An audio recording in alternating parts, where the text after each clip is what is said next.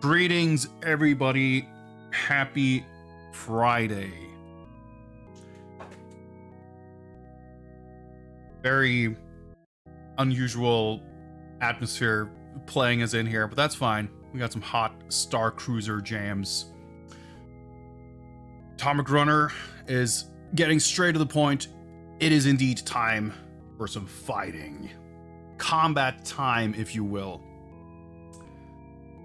Atomic Runner, good to see you. As always, Lamasar, Simanasuke, Sunuj, Chinofu, Ushi, Itinerant Soldier, lurkers in chat, VOD viewers, everybody else. Welcome, welcome. Man, I feel like I'm just repeating the same script day in, day out, but boy, it's been quite a week. I guess it's been quite the season. I don't know. Hey, what do you know? We're getting pumped, getting some nice jams to support us here. Yo, Swordfan, what's good? What is good?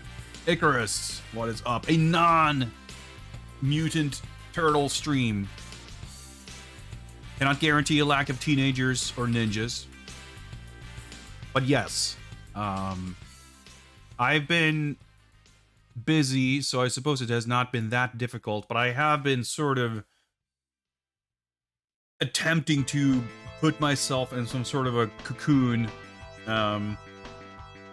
protecting myself from literally every other single person on the internet, spending the last 24 hours playing Teenage Mutant Ninja Turtles Shredder's Revenge.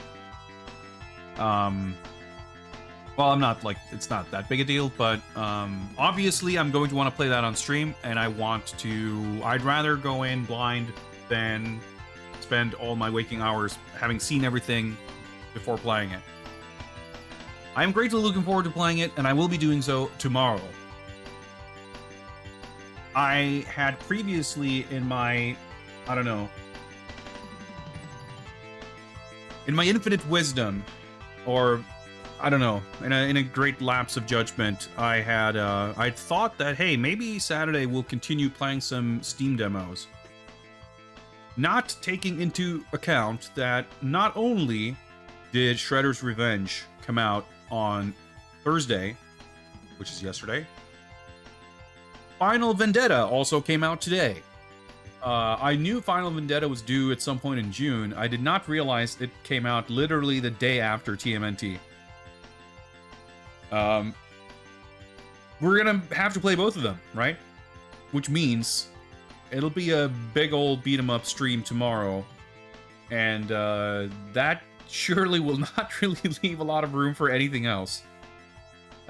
Which is fine. There are some Steam demos I'm interested in checking out, but I wasn't even sure I'd stream any of them this time around anyway. So by the time we make it to the next week, maybe we'll look at some stuff.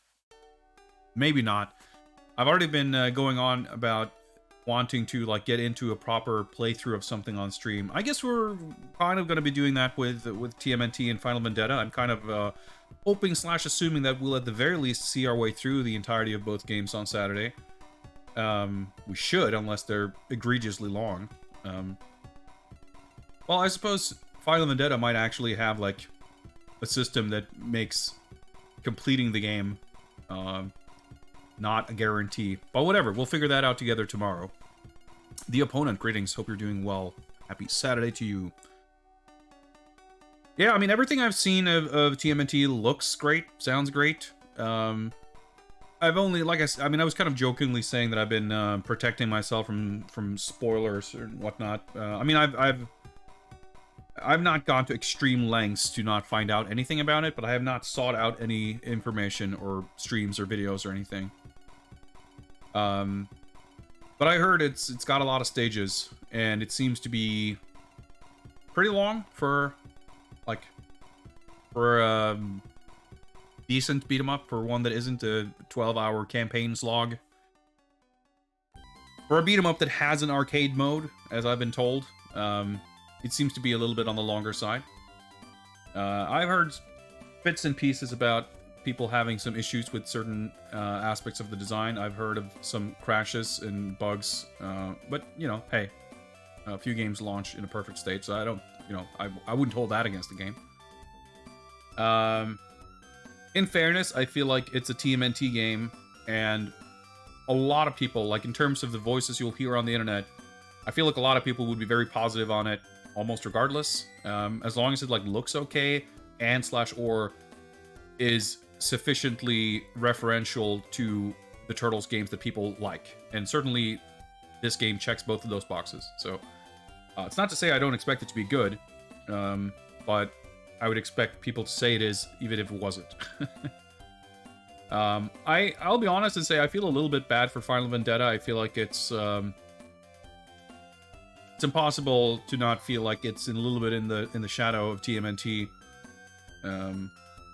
But you know, that game looks cool. It's got some buzz, you know, in its own right for sure.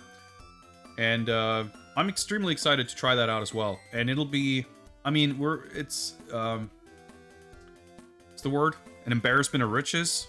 When it rains, it pours, etc., etc., whatever appropriate idioms you might apply. It's a real treat to not only get a new beat 'em up coming out that's like super polished, but there's like 2 of them, and we get to try them out and compare and contrast. And yeah, I'm super excited for that. And it's gonna be, I feel like I'm like almost dreading isn't the word, but I'm like steeling myself for the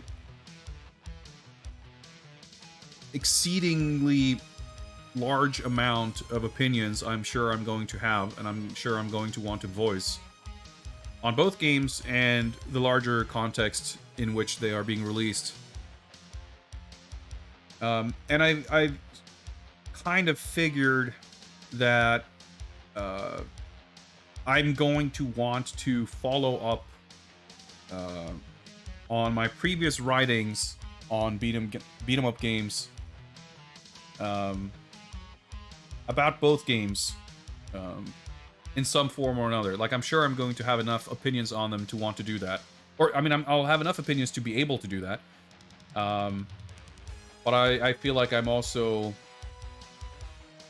I have some kind of obligation? I don't know.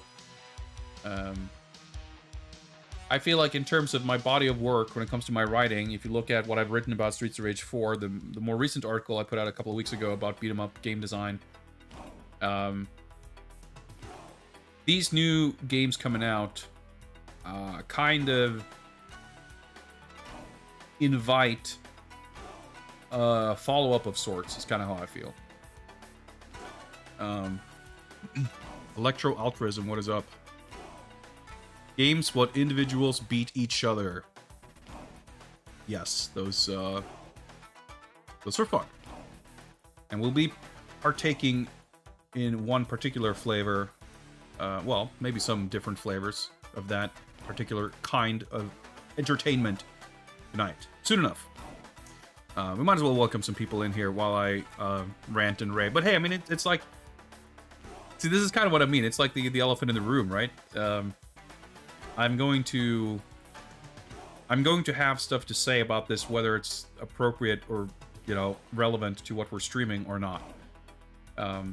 Obviously, I can only say so much about TMNT or Final Vendetta, having not played them yet, but I feel like people are... I mean, I don't mean to say that, like, I'm some kind of authority that people will come to hear what I have to say, but I feel like people who are regulars here will expect me to have a lot of things to say about it, so it's to be expected. And I will, I'm sure. It's to be expected from my side as well.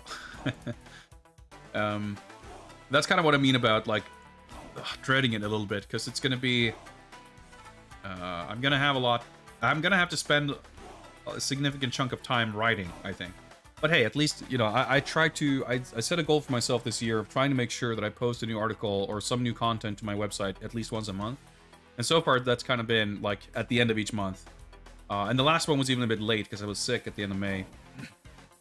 And I published it right at the beginning of June. But usually that's kind of resulted in me realizing in the last week of every month, like, oh shit, I should write something, and like try to get started then. But in this case, I might get a slight head start. At least being able to do, let's call it research for my upcoming articles, by playing TMNT and Final Vendetta tomorrow. That said, there's still not that much left of the month, and I won't really have time to write anything this weekend, I don't think, because I'll be kind of busy on Sunday. But whatever, that's neither here nor there. What is here is Viewer's Choice versus Fighting Games. As always, I'm, like, ill-prepared with everything, but I think I've got stuff set up. For the few of you who may not be familiar with the concept here, the format, I have a spreadsheet with a list of games of the versus fighting variety, primarily stuff that's in my backlog, but with a handful of emulated games. Good friend of the channel, Trap, just linked it there in chat, so feel free to click that link to peruse the list, see what's available, and feel free to make some choices ahead of time should you get the honor of picking, so we can get stuff rolling efficiently and effectively. But we'll do a raffle. The winner of said raffle gets to pick the game that's going to be played. I play the game, usually somewhere roughly in the vicinity of 30 to 60 minutes. Try to beat the arcade mode or equivalent. Maybe we fuck around in some other modes, depending on what the game is. Some games have some interesting modes. Some games I have never played. So it's a bit of a mix there. After we finish our time with the game, whether I beat the game or we give up, which happens on occasion, it's time for another raffle. The next person gets to pick a game, and so on and so forth. Members of the Skull Club, aka Twitch subscribers, get a pre-rigged entry with a substantial increase in luck, meaning a higher probability of being picked. So there's my lame but token subscriber incentive. But anyone is welcome to try their luck. Entering is free and open to everybody. It's it's up to your individual rigging protocols how to best improve your chances of winning the raffles. We will eventually open up a channel point reward to skip the raffle entirely and just get to pick your game. There will also be a reward open to picking which character I am going to play. Otherwise, I just pick whoever I want. How that goes.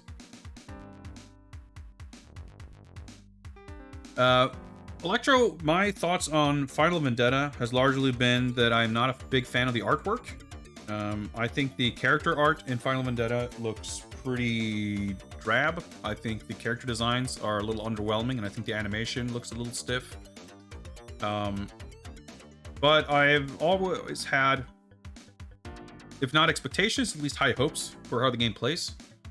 My complaints, as it were, with the visuals are to be taken in the context of Bitmap Bureau's previous releases, which were Xenocrisis and Battle Axe, which both had like absolutely tremendous, like top tier pixel art. And by comparison, I feel like Final Vendetta has some very nicely crafted, if at times somewhat like uninteresting looking backgrounds, but for the most part the backgrounds are nice. But the characters are, I think, a little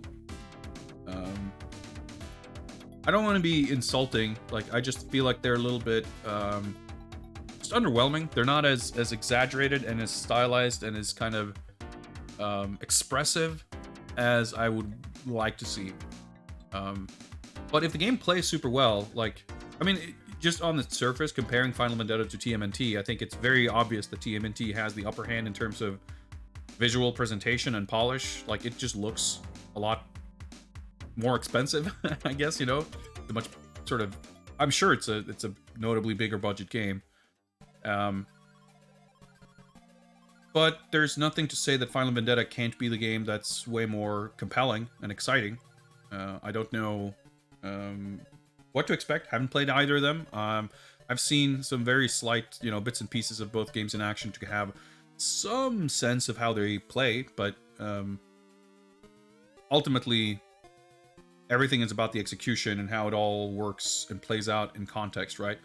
So, I mean, hey, even beat 'em ups coming out that are like mediocre looking, I'd still be excited to play them because there's not that many of them coming out. I haven't gotten around to buying every single one that's coming out. Like, there's some notable omissions. Mayhem Brawler, maybe it's the one I've been like close to picking it up on sale and just kind of never pulling the trigger. I'll buy that eventually. I want to play it. I played the demo, thought it was okay. There's 8 Dragons, which looks super ghetto, but I definitely want to try it. You know, it's a beat 'em up, so of course I want to try it. And I think as far as like beat 'em ups coming out, I have no particular reason to suspect that Final Vendetta is going to be bad. So even if it's not great, I still want to support it. I still want to play it. And I did, in fact, pick it up just before the stream. So I have the game ready to go. And we'll be checking out that along with TMNT tomorrow. I'm excited. Everyone looks to be ready with their rigging. That's what we like to see. I suppose that means that we should set up for the first raffle. What do you guys say? Let's see if we can get this configured. That looks about right. And yeah, there we go. Let's see if I remember how to do this. I believe I pressed this button right here. And there we go. There's some instructions even in chat. I'm I'm amazed every time. I like see my own bot message in chat and go like, oh hey, look. It's actually it's saying what I was just about to say, which is the raffle is now open. Type the word raffle in chat. And you will be entered in about 2 minutes 38 seconds, accounting for plus minus 20 seconds or so of Twitch delay. I will click a button here on my bot backend screen and a winner will be chosen.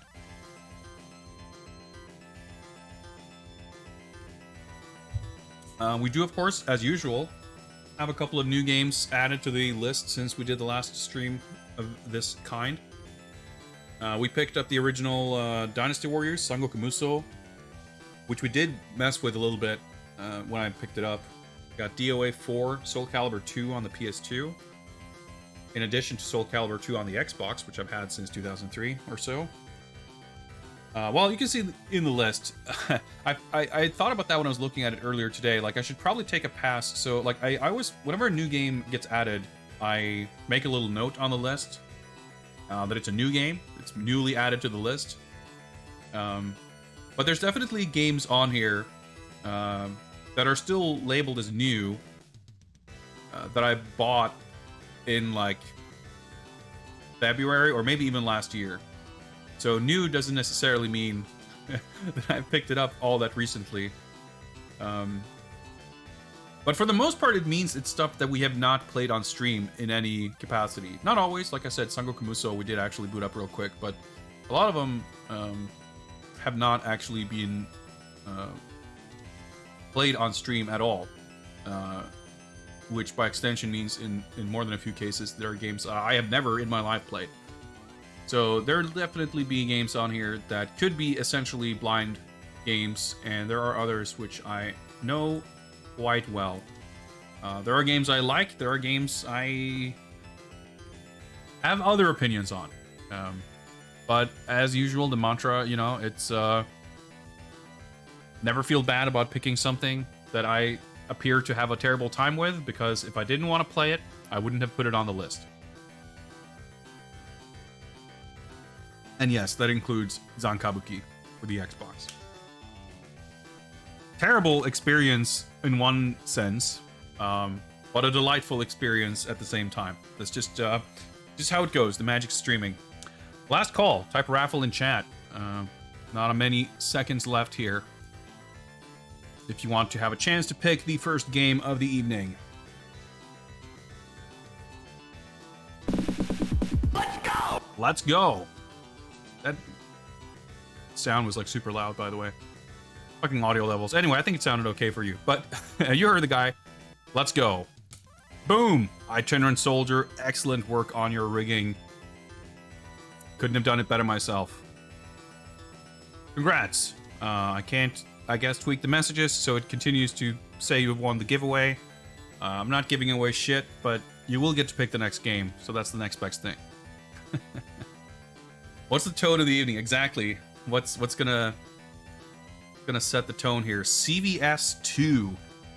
All right. Well, we do get to play a new game. That's gonna be interesting. I've not played this game in many years. Luckily, you can rely on a lot of just base knowledge of character movesets and whatnot, and just I don't know, press buttons. It'll be interesting.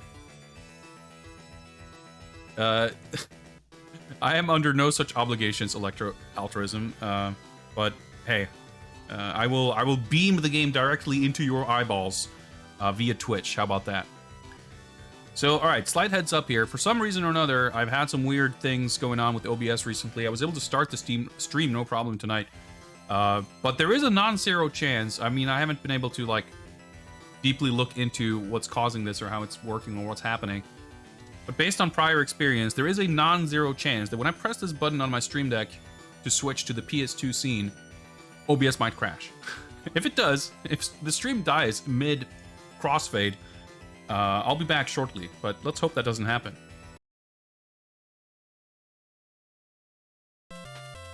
Well, that went great. I mean, on the bright side, it appears that the crashing is there's some degree of consistency. This is not the first time that has happened. Everything went smoothly. Yes, a seamless transition. I don't know if it's OBS. I don't know if it's streamer bot. I don't know if it's something in this, because like I'm using the same scene for like everything, but for something that's going on with the PS2 in particular, I don't know. I did try it out before going live, and it like worked. Task failed successfully. Yeah. Well, it's going to be annoying stitching together VODs. Well, I say stitching together. I'm not going to do anything like that. I'm just going to upload them, and the first VOD is just going to be nothing. But whatever. Let's just hope it doesn't happen anymore. Let's hope we got our quota filled for crashes on stream, and we can leave it at that. Got my PS2 binder here. Let's dig out CVS2 and get going. Capture card doesn't initiate. I don't know that I've had that issue, because it seemed specifically to be when I switch. Like I've had the crash happen when it's like doing some off-stream testing stuff, switching to some other thing, but otherwise it's like almost exclusively when I switch to the PS2 one in particular. So it would probably be related to something that's specific to that. I don't know. Let's see if I can find... Oh, there we go. Here's the disc right here. So let's put that in and enjoy that, and not switch scenes anymore, I guess.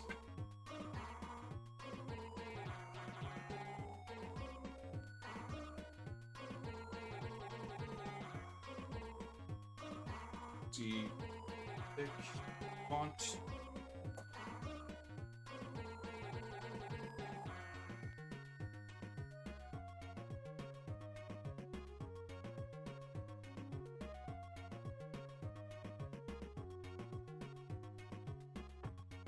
Thought the Dreamcast version was preferred over the PS2. Well, I have a strong preference for the PS2 version in the sense that it's the one I can play. I have the Dreamcast version, but I do not have a working Dreamcast. Nor means of capturing it. But yeah, basically, I mean, the arcade version runs on Naomi, right? And a lot of early PS2 releases had issues with, like aliasing and like just rendering not looking quite as good as on the Dreamcast, etc. I believe this is the one we want. We probably want to make sure that we actually have the right Oh yeah. I have to actually get the PS2 video into the upscaler. That would help. Let me double check one thing here.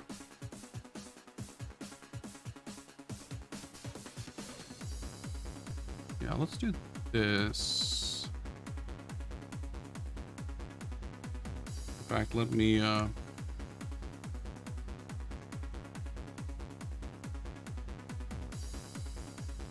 that. We'll get this sorted in just 1 second. I want to just check something here. Yeah, I think. Well, let's. Yeah, okay. Let's get this set up as well with the covers and whatnot.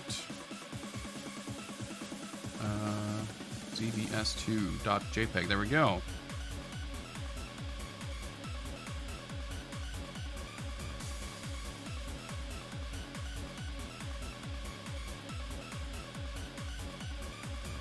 And let me do this so I can actually see what I'm doing. We're almost done here.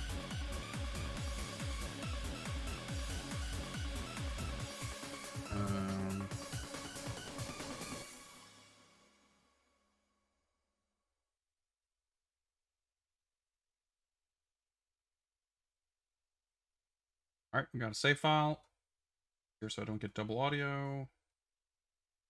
There we go.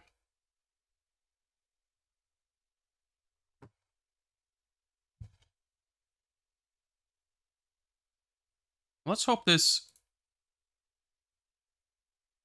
looks and runs proper without me having to fuck too much with interlacing settings and whatnot. It looks a little weirdly crusty, those portraits. So audio looks a bit weird. I'm guessing this is not meant to be quiet. It might, but probably what happened, because my capture card was being a bit funky. Yeah, it's definitely usually if I swap audio input and then swap it back, you'll experience the most exciting battle in history. there we go. Let's get ready to battle. Feel the intensity when power and technique collide. Crush the competition. So I've never been the biggest fan of this game. It's cool, of course. There are things to like about the first game and this. When the first game came out, CBS, I was like, that was super duper exciting. Welcome to the revolution. And Capcom versus SNK2. Millionaire Fighting 2001. yeah. Capcom, here we go. And obviously the first game has some other, its own set of issues, and I feel very few people would argue that the first game is a better game, certainly from like a competitive standpoint. As a kind of fan servicey package, I think there's a lot of things to enjoy about the first game that are a little bit lacking in this game. Obviously this game has a much bigger roster and more new characters and stuff like that. Honestly, a lot of people seem to be way more into the UI and announcer and shit in the first game than I was. This game is a little bit of a mixed bag when it comes to presentation type stuff. I mean, it's not poorly done, it's just like a matter of style and taste. I do love the announcer in this game, but ultimately what it comes down to, I think, with my like not being a huge fan of these games, it's like two things, I guess. One is that I think the SNK, like as someone who's like super duper into KOF when these games came out, I felt like the KOF characters and the SNK characters were like really not done justice in a lot of ways. There's a handful that I think the visuals of them look fantastic.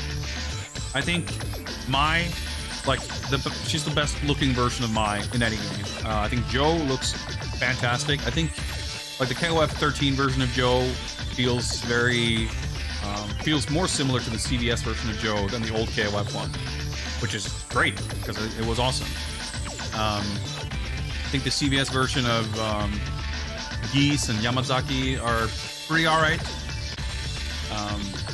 But then you look at a lot of other characters like Harry, Joe, Yori, Joe, like, all of them to me look fucking awful in these games and how they pose and animate, and like they look weaker. I mean, don't look weaker as in appear to be less physically capable. I mean, they look worse than a lot of the other new sprites done for the SNK or the Capcom characters and stuff.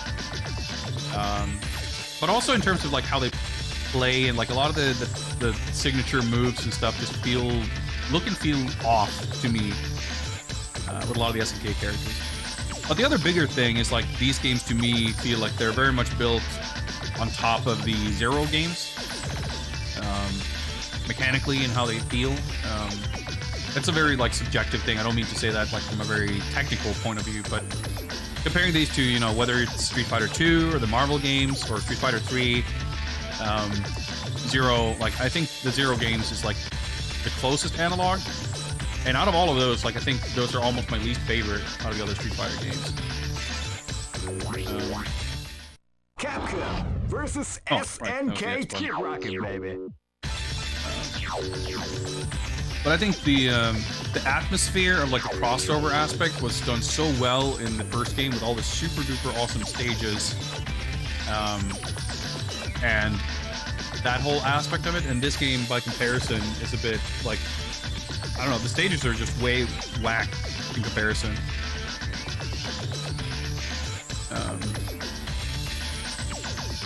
It's like CVS1 has some of the best stages in any Capcom fighting game. Honestly, some of the best stages in any 2D fighting game, period. The Sakazaki Dojo is like one of the best stages, but there's like not a single bad stage in CVS1. And I think the only like really good stages in this game are, it's like the burning Osaka stage and like the rooftop stage, like the two 2D stages basically. And you know, Aomori is like a conceptually cool stage with the giant like paper lantern Haomaru and Honda, you know, things going on. But a lot of them, like the London stage and the, is it Hong Kong, whatever it is, the one where you're in this like spinning restaurant or whatever. It's just these like very generic 3D shapes with a bunch of like blurry painted billboards of characters strewn about. Like, yeah, I just think the stages were so much better in the first game. And CVS1 has fucking stage intros, you know? It just cannot be beat. Stage intros makes any fighting game better. Just indisputable. So I'm gonna want to change some controls here, I think. Ugh. You know what? No, I'll just do this. With my stick again, it's got the... It uses, you know, the face buttons are in the center, right? So if you want to use standard controls, you use the rightmost 6 buttons, which is not how most games do it, or not how most joysticks do it nowadays. So it's just like, I get mixed up with my fingers, but I can't be fucked setting this up. So, you know, I'll just leave it the way it is and hope my fingers don't get too confused.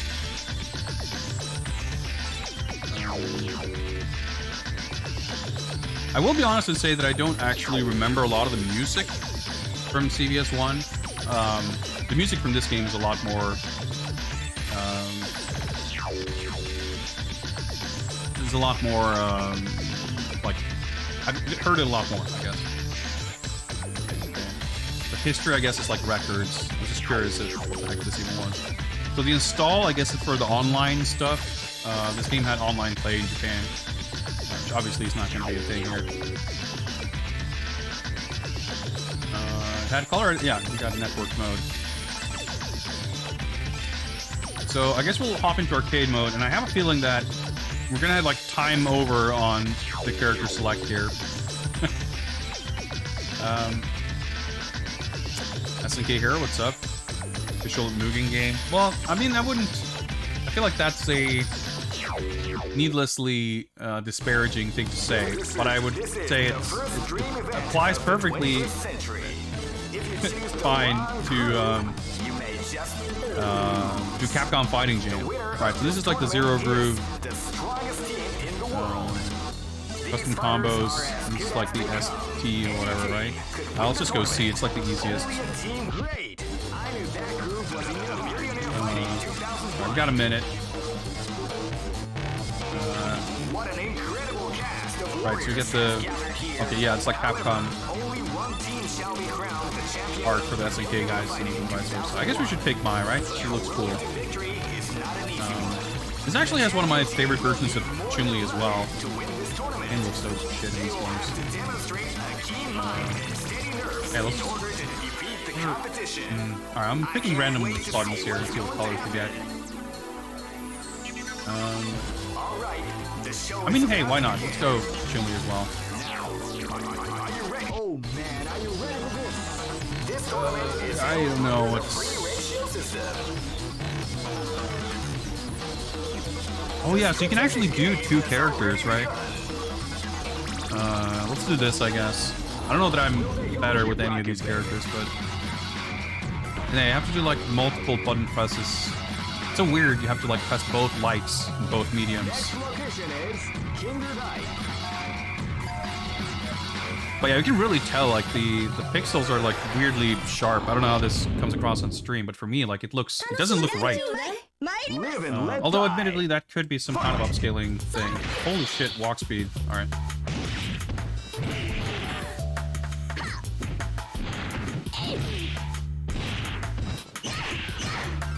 You. Yeah, you got rolls. Yeah, throws are like ST style.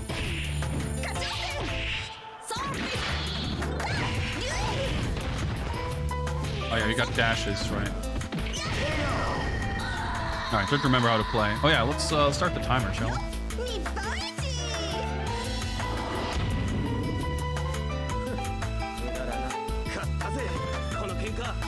Yeah, but overall the new sprites done for these games look really great. So, like, I haven't really... It's been a long time since I've seen this game. I didn't realize it was like a thing in this game. Please. But like the characters' positioning...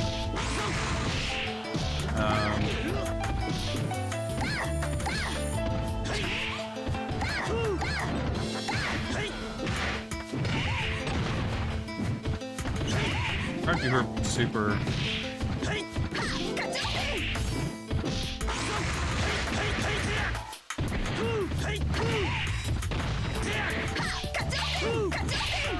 I guess we should check this real quick. Yep. Oh yeah, right. She has Musasabi no Mai, the charge move. For the ground, and then the killer burn, whatever. Yeah. Shohei Satsu Shinobu Bachi. Yeah, okay. Yep, okay. I did the right motion, it just didn't come out. Air super, okay. So I guess all supers can be done in multiple levels, right? Like there's no specific level 1s or level 3s or whatever.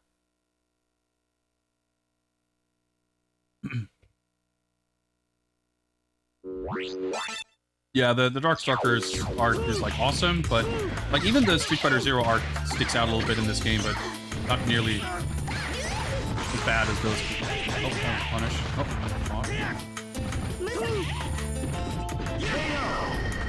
Oh, alright, my supers are just like not coming out.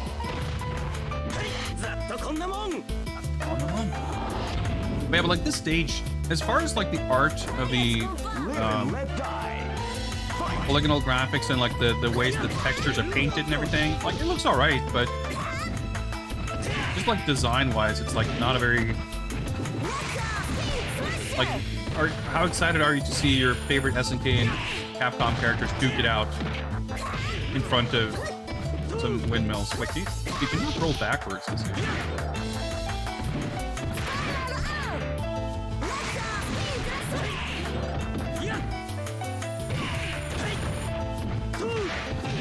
Yeah, I'm pressing the wrong buttons. Okay, yep. My hand was in the wrong place. Yes, of course it was.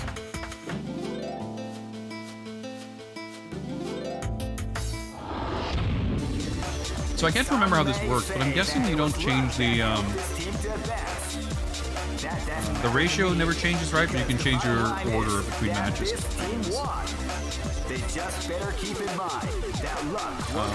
But yeah, I mean, these were basically the last time they ever kind of iterated on and redid. Oh, I probably should have lowered. sprites, because this is post Street Fighter 3, you know.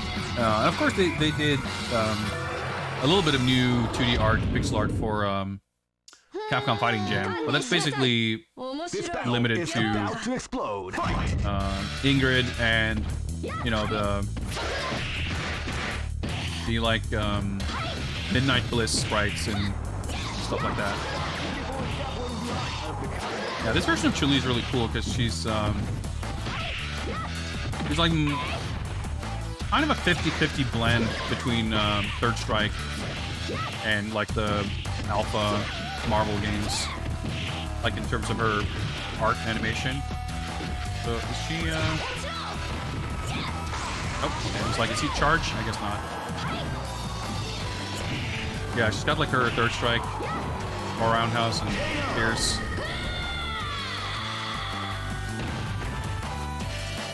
I wouldn't say that I strictly like this sprite better than the Third Strike, but it's cool that it feels like more, like it incorporates aspects of that while keeping it more kind of traditional in a way. The CVS or SVC Chaos Chun-Li is kind of like that too.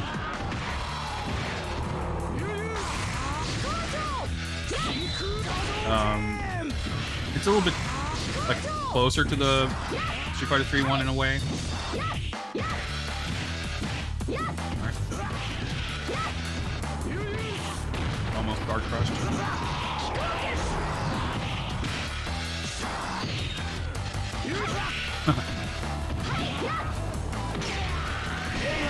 Yeah, I was trying to throw him, but that's fine.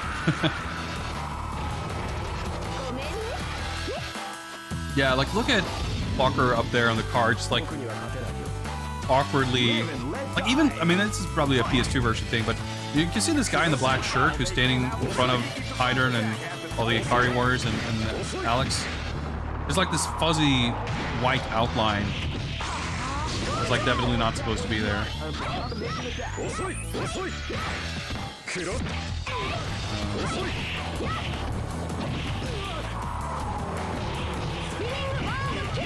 The hit stop is like chunky, but kind of weird in this game. Hey, there we go.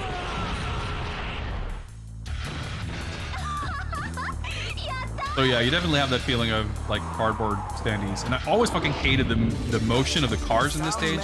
It doesn't look very good. But honestly, I think from a technical standpoint, in terms of rendering the visuals of the background in a way that doesn't feel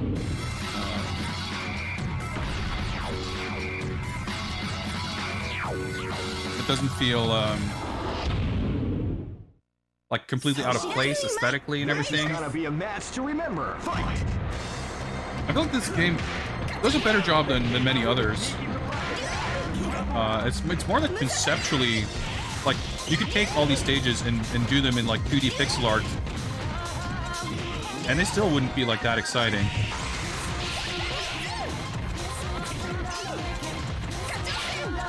Especially in terms of like being a crossover thing, you know?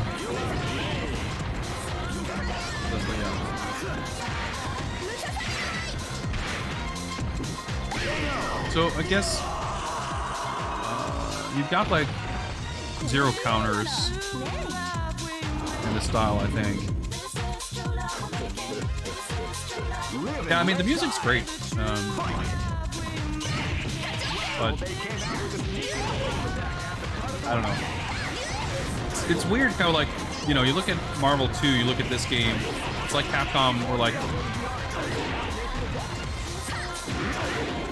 experimenting with a lot of stuff technology-wise in terms of stages and everything, and then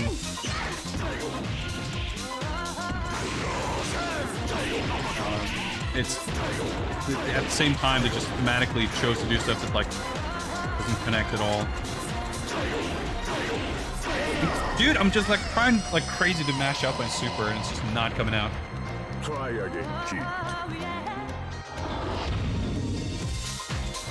Like, just sticking a bunch of cameos into the background to me is like a very boring way of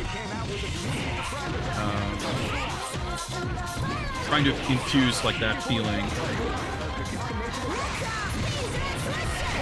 All right. I couldn't remember if you pick super by number of buttons or strength of button. But I guess it's strength of button. Some may say that it was luck that helped this team to advance. That doesn't matter to me because the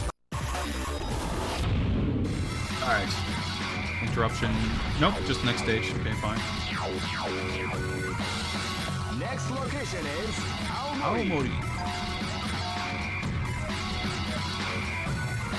Yeah, this is one of the stages that I think like actually has a cool, fun idea with Honda and Aomori. It's Joshiro in the back. Is it someone on his left? Or lanterns in front of him, so it's hard to say.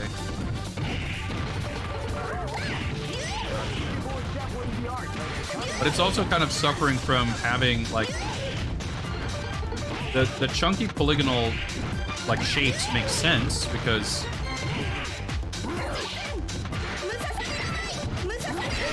these, you know, things would be sort of constructed that way, I guess, but it still comes across as these like very chunky, low poly models. And the actual 2D elements are all like blurry and fuzzy, and the characters are like razor sharp. It just ends up being kind of a weird mix. But this is, again, like one of the stages that actually feels both like something that actually brings the whole crossover concept like into the design, as well as something design-wise. Can I throw him? There we go. Oh, there's Bishamon on the far right too. Like, yeah, the stages uses the polygon stuff as a bit of a gimmick, but there's a solid concept and idea behind the design. Beyond that,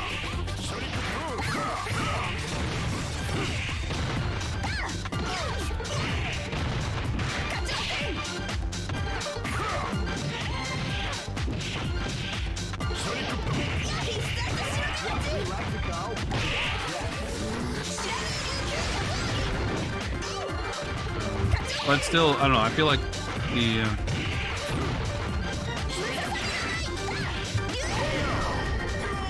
negatives still kind of outweigh the positives to me.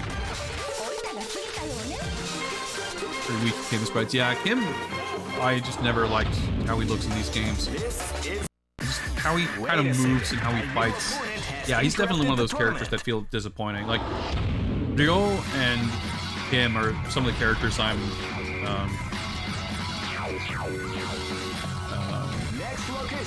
use very frequently in KOF. I think it's just it's a disappointing transition. You know, for a character you really like, you want to have this exciting notion of seeing a new interpretation of the character, and then when that interpretation is like pretty lame, it kind of sucks.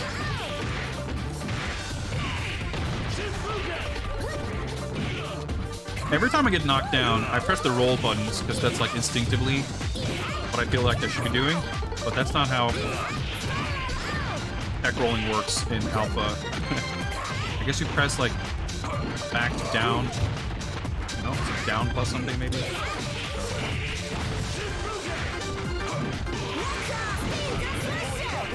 I'm not sure.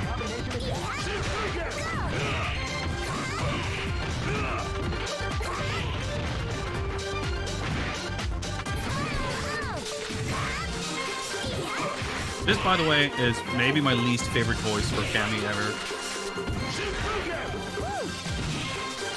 Yeah, she does have it. Oh, sick, I actually hit him. The reverse shaft breaker. This super has not been in that many games. She has it in the in 03. And in these games, I guess. This is the final.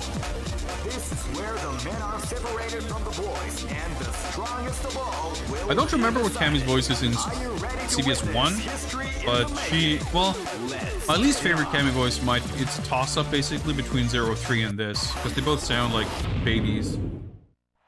This is what the X-Men vs. Street Fighter is by far her like best voice.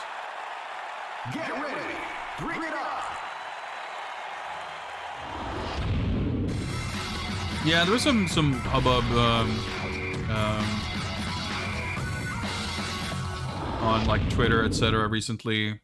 Some of the artists talking a bit more This about is gonna be a who match actually to did remember. more of the art. And Shinkro didn't do a lot of the art for CVS1. It didn't do none of it, but it didn't do a lot of it.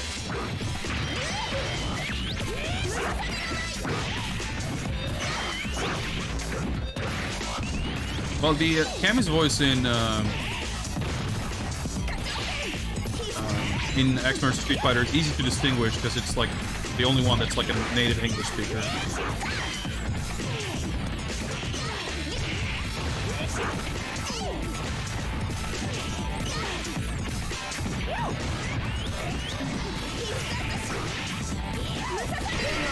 It's like the one time she doesn't have a Japanese accent or a fake British accent. It just sounds way cooler than in most other games. Like, I think her modern Japanese voices are fine. I don't really like the English voice. I mean, it's like not offensive, but I don't particularly like it.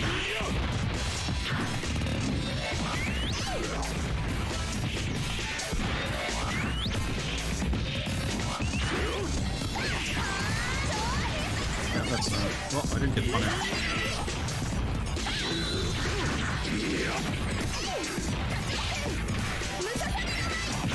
Ah. He looks cool in this game. Show looks cool. Like he's, I don't know, one of those fun deep cuts that it's nice to see. That I hope we'll see more of in Street Fighter 6. I wanted to see if I could dodge it and get it perfect, but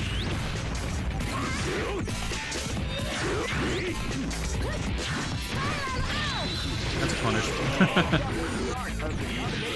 Actually, let me check.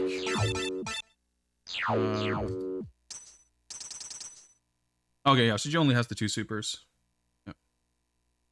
Oh, you're supposed to mash for the other super. I guess I didn't realize. Nope. Okay, well, I got the reversal. Oh, let's do that then. Finest KO. That's right, finest KO. I'm not sure if I know or ever knew what that actually means. If anyone in chat knows what finest KO is and what triggers it, feel free to let me know. It's a cool term. The Millionaire Fighting 2001 tournament has come to an end. We must all praise the champion. Kind of sucks that they don't actually use the color palette that you actually used for this shot. It's a cool shot, though. Very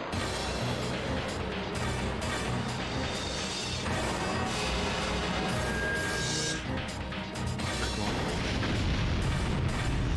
Punish. Okay, interesting. Like, this art is great, but it's so, like, it's, like, really pixely and then, like, blown up, so it's all blurry. It's got a very weird look to it. But I like the presentation in general with, like, these, moving kind of parts and,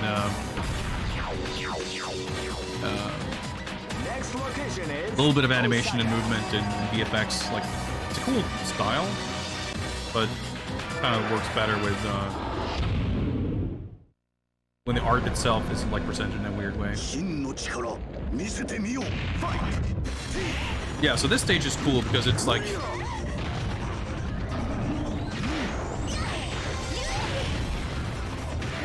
has a nice composition to it. Yeah. All right, so this is pretty cheap, and you have like actual classic music here. The Goki theme.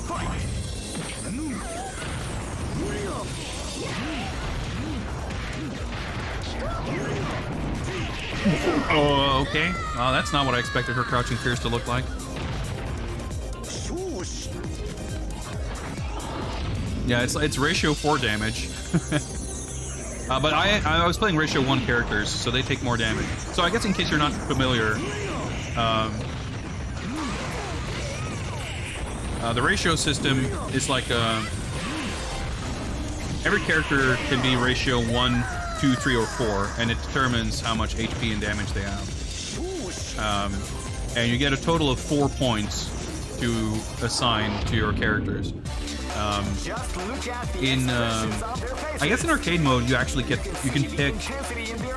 I don't think you cannot do 4 characters, because you could do 4 characters in CVS1, and that was like the winning strat, and it made matches super long and everyone hated it. So they prevented you from doing that in this game. But I think you can do a single character ratio 4. Or 2 characters, or 3 characters. In competitive play, it's only 3 characters. Yeah, maybe we'll do this in, get the rage gauge. The winner of this tournament is the strongest team in the world. These 5 great. I knew that groove was. Yeah, I don't know what like how stuff works in this game in terms of determining bosses or whatever. I feel like it did okay with Chili and Mai, Cammy and Mai rather. So if I do this, for example, I don't know if there's anyone. Mathematically, I guess you probably have more. I mean, I can pick Ryu, I guess. Actually, normal Ryu.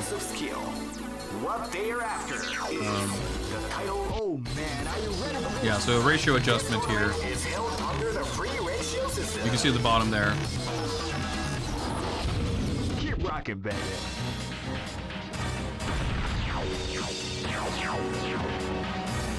Next location is Osaka. Yeah, I'm trying to piece together like 5 sentences at once here. But yeah, I feel like the other characters didn't really fight back much, aside from being a boss character and being ratio 4.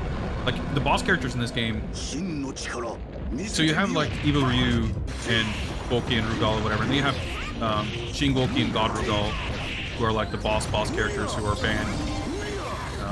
I like the damage.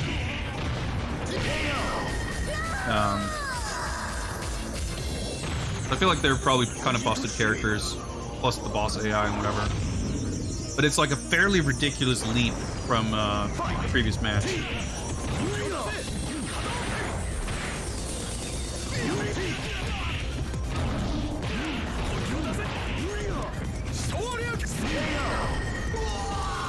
And there's no continue service either, I guess. But the opponent, feel free to actually explain what you mean. I'm assuming you mean to indicate that there's like a system that governs boss rank or whatever.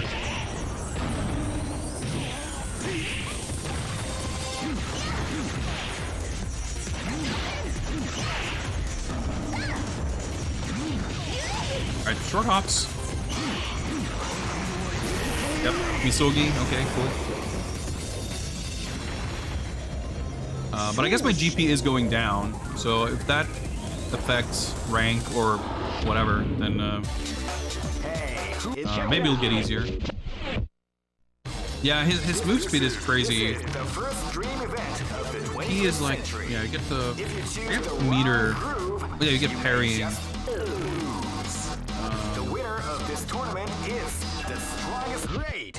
might as well. I can't remember what any of their grooves are like, really.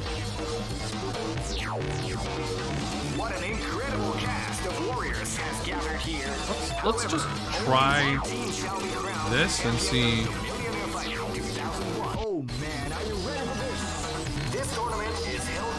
if this helps in any way. You can do 1+3. Well, let's do 2 and 2. Next location is. Oh yeah, I guess he switched grooves. We got the Shintaro artwork.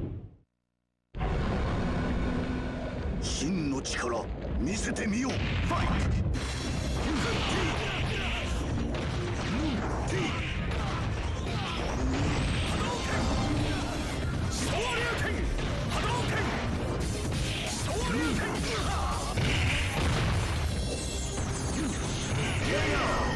Cross-ups are so weird. I'm like walking under and trying to punish, and I don't know, his moves are fucking instant.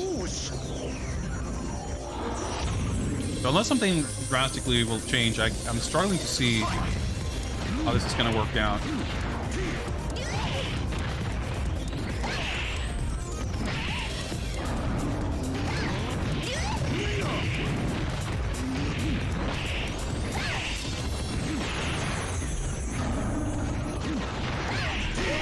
Yeah, and like, oh, the short hops seem to work alright. Maybe we'll try. Let's see if we can do one character.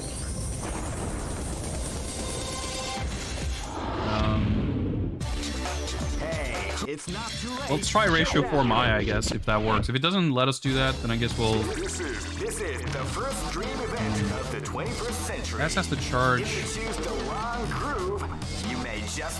Yeah, we'll do K because if I manage to get the full bar, which will be easier on with the longer life bar.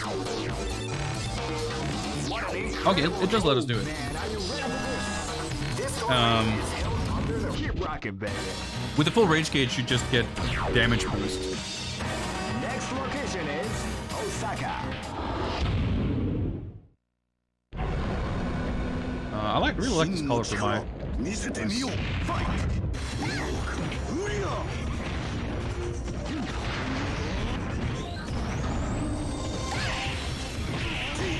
And that's me landing 2 jumping fierces, by the way.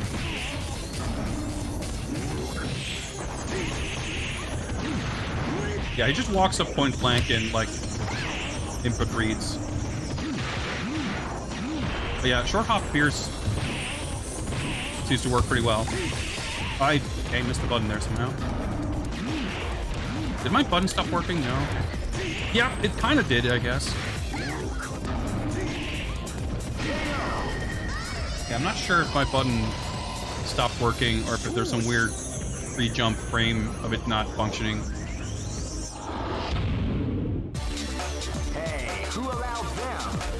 Tournament. It's not too late. Check it out. All right, we were really good and got here. Okay, interesting. Finest KO. This is Yeah, because I definitely remember this game having.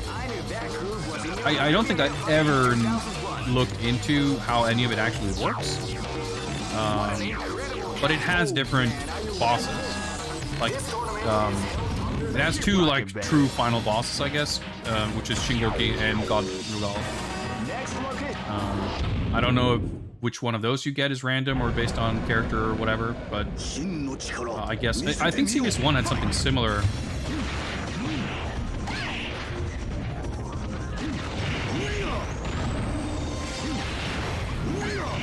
Fortunately, it's hard for me to test.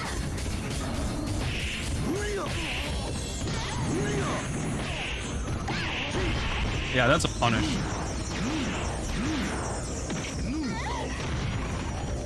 But I do get the super.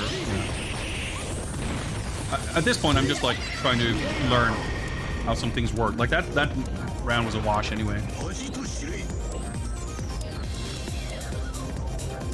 Yeah, you can find normal. Yeah, because I know that the boss characters are like unlockable. I guess we can see here. This is the first dream event of the great. I knew that group was Millionaire Fighting 2001. Yeah, because you don't have. No, never mind. You actually do have regular Goki, and I guess you have Regal. Yeah, he's over here. Now the waiting is finally over. Check your training wheels at the door, ladies and gentlemen. This is gonna be one incredible. Oh man. Yeah, because you have Evil Ryu and you have Orochi Yori as well. I guess it's just the 2 unlockable characters. For some reason, I remember there being more. But I guess in CBS 1, a whole bunch of the characters you have to unlock.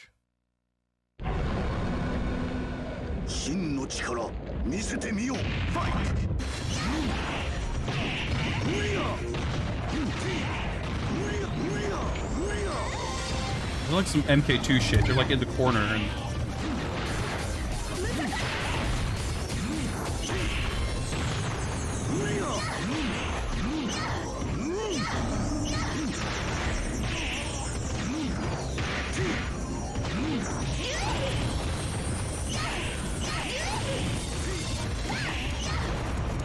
Oh my god, did you guys fucking see that? Oh, I could have killed him there probably. He's like, he mashed out of his stun on like frame 1. I was like, alright, I can do something here, and yeah. No, but that was close. Like, I could have probably killed him at the very end there, but I fucked it up and sort of mistimed it. I think I just need to be a little more cautious of doing doing the hop heavy punch is too early because he can punish me when I land. But I can kind of sometimes jump over stuff. And like even just canceling into the UMBU more often.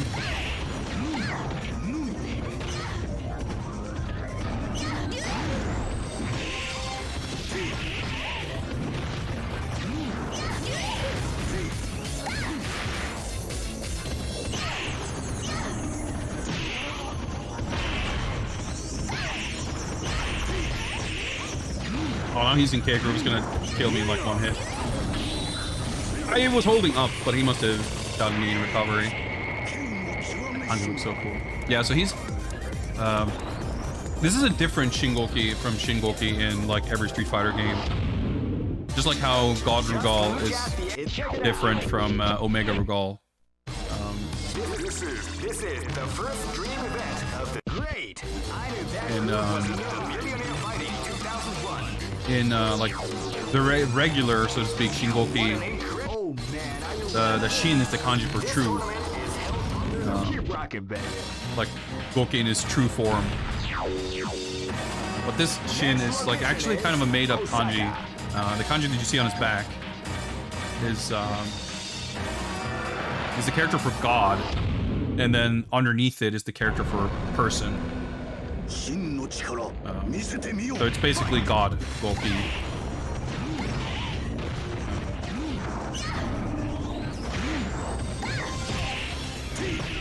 It's like, yeah, it's definitely very input greedy. Ah!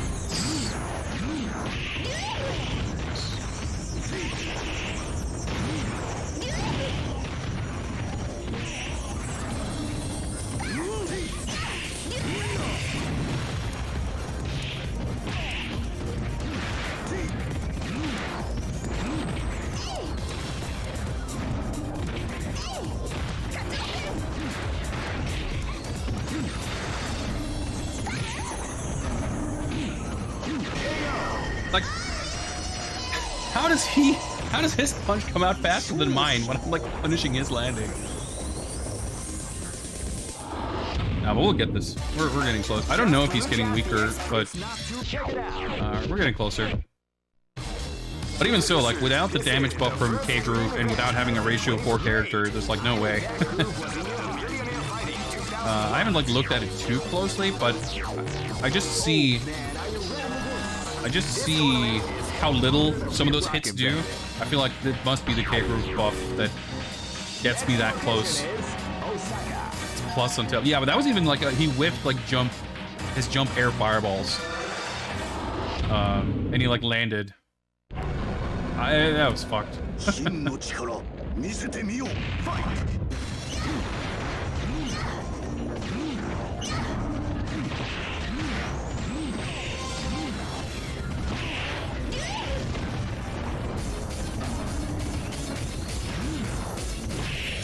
Yeah, that's a punish. Just holding back.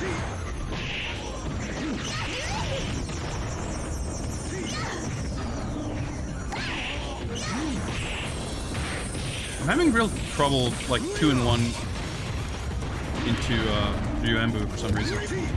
Well, I've got the buff.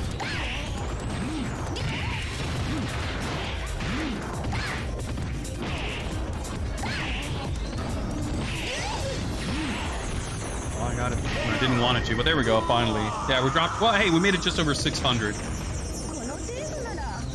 We dropped down from about 9. All clear. Okay, we got 300 for beating the game, so we made it up to 925 again.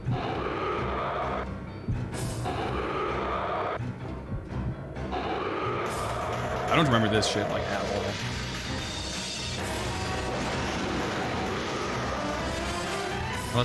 Unless we're getting the true final boss now. But it's like he's regular Goki there basically.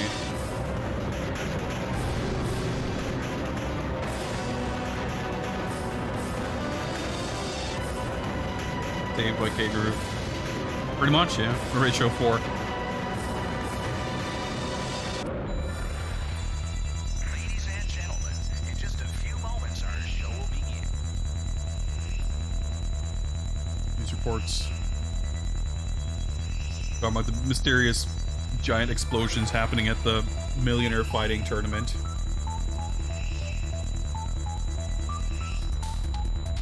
Yeah, I always like this art, like the News Combo 7 news report.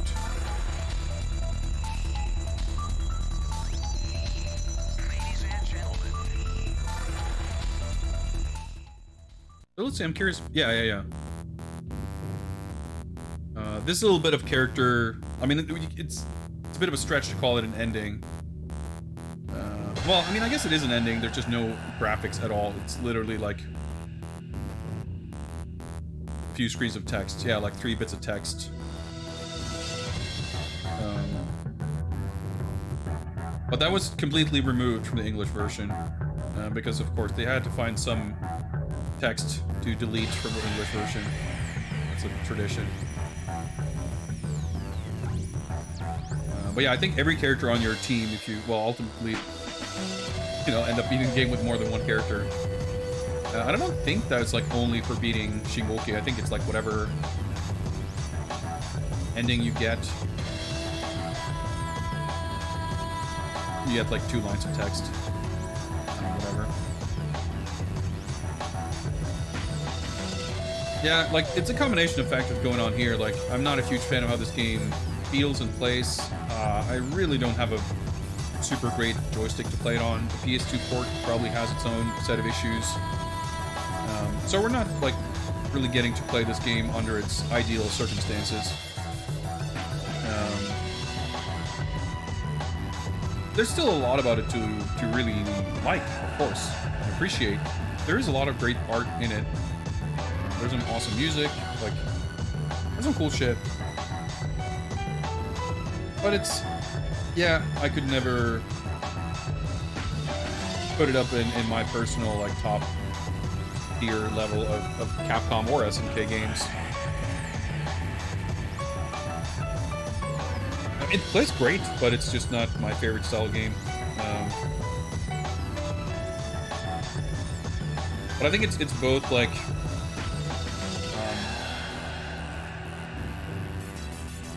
how do I put it? The like the feel of it and that not kind of really lining up with my personal tastes, but also feeling that it's sort of dropped the ball a little bit in terms of again the kind of crossover aspect, the sort of celebration of these. Like I feel like there's some games that just do that exceedingly well. Like Marvel vs. Capcom 3, I think, nailed that part of it. CVS1, in hindsight, did parts of it great, parts of it so-so, but for being basically the first big crossover fighting game like this, it did more, like, it succeeded more than it failed on that level, easily. And to see this game kind of arguably take a step backwards from that, I think is, well, I guess CVS1 wasn't the first big because we had already had X-Men vs. Street Fighter and the Marvel stuff. And like Marvel vs. Capcom, and more specifically X-Men vs. Street Fighter, which was the first one, it's interesting because I think the individual characters were done perfectly in that game. The pixel art, the stages, the music, like all that shit was awesome. Hey, we unlocked S. Goki. Well, I guess I was about to complain that some of the X-Men vs. Street Fighter stages are a little generic. But not, I mean, not really. They're not, like, generic to a fault, and they're so gorgeous and, like, awesome that I guess it's a silly thing to complain about. So either way, like, both those games and CVS1 had set a high bar for that kind of stuff, and it's disappointing for this to be, like, the culmination. Capcom. In a sense, to sort of do that part so weird. And then Marvel 2 came out 2000, right? Before this. Like, those two games, which were kind of the two last, like, Capcom arcade fighting games for a long time. They both were good. They both had a lot of great artistry in them. But they're also very weirdly... lackluster isn't the right word for it, but crossover and celebration aspect in particular, like, they did kind of a weird job with it. And then even SBC Chaos that came out in 2003, like, that game also, when it comes to, like, the stages and sense of place and location and, like, Capcom there's a lot of weird shit going on in that game that SNK2. feels Millionaire Fighting 2001. weird for that style of game. Anyway, CVS 2. That was fun. Let me make sure to save the game, but actually in the meantime, why don't I set up a new raffle, and I can do that while we get that sorted. These are the current top team rankings. The neo-geo pocket game, yeah. Match of the Millennium is an awesome game. Like, as far as a full package of, you know, what's in the game and all the modes and mini games and references, and like it had endings with a bunch of cameos from other characters and shit. Like, yeah, I completely agree. Like, that game nailed it, and it's so weird to see that game and then SBC Chaos sort of. SBC Chaos had just been like the Neo Geo Pocket game, like in terms of they like adapted the same roster, the same kind of atmosphere, the same style, the same like sense of fun. Like that game has like the you know, the kind of the evil version of the character. You fight this boss team where you fight like Evil Ryu, but there's also like a, you know, they do like these purple color palette swap versions of a bunch of characters, and they have this sort of, you know, Shadaloo, Orochi versions of characters and stuff. Like, it's just awesome. And yeah, coming off of that, SVC Chaos was kind of a baffling game. It had cool stuff. It had an awesome roster of super weird picks. It had Violent Ken. A lot of the pixel art was really great. A lot of the pixel art was really weird and not great. Like Hugo being like, I guess, accidentally drawn like about 50% larger than he should be. And also he's just literally traced over the Third Strike sprites. It's kind of weird. Anyway, the raffle is now going. Type raffle in chat, and you will get the chance to pick the next game, should you be so lucky as to have your name pulled. So might as well save, right? Or whenever I'll play this next time.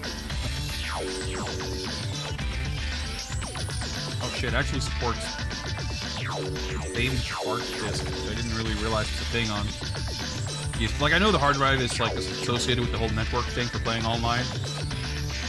But I don't recall ever actually seeing a menu like this that just give you the option of saving the hard drive.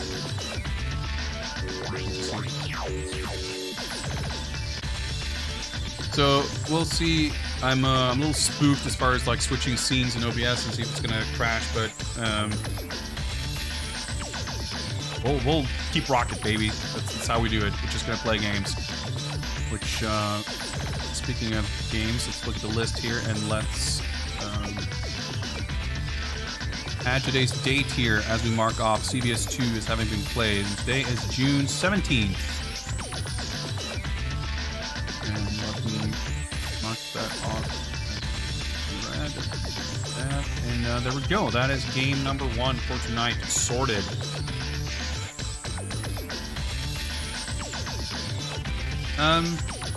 Yeah, like I said, you know, this isn't my favorite game, and this is probably, for a number of reasons, not the ideal versions to play it, but undeniably, there are things to appreciate about this game. No arguments there.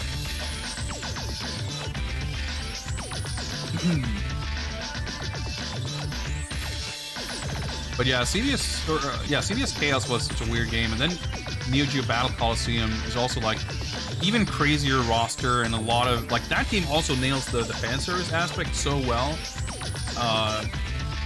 It's very meta with like the villains of the game being this evil organization called Wares, that they're like this pirating games is the ultimate evil or whatever. It even has like 2 original characters, Yuki and Ai, who have a bunch of moves and stuff that like reference Neo Geo games and shit. Like, that game just really feels like a big old celebration of Neo Geo. But then it plays so weird. It's got a lot of weird mechanics and shit going on. All right, 30 seconds. Last call. Type raffle in chat if you want to have a chance of picking game number 2 for tonight.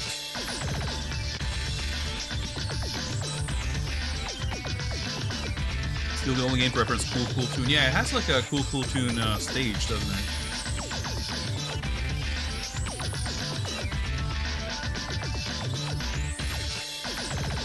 Yeah, but like the tag mechanics are weird, and the single player boss mechanics are weird. Let's go. Boom, electro altruism. You have won the raffle. What's up, Goaty? Better show up on time.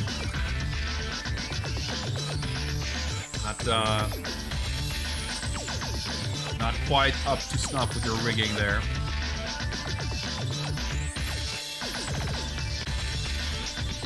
But hey, yeah, I can see this one and get shit sorted on your next attempt. Speaking of which, we should actually... I'm a fucking idiot because I completely forgot to enable some rewards here. You should have been able to pick characters for me, which you should be able to do right now. And we'll also, before I forget, we'll enable the pick next game reward. So you should see those things if you check out the channel rewards options there at the bottom of chat. Someone will be lucky enough to be able to pick a game if you should so choose. Wow, that was a tongue twister.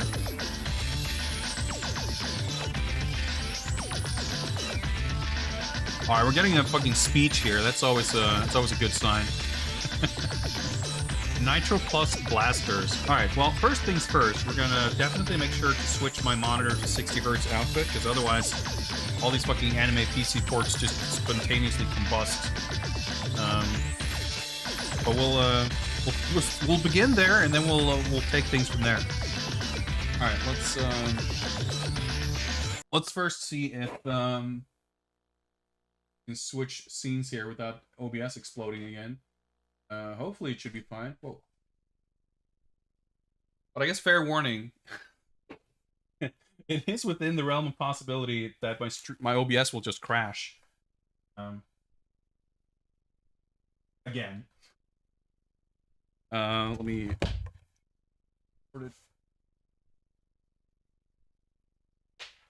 Use this one?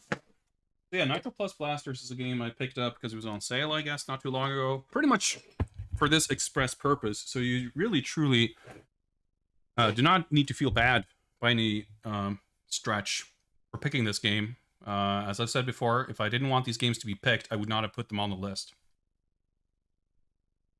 Okay, all right, heads up. OBS might crash. It didn't crash, I guess, for now. Let me swap around here so I can actually see what I'm doing.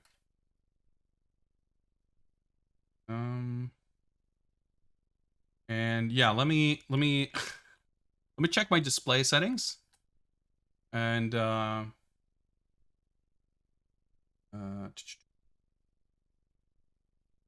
advanced display settings.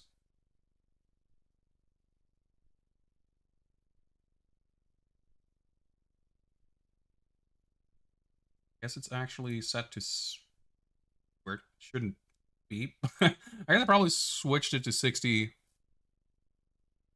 Well, actually, I guess it was set to 59. It says, well, this is a nuisance. Anyway, it's not set to 120 or 144, which makes a lot of weird PC ports explode.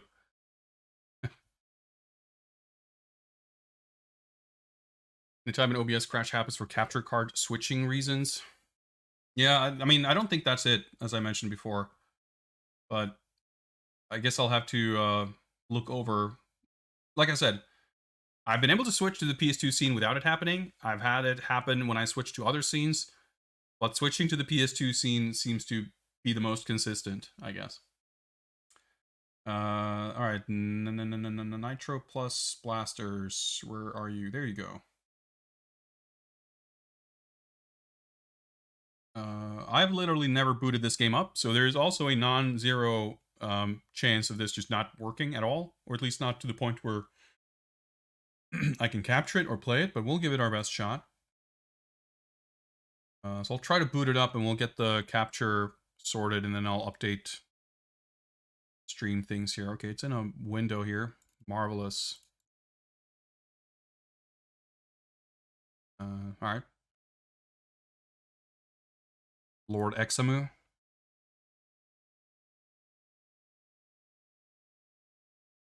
I'm guessing it's silent because the window's not highlighted. So let me title here. Not a plus sign. There we go.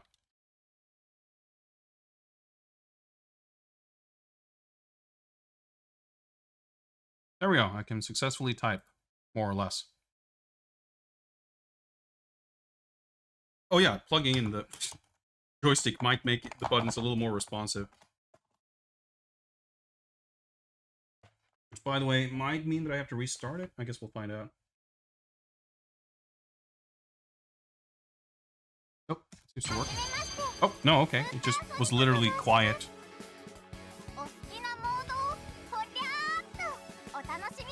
Alright, okay, we're sufficiently anime here. Getting delightful PC keyboard prompts there. Oh, now I have to get used to this button layout. Let me see if I can... I have a fairly tiny window on my screen, so let me see if I can... It's like one of my Japanese animes. This is like one of my Japanese animes. You guys are completely correct. Alright, there we go.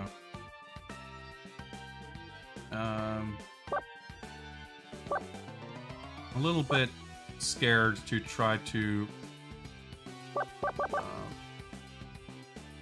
move this over to full screen. I think I'll just play it like... I mean, you should hopefully not know the difference anyway. But this should be fine.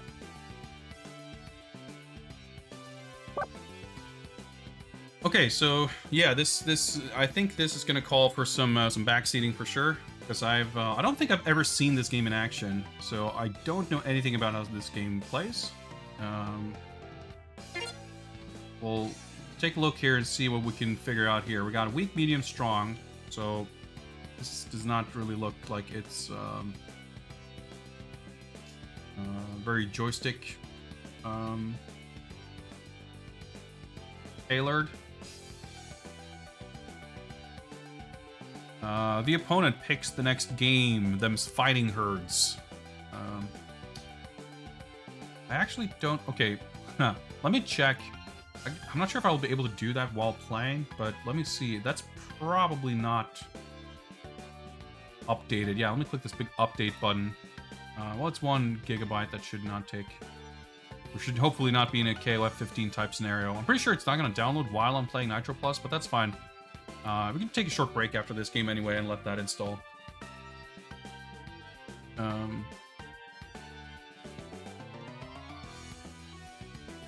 Yeah, Them's Fighting Herds is a game I've not had much interest in because I don't like Marvel type fighting games that much. I don't really like non-human characters. But in terms of the craftsmanship and the quality of the product, I've heard nothing but really, really great things about it. So it'll be interesting to take a look at it. I haven't really seen it all that much even.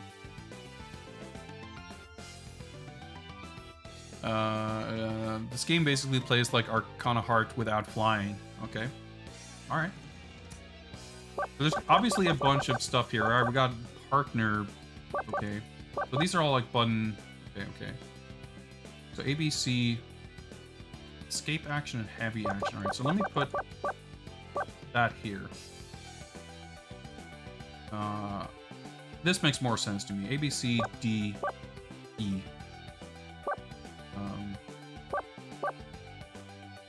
So A, D, B, D are partner blitz moves. Okay, B, C is throw. C, E is variable rush. That's going to be a little awkward, but I'm not going to really remember this anyway. There's something called infinite blast. Okay, okay.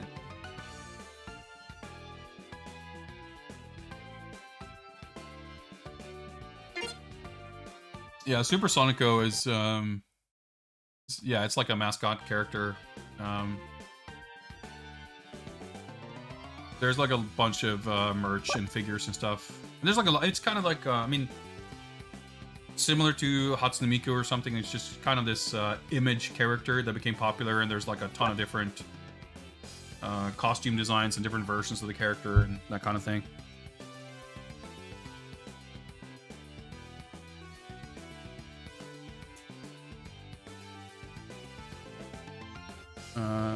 So there's display options, and then there's display settings, but I'm assuming that's like life bar. Yeah, makes sense. Okay, so I guess you pick 2 partner characters. Let's see. I feel like I also get this game super mixed up with Dengeki Bunko Fighting Climax, because it's like the same kind of thing where it's this like, oh, fuck it, I guess we'll do a anime crossover. Like, Dengeki Bunko is the you know, a publisher hired French bread to make them an anime crossover game. And this game is a publisher hired Examu to make them an anime crossover fighting game. I mean, I'm sure they you know, they might have a lot of differences in how they play. But it's like, seems kind of similar in a way. Aquapazza, yeah. That's like a whole thing. So we should probably, let me start the timer. We're playing. Let's just fuck around a little bit to see if we can understand, like, get a feel for the game.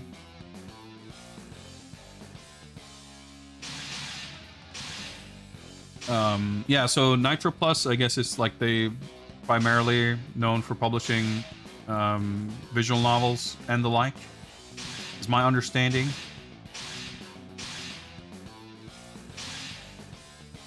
Yeah, I'm not... Oh, okay. Heart is in the game from Arcana Heart. Interesting. Of course, those games are developed by Examu, who made this game, so that's the connection there. So yeah, like, I saying that I know Sonico is like maybe a bit of a stretch. I know Saber, of course, from the Fate series, but I think that's pretty much the extent of like characters I recognize or know anything about. And even that, like, I don't really know anything about any of them. I was gonna say, Homura looks like a Senran Kagura character. Yeah, I guess this was published by Marvelous, so that makes sense. Marvelous publishes those games.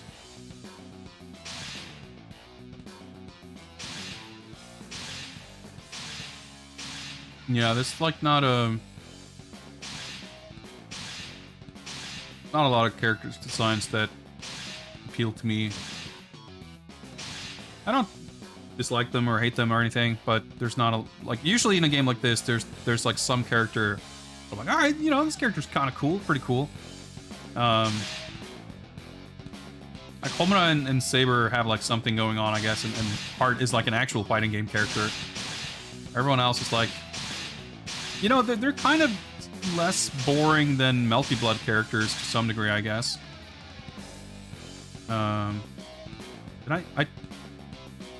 Live Split crashed. I tried to start Live Split, but I guess Live Split crashed, which is not... Wait, what? Did Live Split crash or not?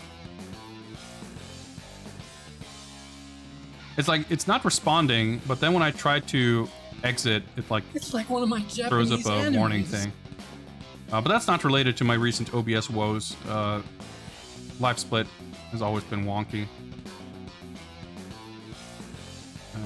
Let's try that again.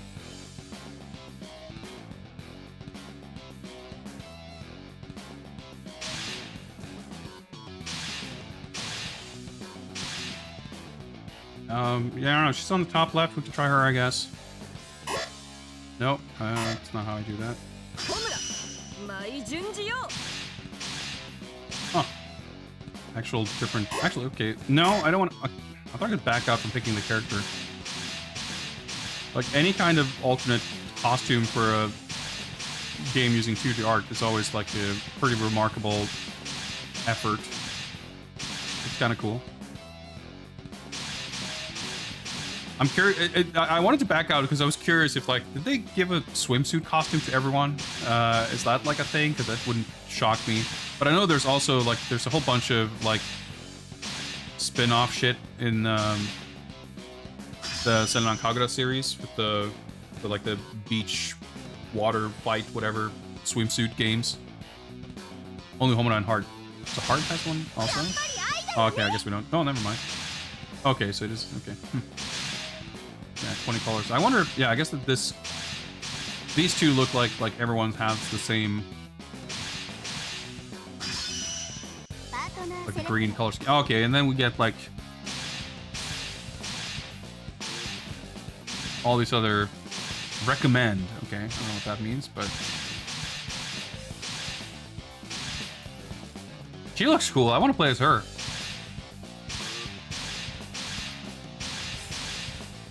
Another blood. Okay. Oh yeah, I recognize this character design. She's from what is it called? Like Horizon Infinite something something.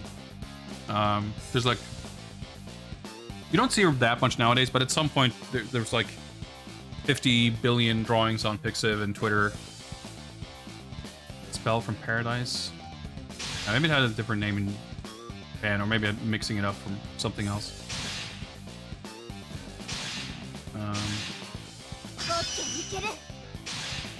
Yeah, let's I guess I have to pick. So okay, so these the blue stars are like the recommendations for my opponent. I'm assuming it's something to do with which character they've picked, but some partners are just like good for, I'm just like picking whatever. Okay, I must be getting that mixed up with something else then. Alright, we got some anime fighting game boss stages. For sure.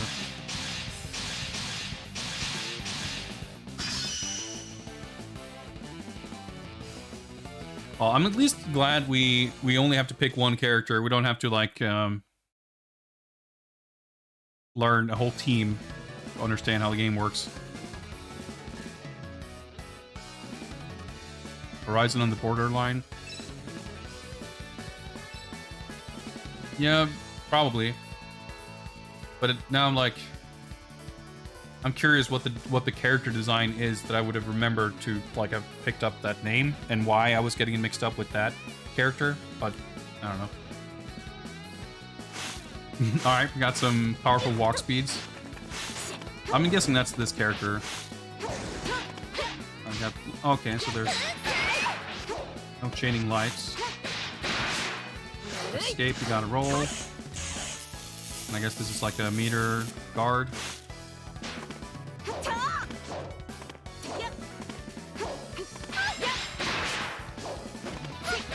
No, I mean, I know the character design. That's what I mean, but I'm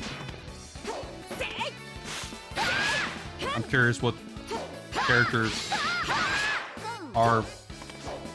I don't know how Xenoblade got into the picture, because I know the character design, and I sort of, kind of, vaguely, partially knew the title. But anyway. Alright, got a Joy Wonge Real Claw. Alright, you can juggle, I see. Alright, you do some throws. I wonder if you can, I guess you can push her into the corner. Yep, you definitely combo off throws, I see. There's probably, okay, so that's the partner. Okay. It's not what I was expecting.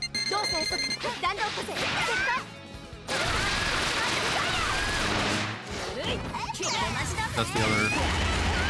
Okay, that's. I guess Angela's just had a more elaborate animation than most. Okay, so I'm sure the black number means she could have opted out of that. I see.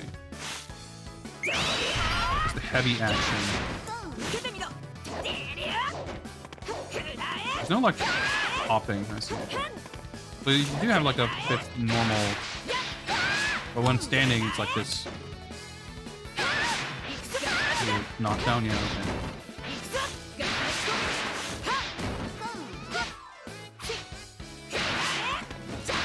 an uppercut. All right, let me see.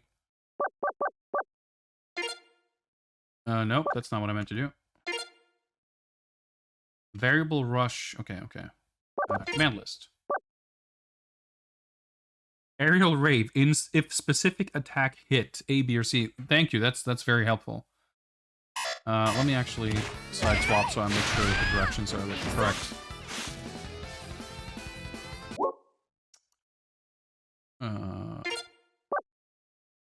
Purgatory of the Beast. Okay, yeah, that's the central. Okay, so you could have a backwards uppercut. A plus. Okay, so EX kind of supers, I guess. That sounds like it's going to be the Choi super, basically. Okay, so basically EX specials for super moves. Lethal Blaze. So that's all. Okay, okay. All right, simple enough. Simple enough. So infinite. Okay.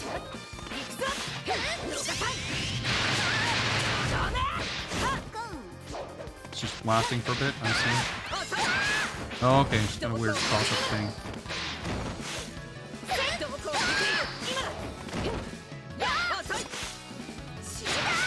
Okay, so that's the heavy version. Okay. Well, I think I'm going to be okay, able to push some buttons here. Obviously, there's going to be combos and mix-up setups and shit for the partners, which I'm obviously not going to figure out, but that's fine.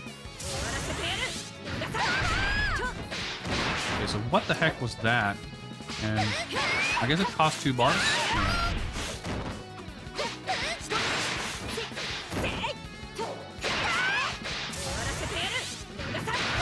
Comboing into that, but I wonder if that's like some kind of a punish. Okay, I'm just fucking mashing. That seemed to work. Aerial Rave is a Sen on Kagura thing. I see, I see. Maybe that's what I did there. I don't know. Yeah, meter gain seems pretty quick. Let me,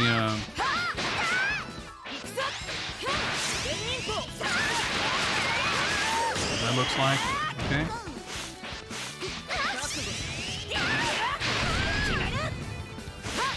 It's like sort of disorienting when you have the big super close-up with the original character colors.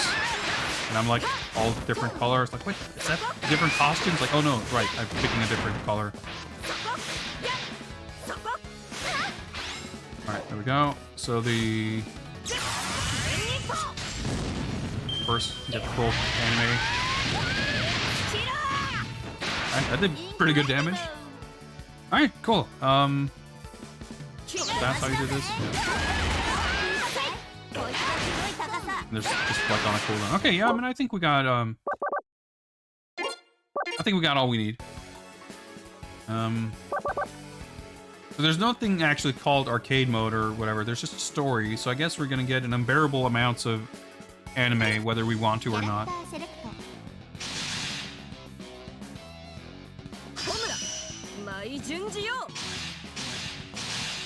Let's pick the original color or I'm just gonna get confused.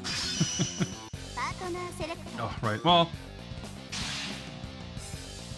does recommend really matter? Like, I'm not gonna be able to really make use of whatever reason it is they're recommended. Marco looked cool.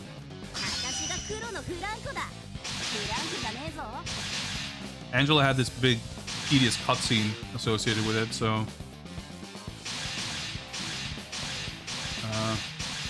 everyone looks boring. I don't know, she doesn't look boring at least, so let's go with him again.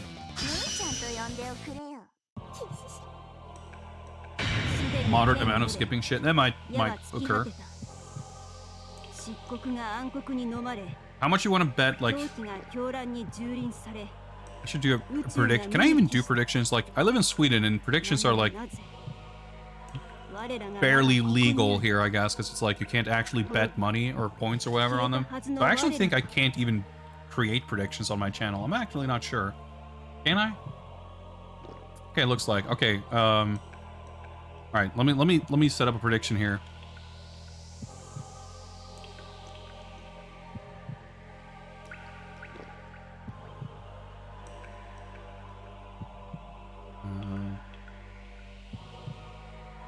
Doesn't let us ask a very long question here, but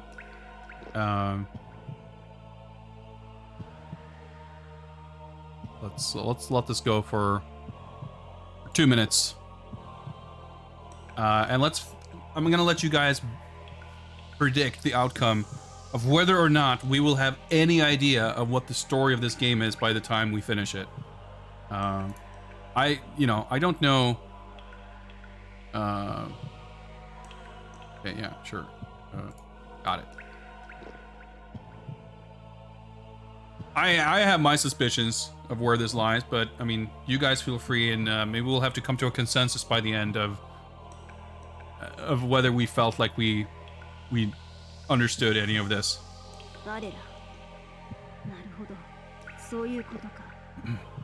All right, illusions of threads, tatters have been collected. Wheel of Fate.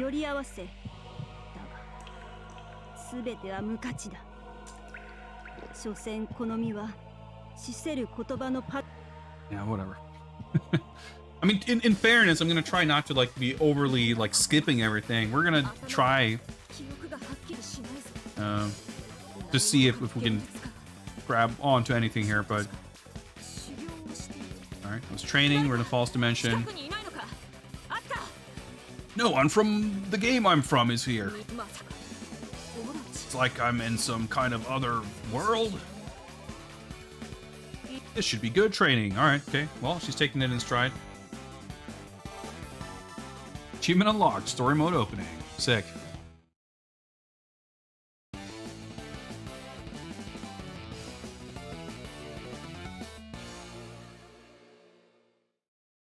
Yeah, I mean, it's one of those things, opponents, like where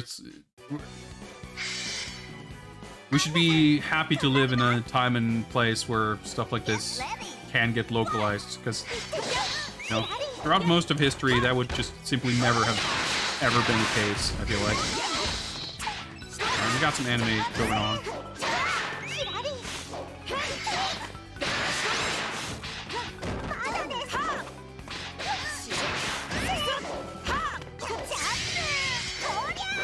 Nope. No, that's an overhead, I guess. Oh, what the actual fuck? Okay.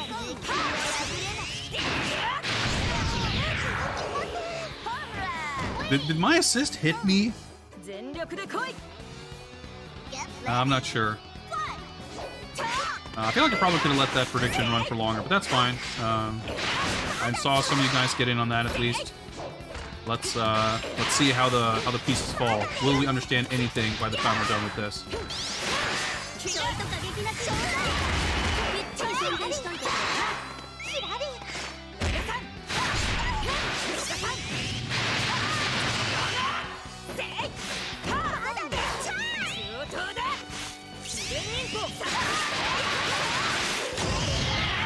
Yeah. All right. Okay. Game starting off not putting up much resistance, which is to be expected.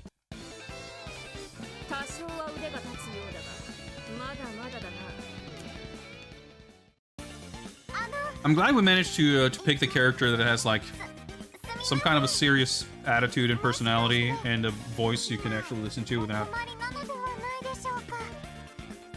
yelling yourself and just rupturing your own eardrums to not have to deal with it, which I feel like applies probably to some amount of this game's cast. Hello there, GG Beats. Happy Friday. Alright, getting a D-phone. Alright, we can... Okay, whatever, we get a phone. So, okay, we're transported into a different world. Mysterious shadowy figure was talking about threads of fate or whatever. An anime headphone mascot just gave us a phone so that we can upload an avatar and talk to it. And next, Blaster. Okay.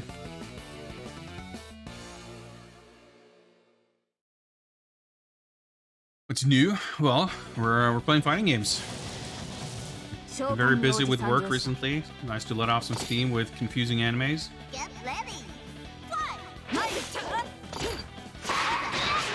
Honestly, so far, like, I'm glad that this is like a... It's probably helped by the fact that this is this big crossover thing. We don't have, like, like just crazy amounts of nonsense lore.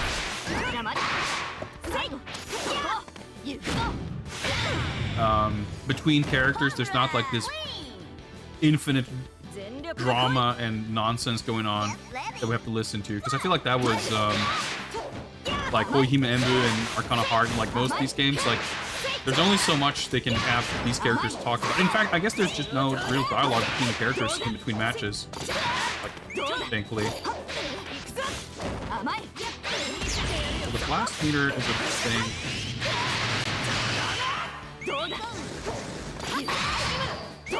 Oh, I guess I landed like a counter hit. That's probably I could have done the aerial raid thing. Right. Oh yeah, I have partners that I forgot. Matches seem pretty quick. I like that.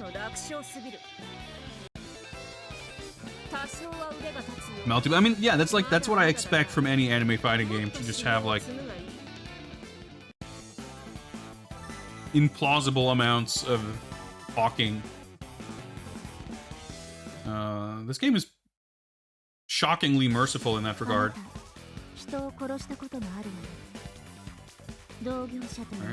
Because like it doesn't seem like this is trying to give us a bunch of plot. It's just like some character interactions, which is the cool shit you want in the game, right? But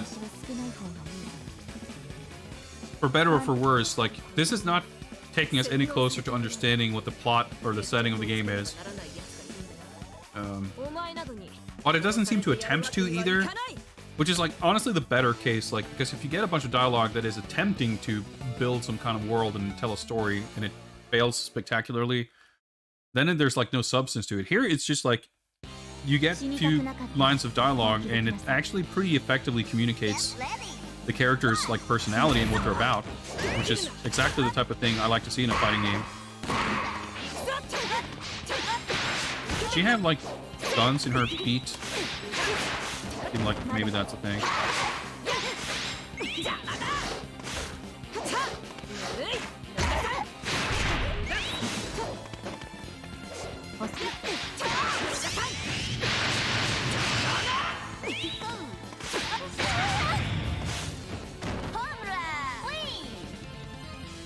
Home run wins. Alright. I really like the stage actually. I think the maybe I'm just have turtles on the brain, but I feel like the color scheme that with a blimp on the like the purple orange sky. I don't know exactly what it's reminding me of, if it's like the Turtles in Time track mode or the ending or whatever, but definitely getting a TMNT vibe off of this background. Let's see if I can. I want to see if I can get to level 3 to do an anime super finish, but I figured I was going to kill her before that anyway.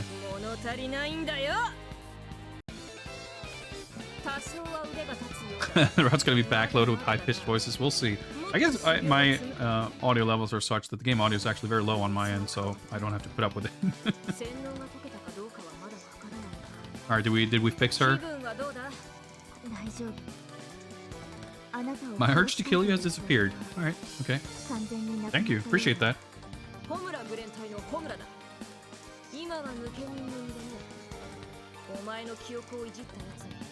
Any idea who's been messing with our memories? I guess we're actually getting some plot here? Nope. I know jack shit just like you.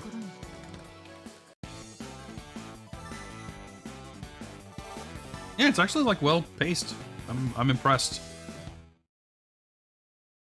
I'm impressed.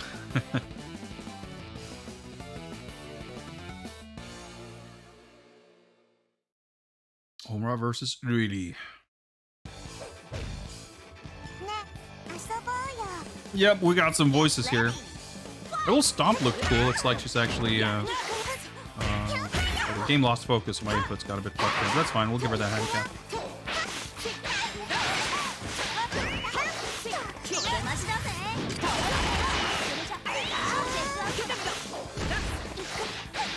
Doesn't seem like a character I would like as like a character, but she seems like she's got like kind of cool moves potentially.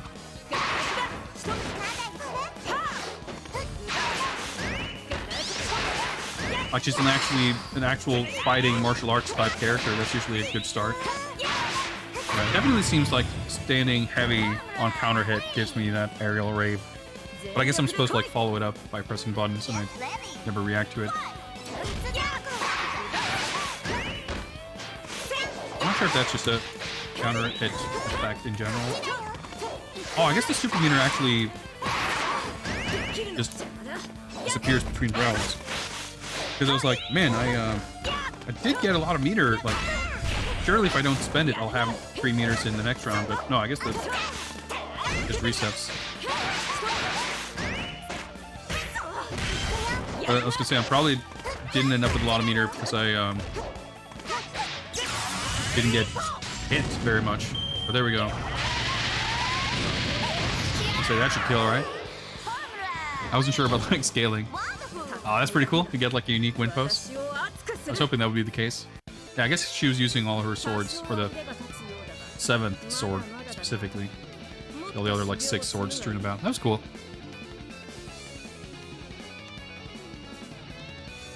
Expect a lot from Game Back, but big names in anime, poverty fighting, and visual novels. I'm not sure exactly what you mean by expecting a lot. Do you expect a lot of nonsense, or just have high expectations of quality?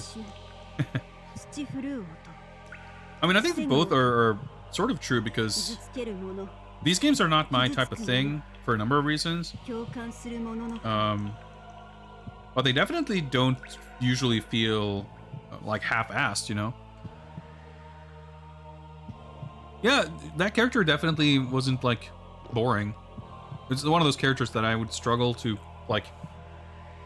I would struggle to play a character that just annoys me like that with a voice and everything. But she looked like she might have had like cool moves. What is this we hear? A clash between fist and blade, the smash of a hammer. Crushing pound of a mallet. I'm just instantly reminded of the fucking Mortal Kombat 4 commercial because of course I am. Mortal Kombat 4, man. Collision of anger and hatred, an unyielding oath, pain and steel. Curious, is this some kind of horoscope thing where I'm supposed to be like, oh yeah, she's talking about my character, but it's so generic that it's just whatever.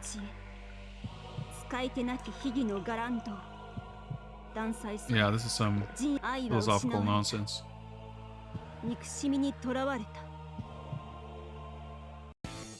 Hatred, dust, love lost. Fighting, swords, blades, whatever.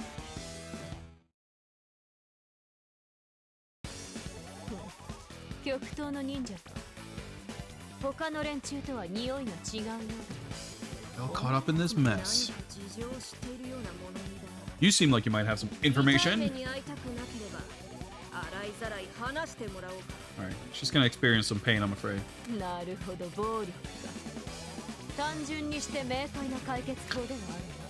Okay, sure, we'll fight.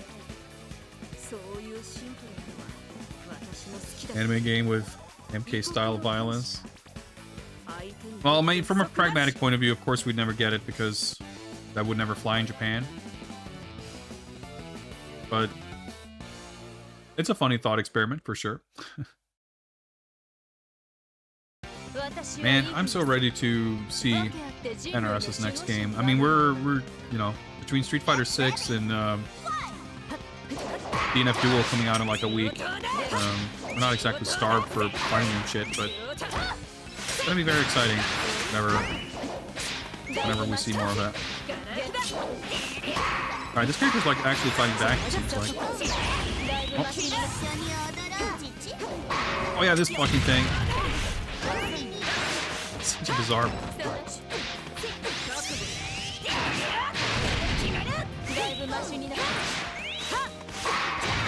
So you might as well use some of that meter. We're not going to keep it to the next round anyway.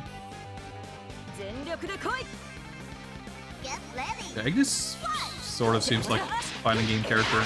I just don't like fighting game characters who don't feel like fighting game characters.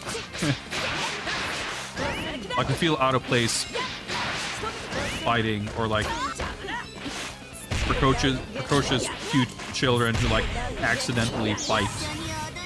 Some of my least favorite. Okay. Oh. All right, she'll get the work done for us. Nice.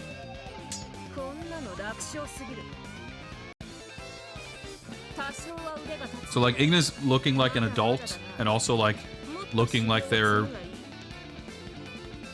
confident and like there to fight already puts them at like a pretty high level of like acceptability for me as a fighting game character. Like to be, you know, for one of these games where you're gonna have a lot of characters who aren't actually from any kind of action game to begin with. Tell you everything I know. Okay, no hidden power. So what, will we learn anything? This world is a game board consisting of the fragments of countless cosmos. Okay? You and I are from another world. Okay.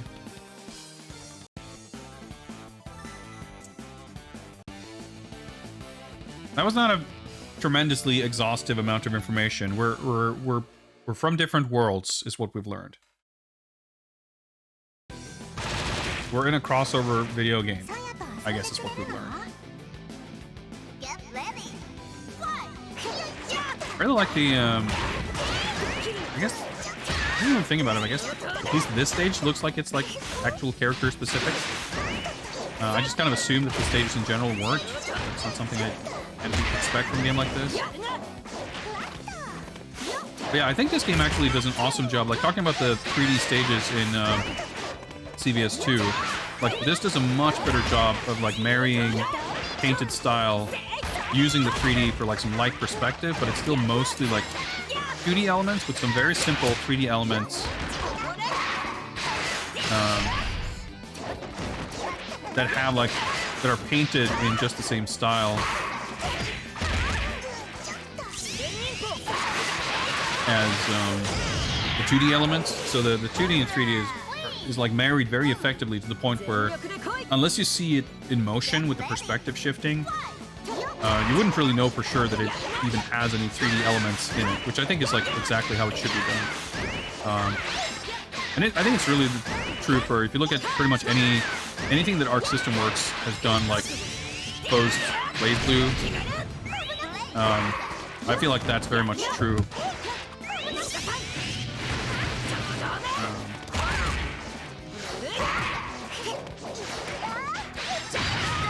And it's really nice to see done well. But yeah, I was about to say, beyond that, like, aside from the goop, I love the contrast and the color of the greens and like the lighting on the city in the background. It looks really nice.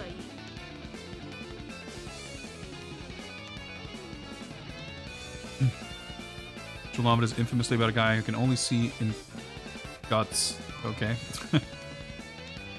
Subatomic Runner. Anime hours indeed. Oh shit, our phone. Someone's calling? Yeah, okay.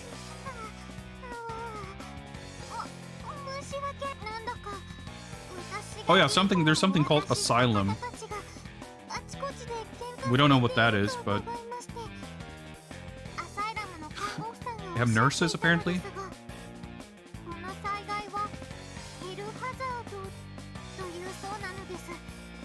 The hell? What's this she's referring to? Magic Blue has taken people from... Okay. Is this game a hell hazard?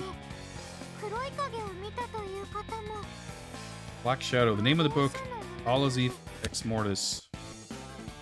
Okay.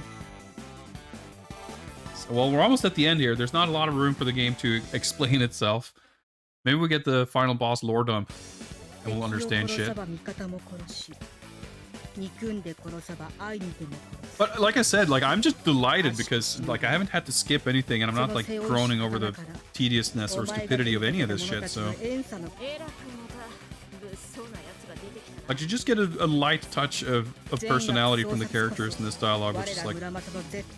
Yeah, that's all I want. Yeah, even the voices have been... You know, maybe...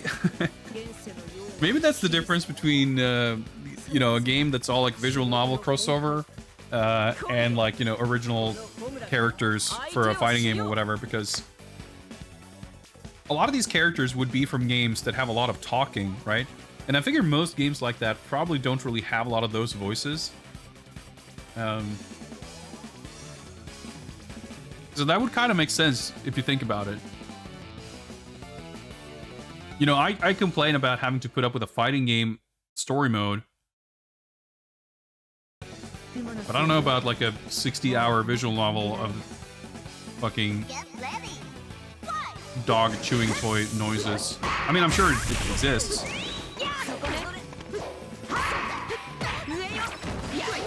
Alright, she seems kind of cool. I can cross-ups. Ugh, she turned into a spider. What do without that?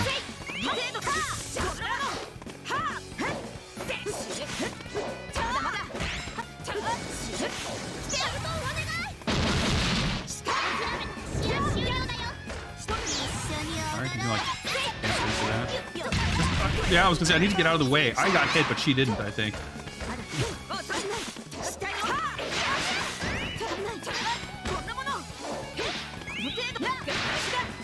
Oh, I fucked up. Not gonna hit. Okay. It did shit damage though, because it scaled, but that works out.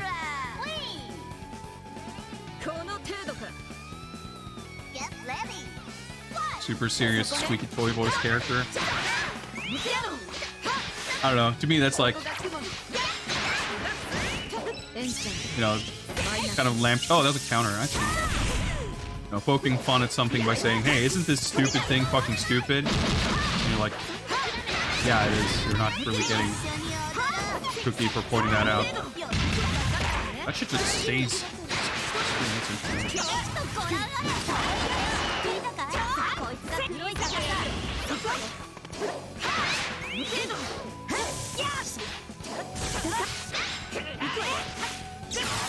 Let's fucking mash it out. Oh, sick. We chipped it out. Actual squeaky toy? Okay, well. Sure. Why not, I guess.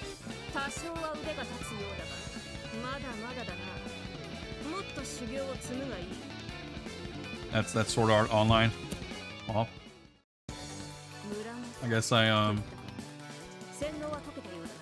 well, I was gonna say, like, I don't regret never paying any attention to that then, but I don't know what would convince me that that was a bad idea. I wouldn't have been inclined to do so in the first place.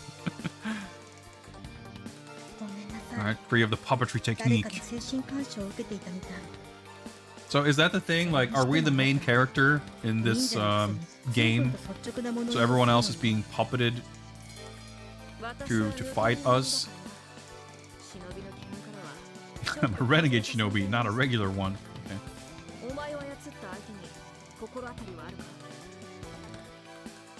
Yeah, the characters are, like, kind of okay, I guess. There's not a single one that I've been, like, really into, or like, yeah, this character's really cool, it's a great design, and they were, like, cool in the game, but they're all, like... yeah, like, Saya was an interesting take. It's a style of character I don't like in any game, really. Like, just the weird, freaky, like, it's, what's his name? Arakuna in Blade Blue, or, you know, those kinds of characters. Shumagorath, like, those aren't the characters, you know, whether they're non-human or have, like, very non-human elements to them. It's usually something that I find a little off-putting.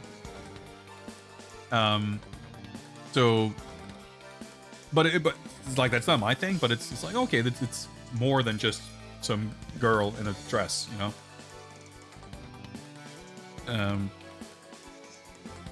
But there's characters that seem to have something going on in terms of what they do and how they're animated and whatever, and yeah, so it's like, there aren't really a lot of peaks, but the valleys are fewer and far between than I would have expected, and maybe not as deep. It's enveloped in black shadow, lost consciousness. Hear the sound of paper rustling. Okay, I guess it's boss time.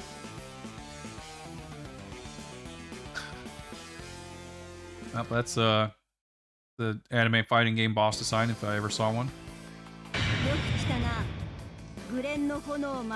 Alright, so this clearly is some kind of character-specific dialogue. So the rustling paper, is that supposed to be some kind of reference of all the novels these characters are from or whatever. Yeah, Sonica definitely seems highly annoying just from what we've seen and heard of her.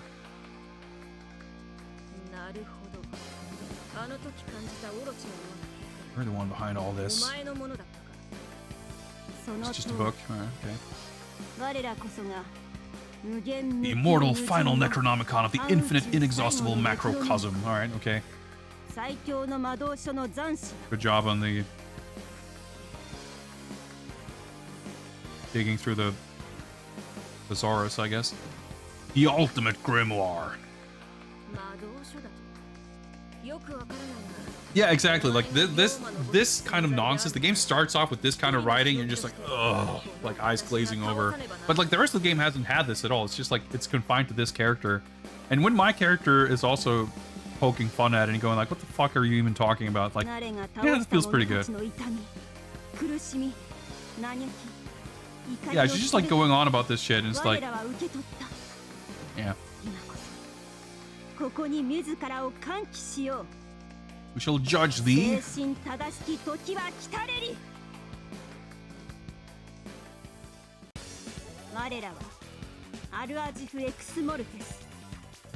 Announces the dead and keeps compact with the dead. No, it's interesting. Like this game has been, like in terms of the anime excesses from a completely purely mechanical standpoint, it hasn't seemed that crazy either. Because I'm usually like, I don't like those types of games with like super long combos and like really complicated movement and canceling into cancels and all that shit. Like, the hits feel pretty good, and like it at least playing it the way I do, like super, you know, surface level. Pressing buttons feels alright, and it's like simple enough. I appreciate that. Like it could have been, there could have been a lot more going on. Like even something like Blade Strangers, which was supposed to be like the simple game because it only has like 3 or 4 buttons or whatever, and no like motion specials, but it still uses like 16 different fucking button combinations for all its different subsystems and stuff. So I found that game really convoluted and like hard to get into. And this game hasn't had that, and it's also not had any of the tedious like anime storytelling bullshit, really. It's just this one goofy character, the boss, who is presented still in like a adequately contained way as to like be more something to poke fun of than something to be really annoyed with. I mean, Koihime Muso is has a really interesting gameplay mechanic. Like it's got the not Koihime Muso, Koihime Embu. It's got the Suiko Embu kind of massive counter hit juggle combo shit, which is really sick. But if I recall, the actual like story stuff was like exceedingly anime nonsense, tedium, you know. But the game itself is like, it looks kind of ugly with the CG sprites and everything, but the mechanics are cool for sure. I mean, it doesn't have that like melty blood derived 50,000 hit combos and shit like that. Like, I just don't really like the kind of typical Arc System Works or French bread sort of style of game.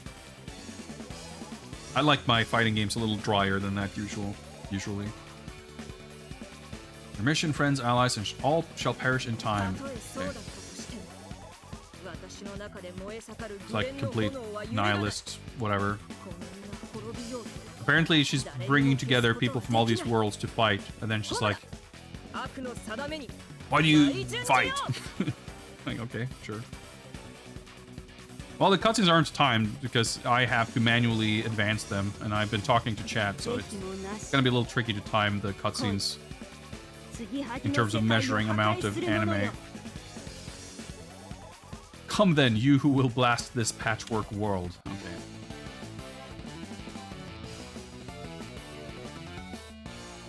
Al as if ex mortis.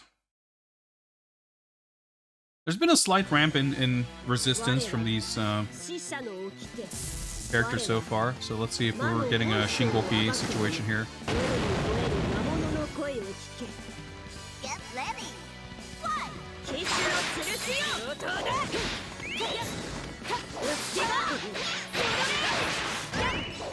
Not quite, so far at least.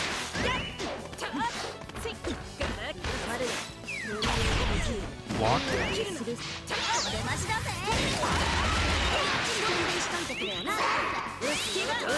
Oh boy, okay, she's waking up.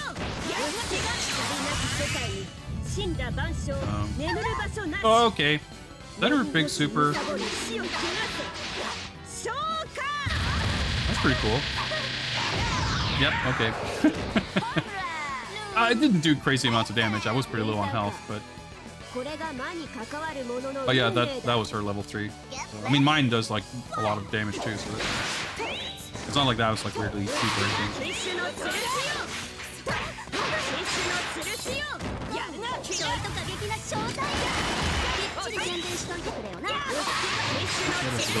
Oh, I didn't mean to burst.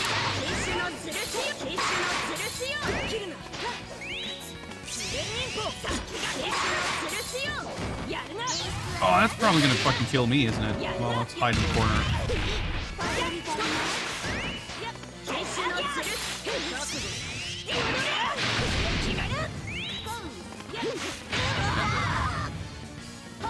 I could have... I'm not sure. I could have maybe done level 3 there, but I panicked a little bit.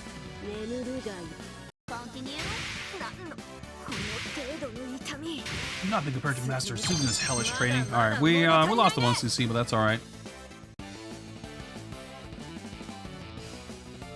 Oh, we're just right back into it, huh? Fine by me. I mean, I'm glad to not be stuck in the character selection another minute trying to figure out what I want, but... Smashing. Assist is a little bit of a liability, though. Whoops. Fucking missed. Oh, man.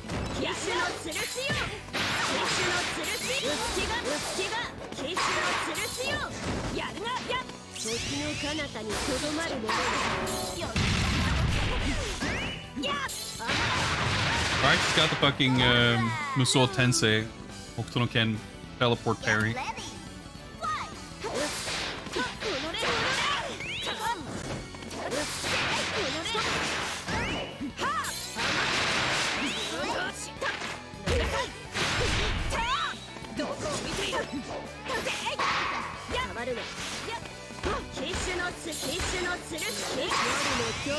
Yeah, just tumbling into that. Yeah, that's decent damage. No, I'm trying to get my super out.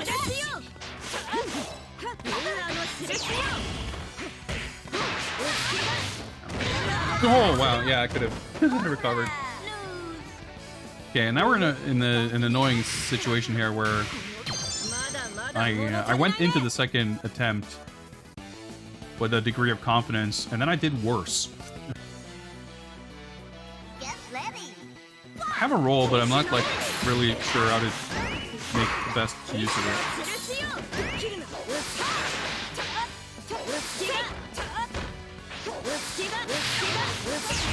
Ah! Doing that by mistake.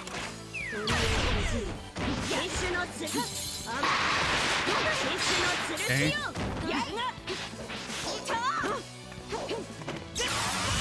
Okay, that's a super. Got a lot of damage, but not quite enough. Oh, okay. I was trying to see if I could like recover forward, but at least I didn't like waste resources by doing the super. I try to like push buttons so I'm not like getting comboed by fake combos, but I need to mash fewer buttons, I guess. I can get supers to come out.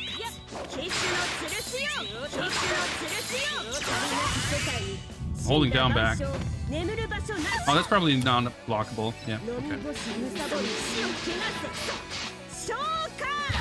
So I wonder what I do about that. But hey, this is like the first match where I actually have to care about what I'm doing, so I don't mind. Like every other match, I'm just like mashing buttons, more or less at random.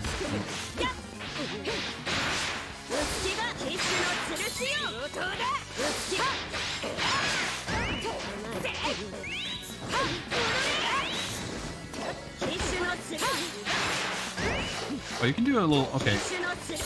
You hit the roll button in midair and do some kind of forward flip.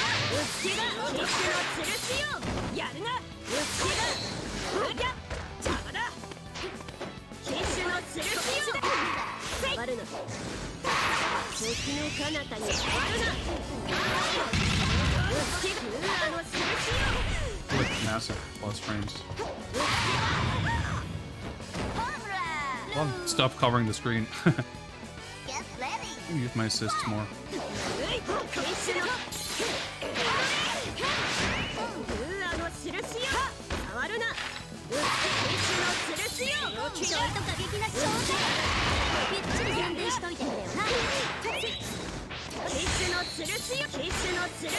Oh yeah, I used my weird guard thing.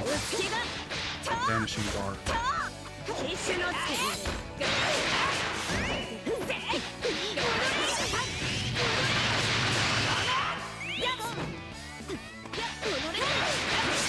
Nice. The combo special feature super. I wasn't sure if that was a thing. There we go. We're getting somewhere. We're getting somewhere. Get ready. Alright, let's see. I guess the white flash is her doing that parry thing. I have to guess. Yeah, the counter sound has like Art of Fighting vibes to it. I like it. Yeah, you have to like do follow-ups to that super. You have to like pick directions. Kind of easier in the corner, kind of go diagonal, and mostly works out. Oh, you can like combo into dodge. Yeah, I was trying to block, but it didn't work out. That's not gonna whiff. Oh!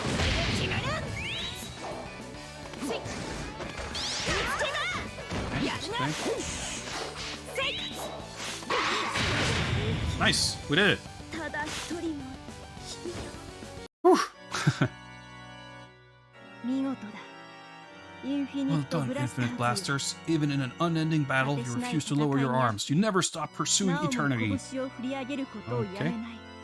永劫の探求者たち我らの勇気や知恵よりもその光り輝く愚かしさこそが愛おしいのだ It is your stupidity that we treasure rather than your courage or wisdom. 我ら Okay. ジグソーが消えてゆく善が一に What does any of this 一が善に mean? 今こそ Yeah, Lamasar, we're gonna have to figure that one out. It's not over yet though. There's still room for additional explanation and or confusion. Alright, okay, she's here a little after the fact, late to the party, but who's Asylum? I don't know what Asylum is, but the Hell Hazard is over, okay. So we're no longer, like, I mean, we're still hanging out in the same world. Are we no longer in a crossover? Alright, just gonna take her phone back. I think that Asylum is a medical institution that's trying to prevent disasters by evil gods and their servants. Alright, she's just dropping that. Okay, she thinks that's what Asylum is. I think she works for Asylum, but she doesn't know what they are. But okay. Okay, she's done because we're done. Okay. Yeah, I guess we got the phone so that she could call us and be like, I don't know what's going on, and then like hang up. And then she's like, thank you for your service of using our service. Now I'm gonna collect your phone. I think this is what my job is. But everything is going back to normal. Okay.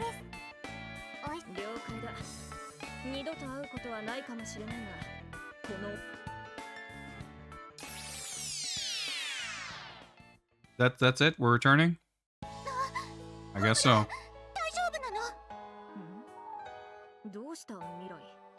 actual part. That's nice. どうしたじゃないよ。今まで気絶してたんだよ。 Alright, okay, it was all a dream. そんなわけないだろう。さっきまで私は戦っていた。おかしい。妙な連中と妙な場所で戦っていたような気がしたんだが。 I thought I was doing this, but I don't remember that I did it. 夢でも見てたんじゃないの？寝てる間も修行してるなん Alright, て。 yep, okay. お村らしいけど。 Might have been just a dream. まあいい。それよりも Anyway, whatever. 今日は Let's アスカたちとバーベキューだからな。 barbecue time. Let's go. それなんだけど。何も言わずに。 Okay, letter. この手なんだこれは。で、アスカからか。心配しなくても忘れたりしないぞ。 Some of this might have 食えるからな。 some slight degree of relevance or meaning if you're familiar with the Senran Kagura games. Or not, I don't know. No barbecue. ごめんなさい。 Rip. アスカ。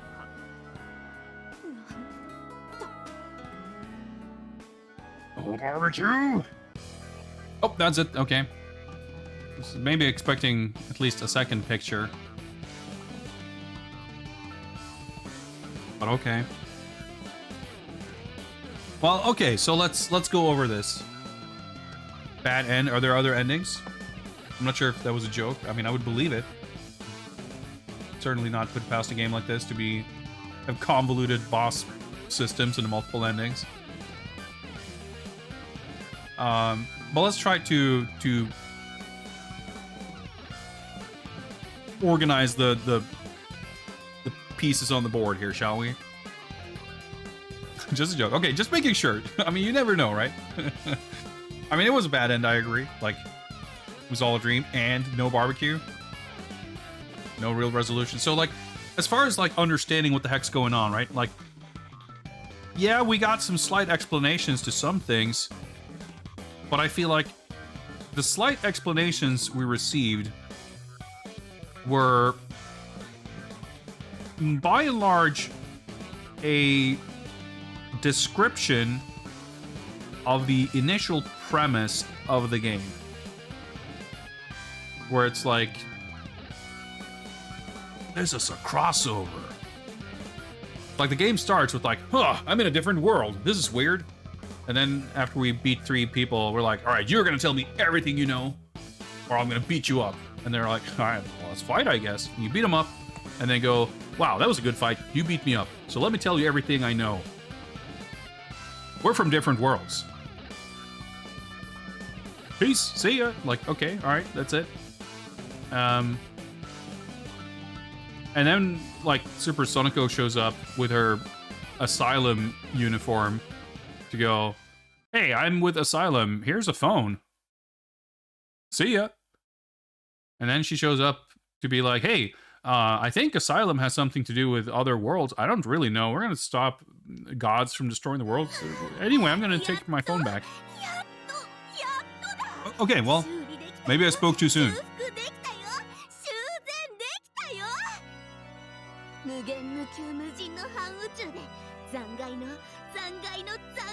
Or is this just like setting up the fact that the story's going to infinitely loop? Heroine's infinite duel, right? The infinite inexhaustible macrocosm. Or is this hinting at a true end?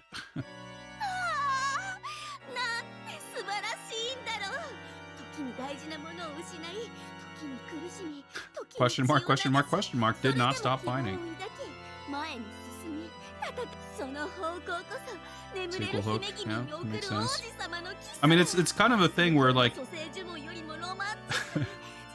is this A, explaining the plot, B, hinting at something hidden in this game, or C, teasing a sequel? I have no idea. Like, you know, your guess is as good as mine. You could say it's either, and I'd believe you.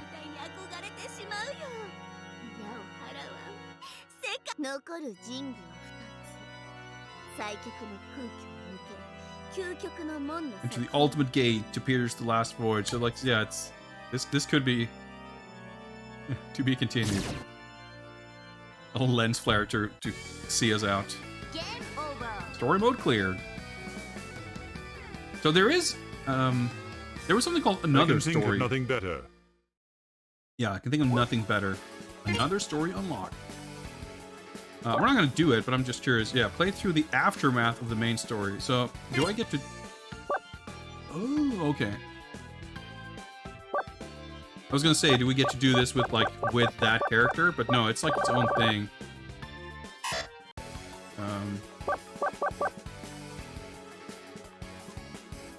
So, okay, let me...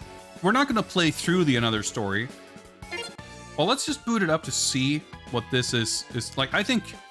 I'm assuming this is all unique to the home version.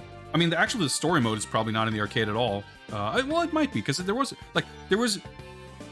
The amount of anime dialogue was small enough to the point where I could believe that that was actually in the arcade version, but this I'm sure is not.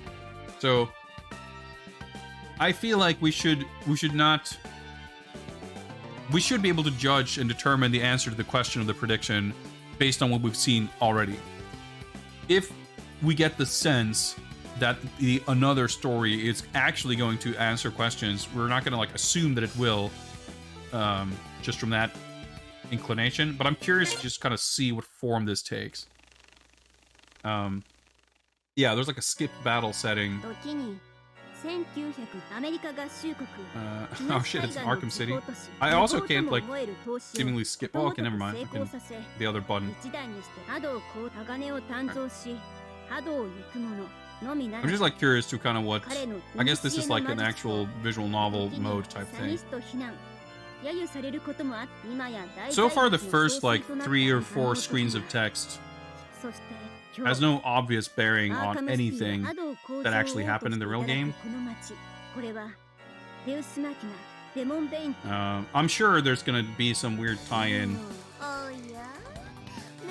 but it's like Baxter or whatever.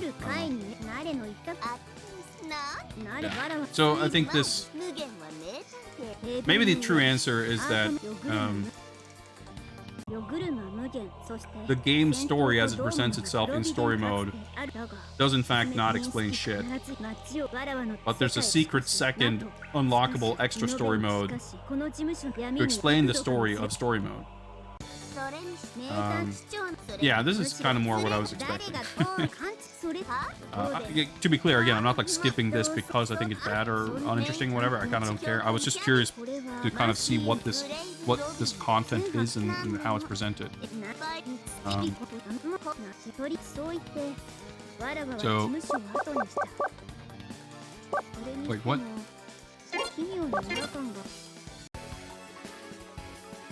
The backstory of the boss, yeah, because that was her, right? But she was, because I noticed that too in like training. Yeah, that's her, right? But she's like in that was what she looked like in the story mode, and then she's in a different color than the boss version. So yeah, it's like some kind of backstory type deal. Nice. Okay, I'm just looking at the prediction. It's a pretty even split here, 52% to 58%. But I'm gonna say, like, in terms of learning more about the story throughout the process of playing the game, I'm gonna say no, we didn't really learn anything new. We learned that it was some kind of a crossover where people came from different worlds. We don't know who or what Asylum is. Sonico made a guess, which didn't really explain or contextualize much of anything. Like, I don't know, actually it's like kind of a tough call, because I don't know that there was a lot of stuff that was dropped that I felt confused about. I guess we can say this: the existence of Another Story and what it goes into is telling of the fact that there is a lot of lore and there's a lot of story there, none of which surfaced to a satisfying degree, or any kind of degree really, in the main story mode. So I'm gonna say no, we have no idea what the story is. That is my assessment of what we have just experienced in the last hour. Wow, this is really... I have to go through like 5 confirmations here, which is taking this very seriously. But there we go. Congrats to everyone who made a couple of con coins on that prediction. That was fun. Should do that more often. Yeah, the story, like, there's nothing called the arcade mode, so that is the arcade mode. But even so, sometimes things can be presented as such and still be quite tedious. The opponent cashed in the reward for skipping the queue and picking the next game, which means the next game will be them's fighting herds. So we'll be playing that next. But I'll take a short break before that. We'll let the update download while I take a short bathroom break and whatnot. And we'll see how that compares. I don't think I would expect it to be very similar to this in any way, really. But I've seen like trailers of that game. I might have seen a few matches at most, but I haven't not played it. Don't have a great sense of what it's actually like, so it'll be interesting. It'll be interesting.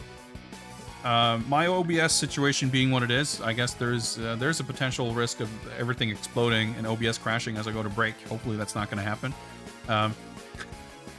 Fingers crossed. But I'll be back shortly with them's fighting herds.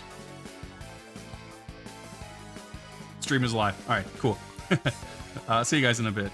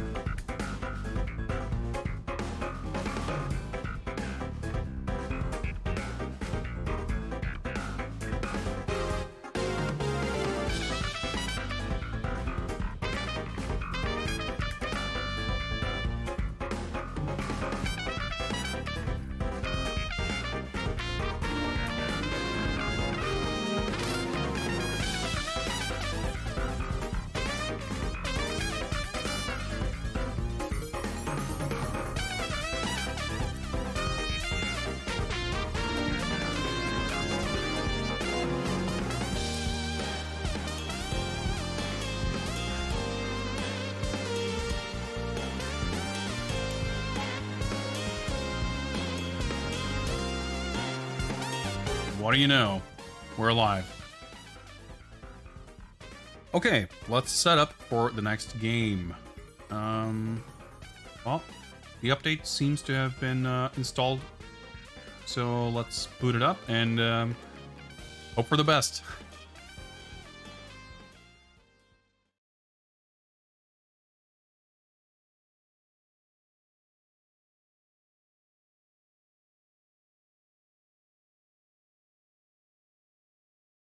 Okay, not responding. Whoa.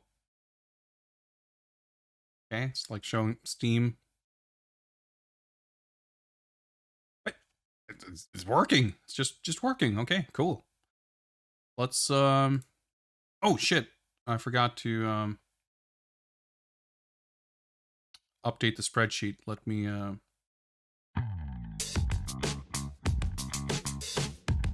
do that. Let me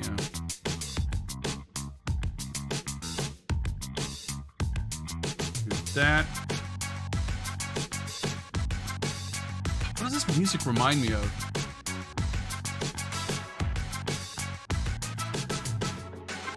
I don't know, is it like Final Fight Streetwise or something? I almost had a positive reaction to it, and then it's like, wait, maybe it's reminding me of Final Fight Streetwise. It's pretty cool though. Let me see if we got some cover art for this. Yep, sure do. Before I forget, let me go to the spreadsheet here and find, what was it called? Nitro plus Blasterz. Heroines Infinite Duel. No, actually, now I realize why I was thinking of it more positive. I don't know why I was thinking Final Fight Streetwise. It reminds me, like, ever so slightly of a track from Max Anarchy, which is an amazing soundtrack and a sick game that I really need to revisit at some point. Well, Platinum needs to revisit it. They need to release a new version. They need to put out a fucking Mad World Max Anarchy double pack with like controller controls and high-res 60 FPS gameplay. That would be I would buy that. All right, press the any key.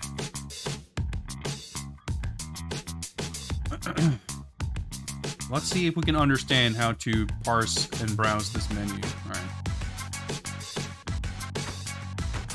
I've been told that this game actually has like significant and very well done single player type stuff, like story stuff. But we'll see what we kind of interact with and how. So let's start the timer.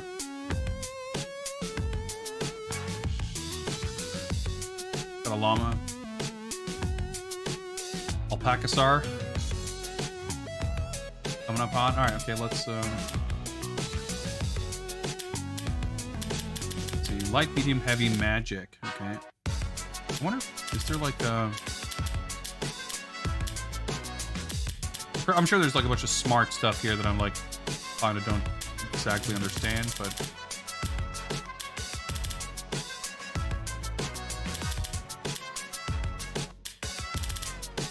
alright. But I guess this.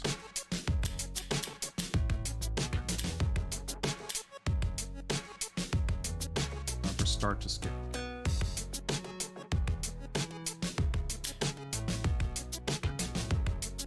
Wait. Why did it start? Okay, that was weird. Maybe I was just too slow.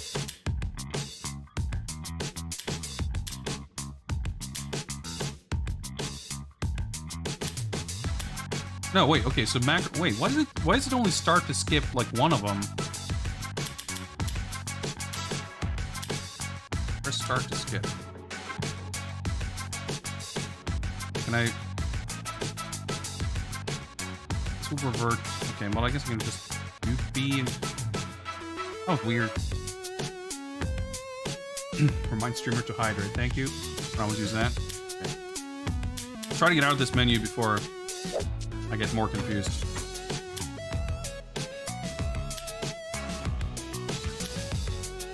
Oh. Okay, you can actually disable obnoxious Kickstarter OCs that don't fit the game at all. That's interesting. it's actually defaulting to off, but I'm actually kind of curious to turn it on because I assume that means there's going to be some actual characters that maybe do fit in.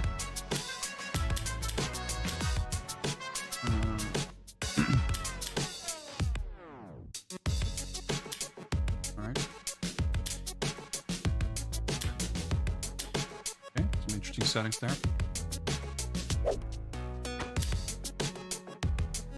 It's actually setting the bass volume to something humane so it doesn't explode my audio on. Although I think I'm actually turned down a little bit still, so I can do that in OBS. Okay.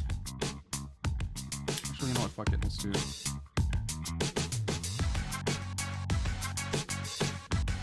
Oh yeah, I remember hearing about this. Like every character has like different versions. Like there's a different version of each song, like specific to each character or something. Or like every character theme is different based on the stage. There's like something crazy like that.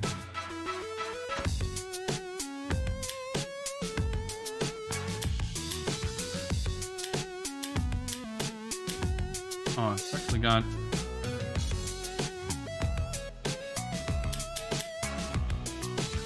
non-yellow setting at 60 hertz. It doesn't actually go up higher, so my screen is set to 60 now, so I guess looking at how this works, I should probably set it to 120, but I can't be fucked.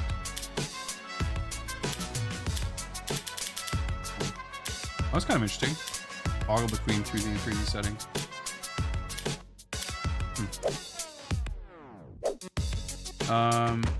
Well, let's try story mode and see. Like, local makes it sound like it's only gonna be... Well, actually, let's open it up and see. Okay, so it has an arcade mode. Okay. Actually, let's do training first. There is tutorials. That doesn't surprise me. That seems like the kind of thing this game would do. We're not gonna bother with that. We're just gonna hop into training mode just to familiarize ourselves with the feel of the game. All right, Velvet. Kind of beer with, I don't know, I'm not sure if those antlers are like frosty or spacey. John Ho something. I don't speak Chinese, but there's some kind of a Kirin or something, I guess. Oleander, okay. Some kind of vaguely edgelordy unicorn. Arizona, okay. Okay. Okay. Yeah, this is like, oh, character I don't like. But actually, I gotta say, like the character designs actually, like I haven't really seen the characters in this game before. They've actually got a good amount of personality and style to them, and they're all like pretty different. Pretty cool. Alright, I like that they've got names for color palettes. That's good. I'm a little worried when it says main 6 original, delineating these color palettes as like being original color palettes by the developers. It's pretty cool. You see the shapes of the fur, like they got some different color splitting. I'm saying that because I'm wondering what are the other colors going to be like. I mean, they might be like crowdfunded Kickstarter backer colors or something, but I'm curious if there's some other weird categories. Nose free. Yeah, well. Yeah, Mom's a developer who worked on this game. By main 6 original. I'm not sure what the distinction is there, but quite nappy. Okay. So I think this is cool, but I definitely wish there was a list and being able to see like how many there are. It's kind of weird. Like I don't have a sense at all of how like far through the list of colors I am. And if I was looking for a particular one, I feel like it would take a lot of practice to kind of get used to figuring out how to get to the one I want.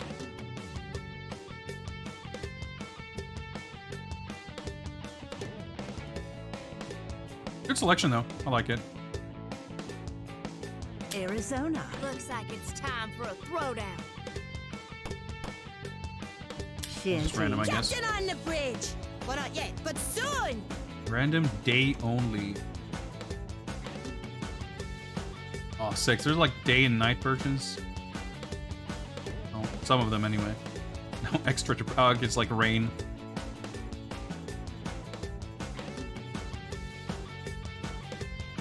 Wow, okay, these look super different.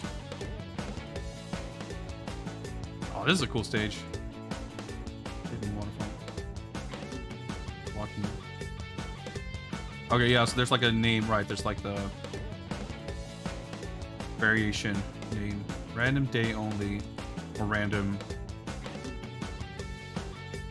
The stage was cool. Oh, I guess that's actually their stage. And random picked a random color.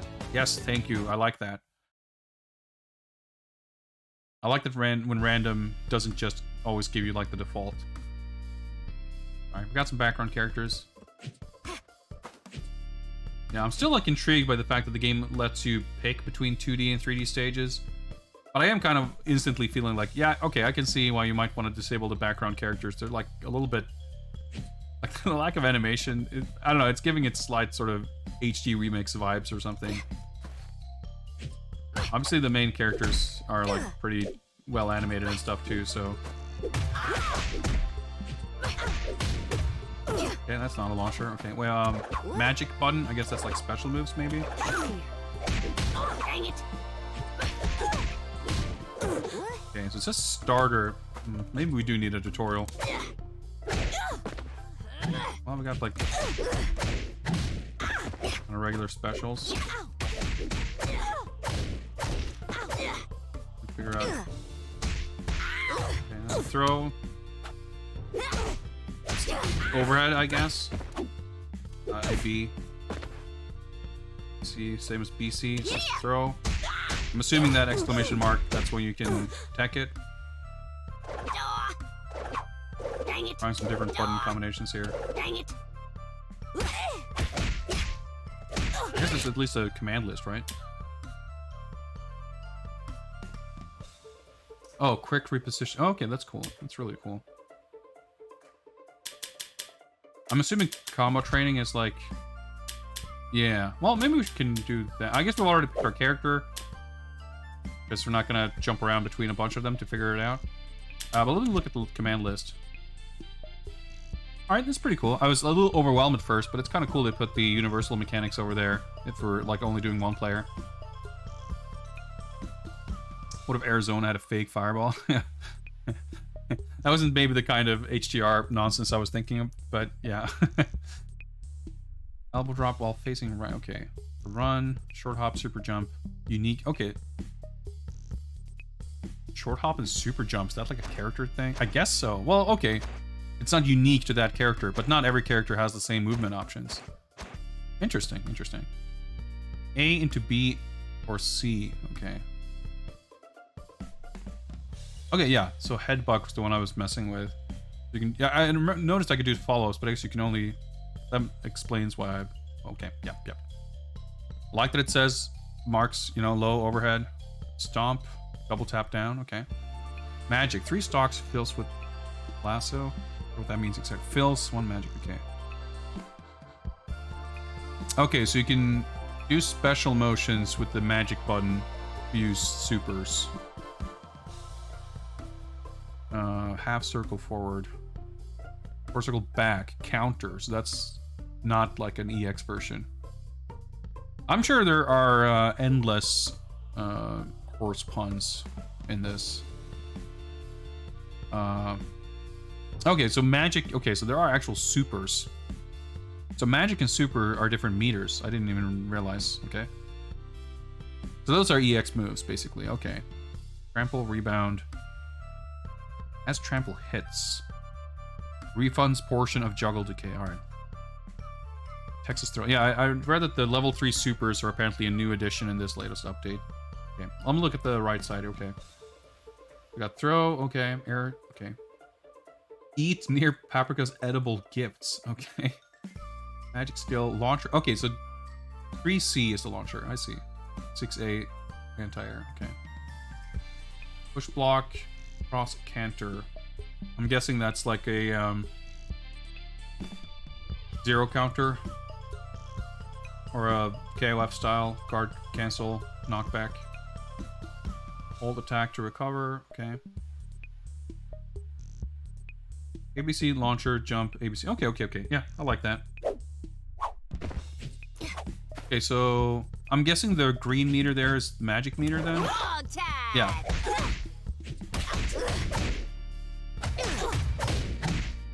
I see, okay. Okay, so A can go into B or C. But B and C cannot. Okay.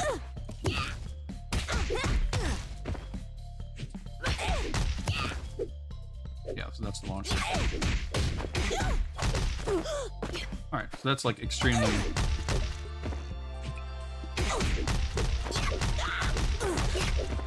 Yeah, okay. Yeah, I'm not a huge fan of that like, style of stuff. Oh yeah, I think you're supposed to... Alright, I don't have more meter. I see, okay. I guess you can do like some kind of stupid air reset thing. Okay, I guess you cannot actually, you can't grab in like actual hit stun.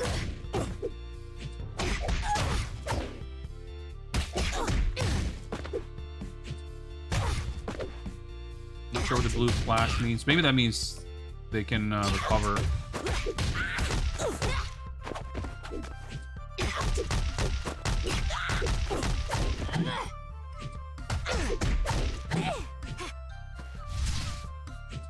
Oh yeah, okay. So that was... Dang it! Dang it! That's like the anti-air one, maybe? I'm not sure what to make of how to use that, but that's fine. Oh, that's the counter thing.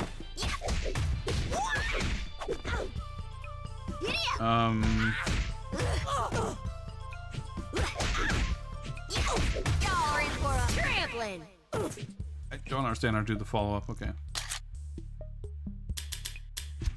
Me,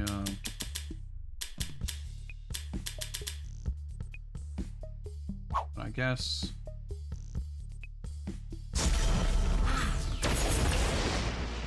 that level 3? Kind of looked like it, right? Yeah.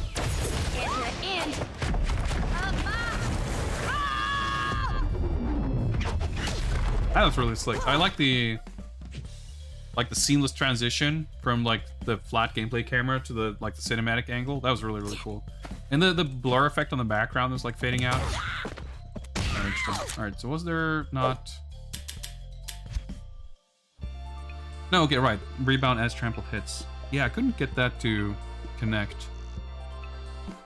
Magic dash. Oh yeah, so I do have magic stomp. I couldn't... Dang it! Well, I don't have magic meter. Yeah, I always like understood this game to be like super polished. Oh, yeah. Oh, that's, okay, so that's unblockable. What's the other thing? Oh yeah.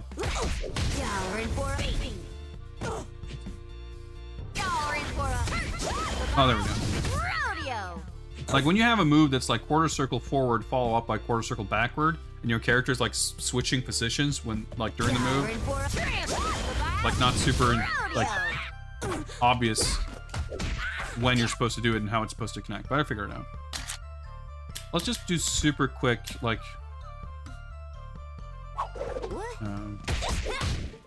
See if we can get a sense. Next. Alright, let's run this. Yeah, this is like super, like... they know people don't want to sit around waiting for a 5-second animation that says complete! And like fucking fade to black. No, just like... Let me do this as quickly as I want. That's great. So what is down B rapid? Maybe it's just... Yeah, okay. Probably that. This is like a chain, like, cancelable into itself.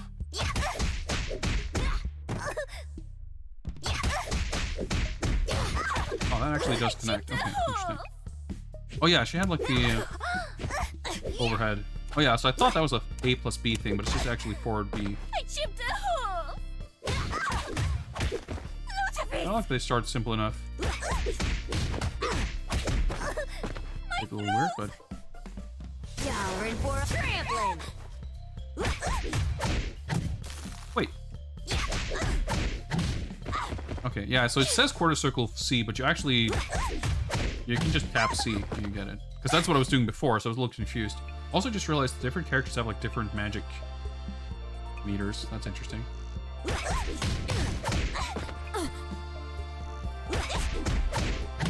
are in for a rodeo. Coming. Aha, okay. Interesting.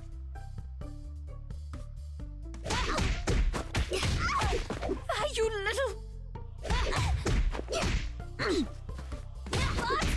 No, okay.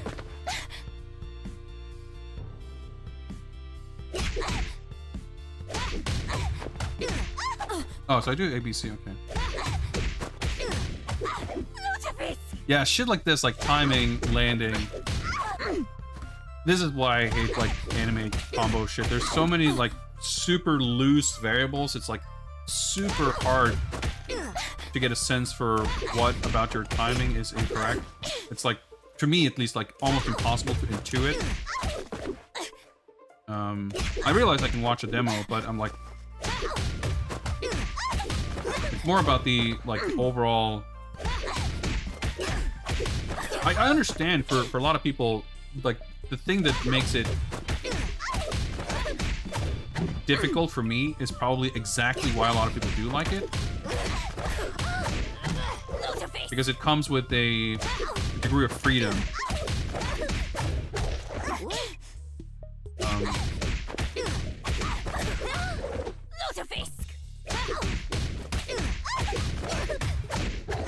And it's not that the timing to actually complete it is, like, super strict.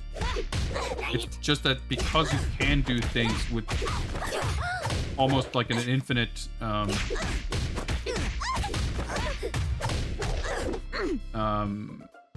variation to how you time it,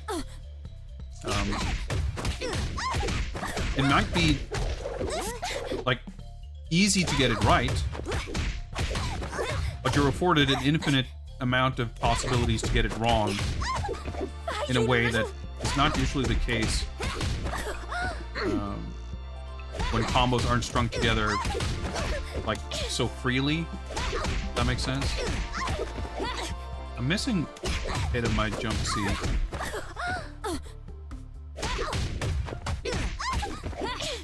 And I don't know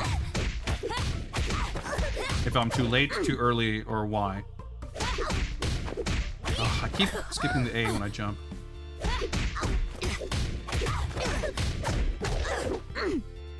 Alright, let's watch.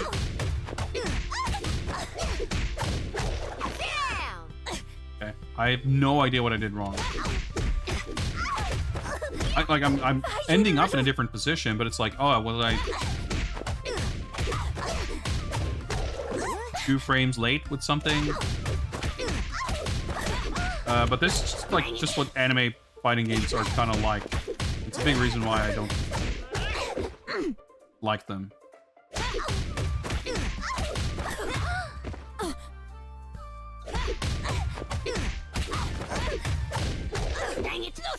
Like, I'm assuming I'm supposed to cancel. Really, I don't know. I think you're supposed to be ending up higher in the air, like in the latter parts. But I don't know why my lasso isn't grabbing either.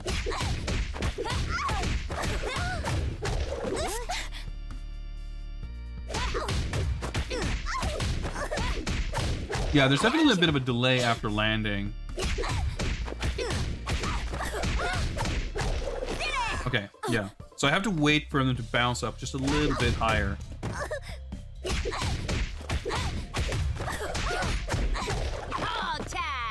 Yeah, so it's like the actual window... Yeah, let's just assume there. To successfully connect isn't necessarily exceedingly strict. It's just like weirdly easy to end up in a different timing window. But I also realized it's the second hit of the jump C that actually causes the floor bounce that enables the combo to like work in the first place.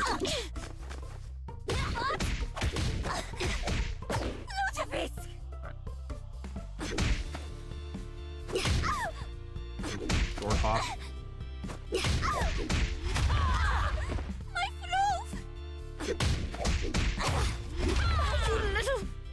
I'm just curious to see what this is like for like tricky combos. Oh, so I guess if you do this, you actually can. Okay.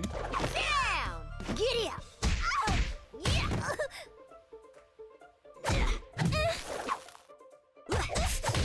That's probably not going to connect because, like, in the actual combo example, they're like in midair.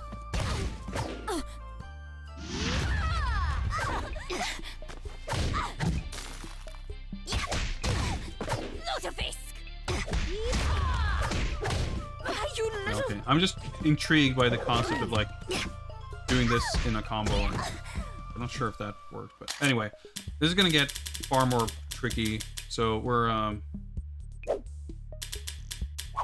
we got some kind of sense of all this stuff. We've already spent like a good amount of time just familiarizing ourselves with this game, and that's what it's going to be. Like I mentioned before, like we usually go 30 to 60 minutes per game, but we're going to probably spend a little bit longer with these games that I have never even seen, and especially if they actually have extensive training stuff. But I think we'll basically we'll run through arcade mode.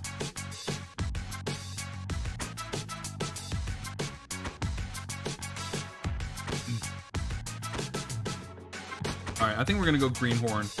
For players good at other games of skill or who dabble in fighting games. Dabbling in fighting games is sounds like me.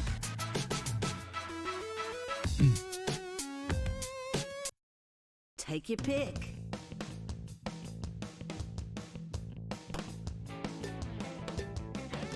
Let's just rock the standard color. Why not? Like Your my goat is just like pa always only shows Put him up to Come, show me your power. boss shit and Round one. Fight. force me to do shit I don't want to do. You were the opponent. That's probably a quick block thing.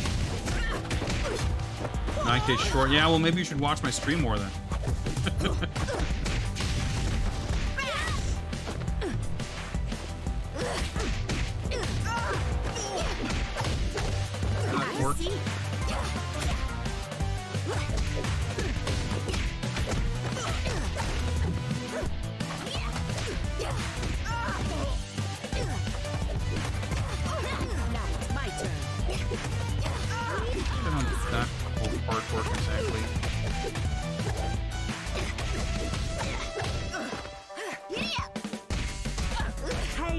There we go. Okay. Yeah, the game, like as expected, feels really good.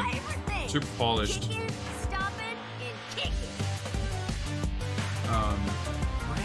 Obviously, as I mentioned before, like non-human characters is usually not a deal breaker. At least, like it's going to be a significant handicap for any game to get over in terms of appealing to me.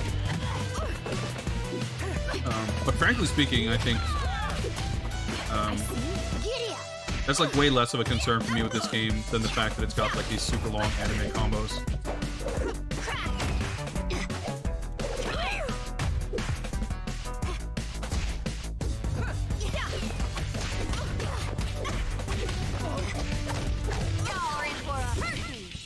Fuck that up. Heyo. My mama don't raise no fools. Arizona wins.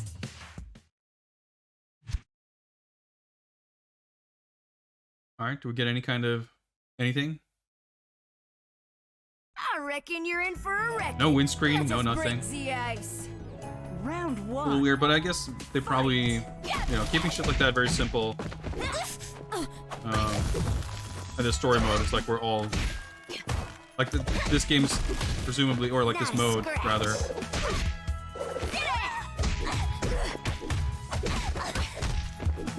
Deliberately made very like streamlined. I'm guessing the green bar under my life bar has something to do with like juggle, like damage scaling or gravity scaling or something.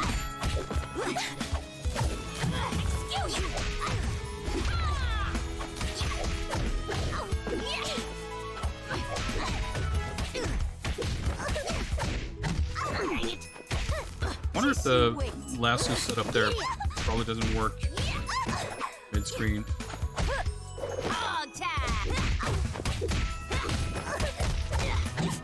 Damage is like not very high. Okay, so I'm guessing the red exclamation mark means something. Maybe I did a counter or punish or something so the throw is not escapable.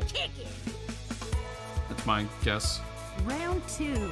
Stuff like that's something that's nice. Like BlazBlue was the first time I saw a game that had like indicators, like on-screen UI elements to show you when throws are happening or when you like fail to block an overhead. That's something I definitely like seeing in modern games. It's over now. Keep away, dude. Not worth the effort. Like communicating gameplay information in a more transparent fashion. Fight.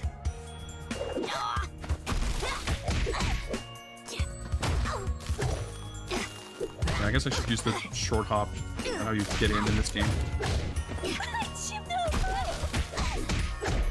I kind of was expecting / hoping that this would be like the grappler character, and maybe it is. It's just because it's a anime game that kind of means something a little different than what I'm used to. Oh, okay. Just push me for that. Guess I'm slow or some shit. Yep, I'm running at half frame rate.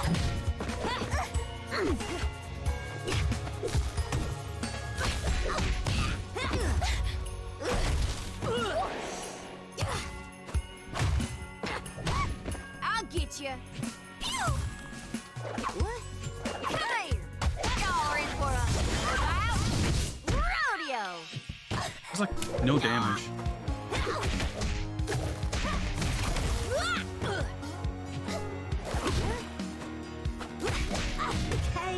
Okay, that was close, but we got there. My mama don't raise no fools. That was close. Alpaca's a grappler, interesting.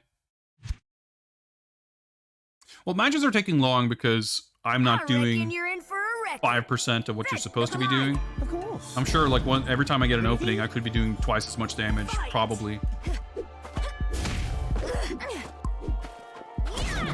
Alright, I'm glad I didn't pick Oleander. Floaty book shit is, like, gonna be weird and hard to figure out.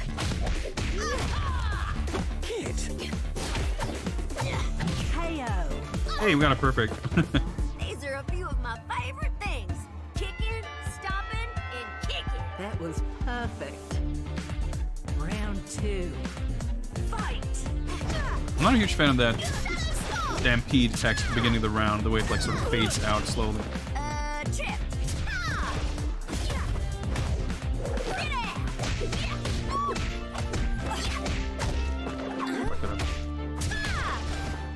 I always like the round start to be like very snappy, but I mean overall I really do like the UI is like nice and clean and readable. It's nice.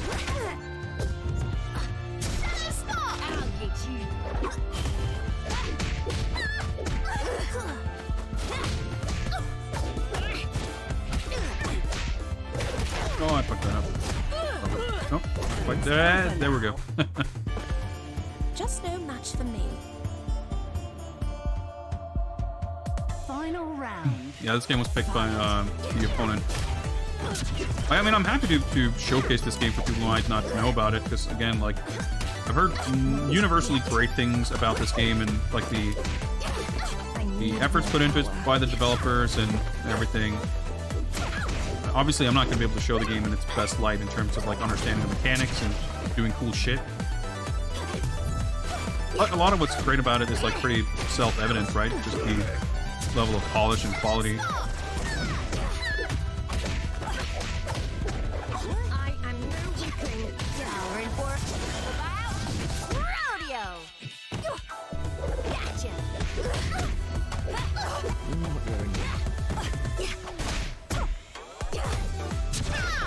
Oh, okay.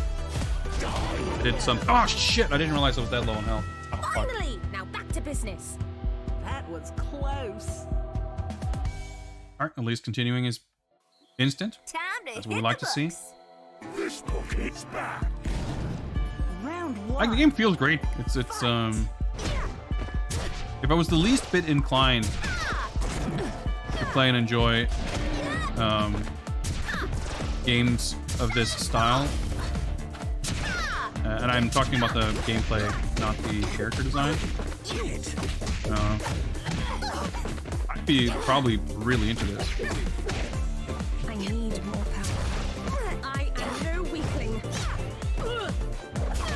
I mean, honestly, the same goes for the visual design too. Like, if this was my jam, like, I mean, it's kind of like Power Rangers Battle for the Grid. Like, it's not my style of game, Finally! Now but in back to terms of a business. Power Rangers or Super Sentai type fighting game, like, it does a lot of that shit so well that it's still super appealing for that reason alone.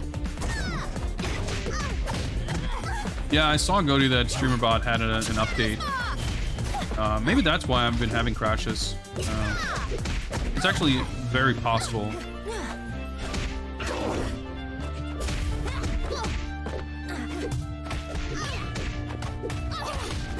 I haven't like thought about it, or because I know for a fact that I've had some weird OBS stuff happening before I did my most recent StreamerBot update.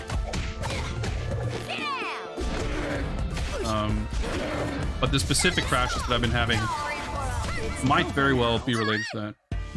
These are a few of my favorite. Yeah, I mean, I just updated to 1.18 And kick it. like a couple of days ago, and I just happened to see tonight that it said 119 is live. So, but it was as I was kind of setting up the stream, and I usually don't like to update stuff like that right as I go live. Mika1, thank you very much for the follow. Appreciate it.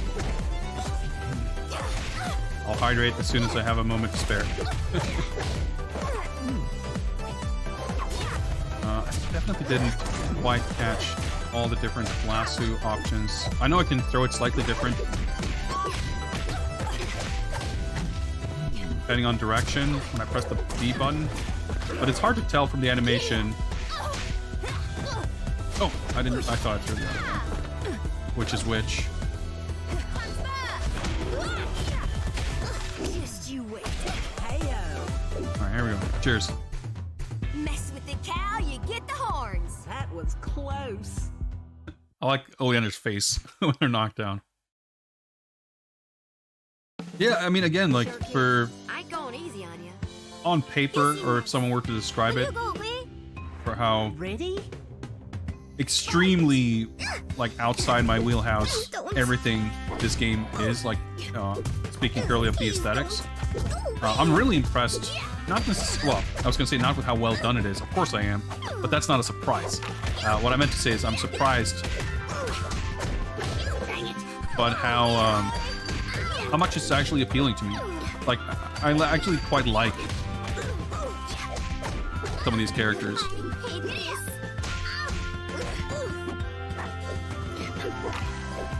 Imagine this with fatalities. I don't know, that seems like something Goaty would say. He's known sociopath Goaty _. Y'all were cruising for a hidey whooping. Round two. Fight!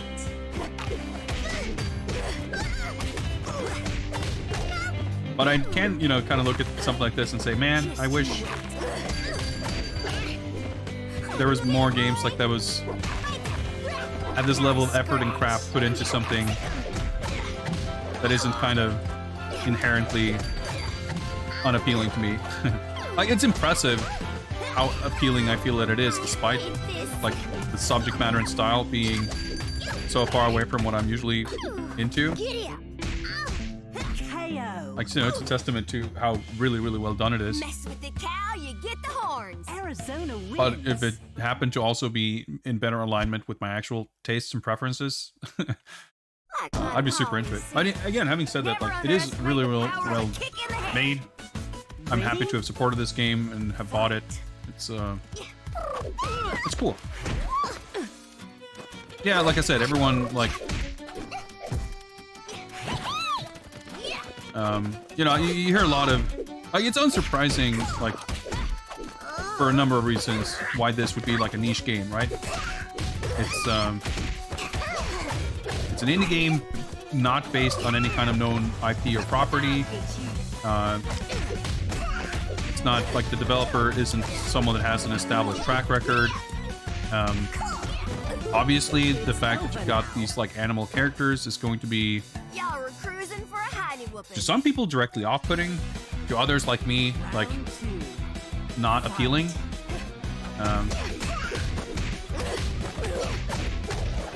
But so like it's easy to see that like a lot of fans of this game are probably gonna feel pretty like tired of having to explain to people that yes, this game is super sick and well made. Like, people probably seeing this for the first time and going like, "Oh, word, this is actually cool," and they're gonna be like, "Yes, of course it is. Like, it's been super well made for years, etc., etc." Arizona wins. So I you know, I have sympathy and I'm happy to support it, regardless of how I ain't afraid of no super ghosts. into it or not I may be. I mean, I've bought a lot of worse games on Steam, that's for sure. Round one. But hey, I mean, I'm glad that it's like, you know, it's coming out on consoles. I'm sure it'll only, you know, it's kind of like Skullgirls 2, like, has its dedicated fan base, and it's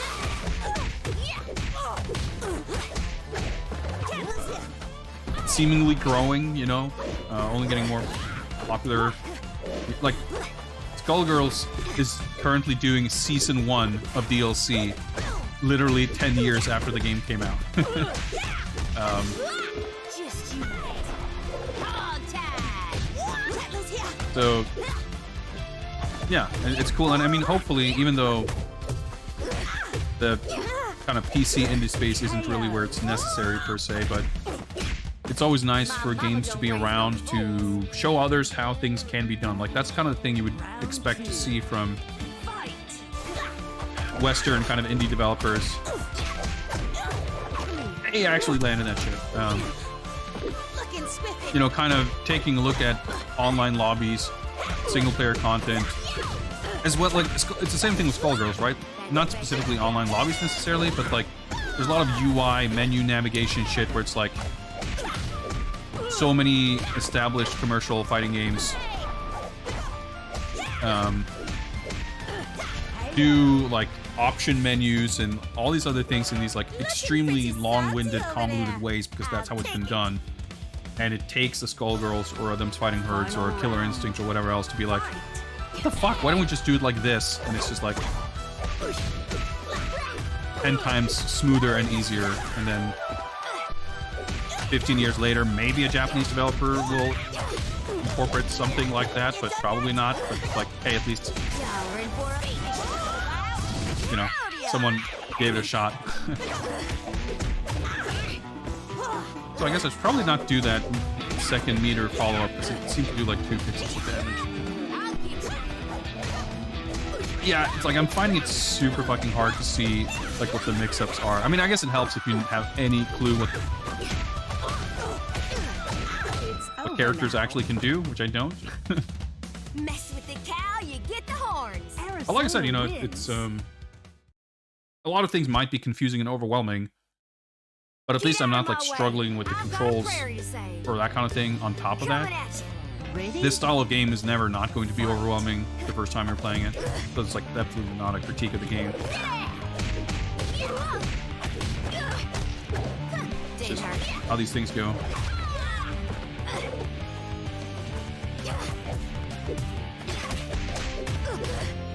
Yeah, maybe seeing what they do. The best you got. Oh, that's probably her. I'll get you. No.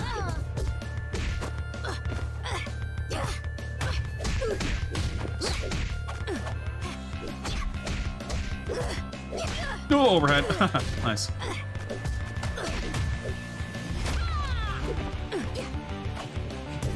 Oh, that's not what I meant to do.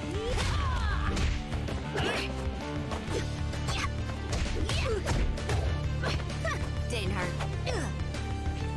Nope.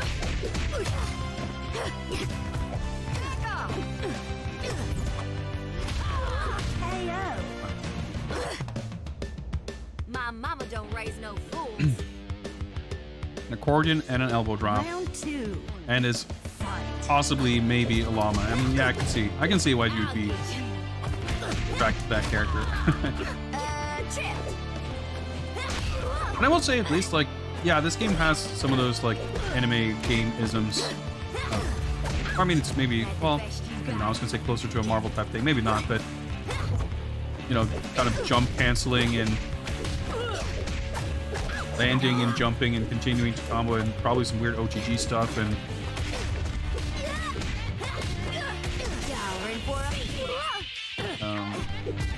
but you know, feels good. And I'm glad for games like this. Or, you know, by this I don't mean Force games or Marvel games or whatever. Just games of various styles and niches. And I mean, it's not like I've felt terribly underserved in terms of games that I like. I had a great time with MK11. KOF 15 is really sick. I'm legitimately excited about Street Fighter 6, which isn't necessarily something I was expecting. Oh, okay. Infinite time. No round start, just heading straight into it. Seems to take a lot of damage. Guessing there's more to this fight than this. Fighting more of them, I guess. Oh! That was Fluffers, now we're fighting Flopsy. They look pretty cool, actually. Oh, shit!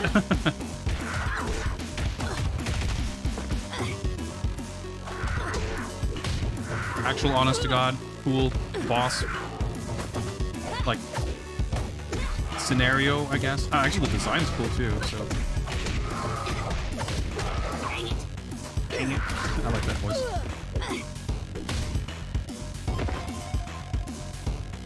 No indication of how many of these guys there are, though. Puddles. Well, oh, it's a snake. This character came out of the right corner. Maybe it's the last one.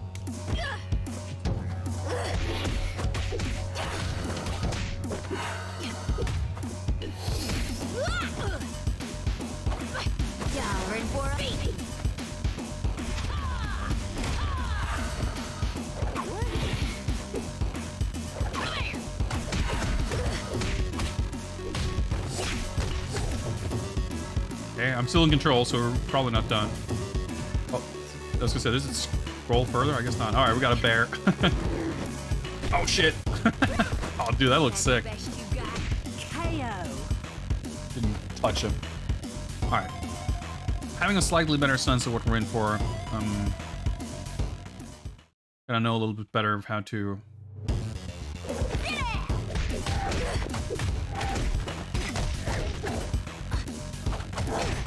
Not gonna necessarily change my decision making all that much, but I'll get you. I like that the launcher has like way longer range than it looks like it might. Oh, that's a low. Okay. I was kind of waiting to punish. All right, I took way more damage this time. A lot of bosses, but they all have like super low health compared to regular characters.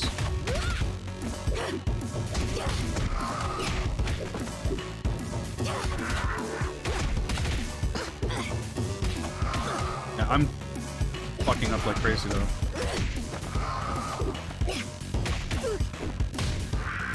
Just you.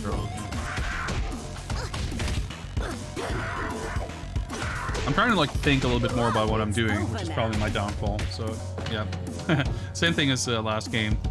Did pretty decent first attempt, and then like shockingly terrible the second attempt.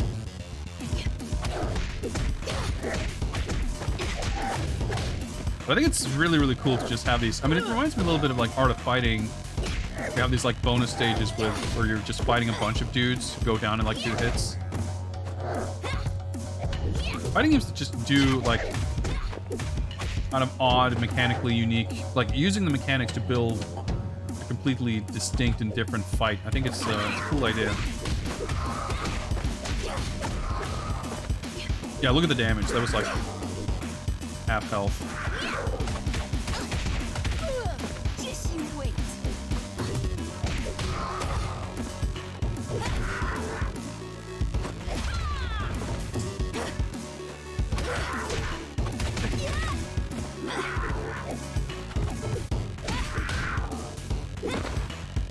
hit them more and actually build more meter.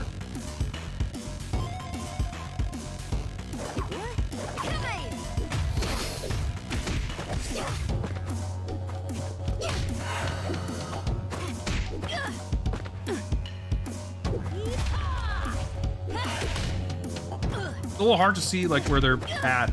They're like standing or crouching or whatever. Oh, I fucked up the... God, no one...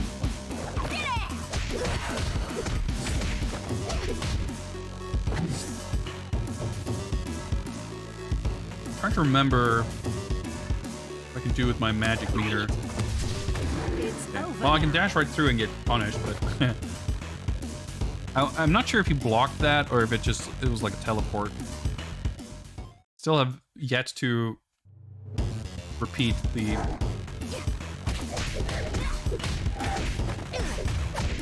first attempts.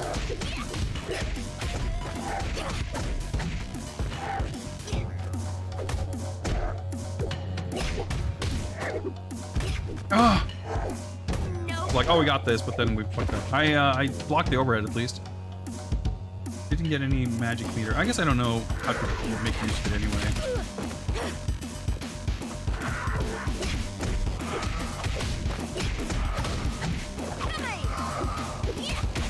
Yeah, comboing into lasso doesn't seem to let me combo out of it.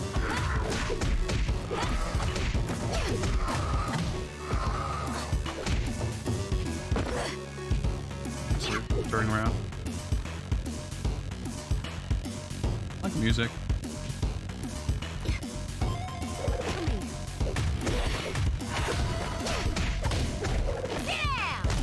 Oh, no, I did combo, okay.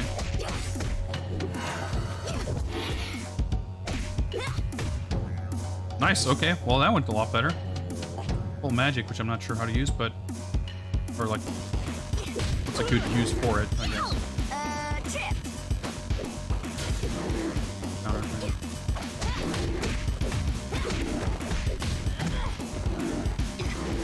Oh, that's a big grab. Okay, nice. Dude, I can't fucking see what's to my left and right. Or it's like a simultaneous left-right high-low mix-up, and I can't even see after getting hit what hit me.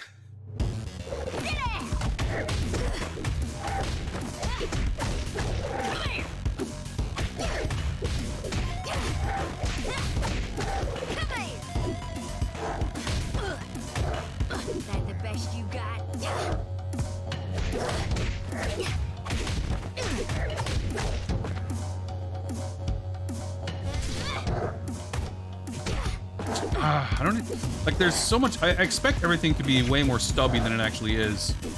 Not a scratch. I'm confused about my inability.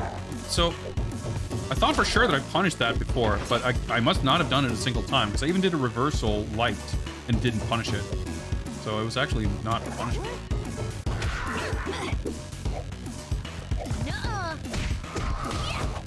But yeah, a lot of normals seem to like advance. But actually, oh, way more hits than I thought. I was about to say, well, if I land this hit and I do well against the snake, we'll still have okay health against bear, but that's no longer the case. That took another like 30% right there.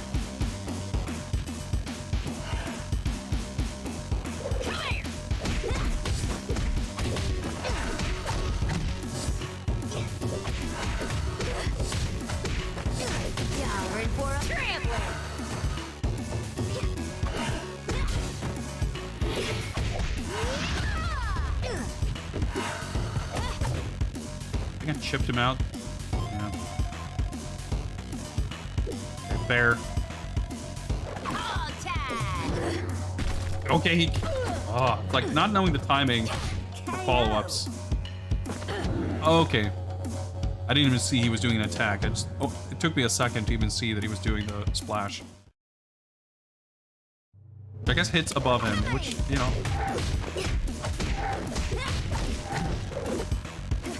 he does raise his hands.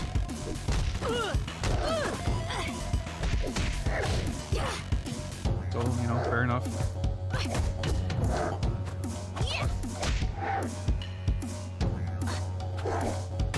I tried to walk under him, but I couldn't actually do it.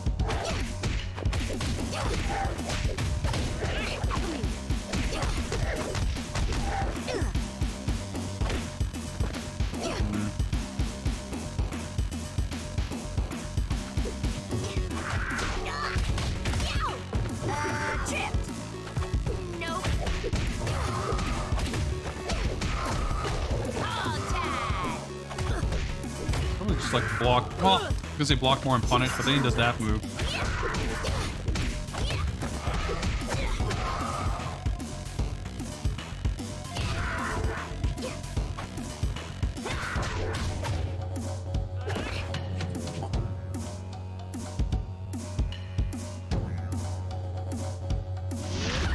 Oh, of course. Not a scratch.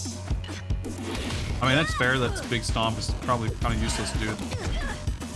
Dude, now it's just like reacting to all my stomps. And, well, my jumps.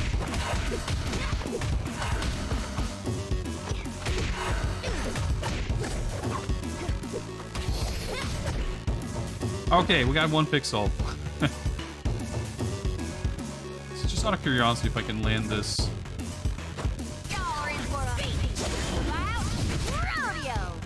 That still does pretty good damage. Over now. Fucking half screen normal though.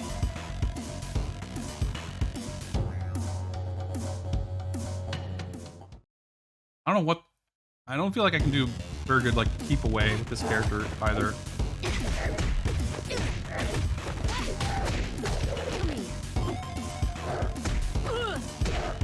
Just you wait. Oh, didn't mean to do that fucking overhead. Now I'm losing like half health to this guy.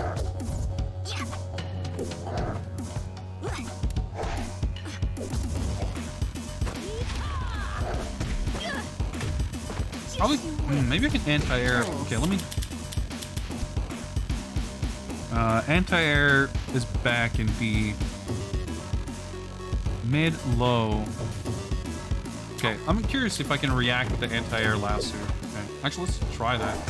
Oh, that's a low. Okay, I should just down back. Dang hard. No, it's way too slow. Okay.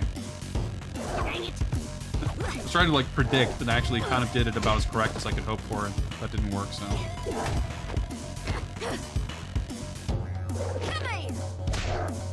That was a counter. Yeah, see, I'm doing, it says reversal, and he's still blocking it, so it's definitely not punishable. It's over now. But I guess I can do the 6A, that's like the universal anti-air normal. That was close. Give me lots of pop-in on intrusive ads. I feel like that used to be a thing a million years ago. I don't know that I've ever seen it anytime recent. Yeah, that actually does seem to work. Maybe that's like this game is actually trying to teach you how to play. Revolutionary concept. That might be a thing. Okay. The anti-air normal, as designated in the move list, turns out actually is pretty good at anti-air. Who would have thought? Alright, so... Dude! Alright, well, it's just scaling.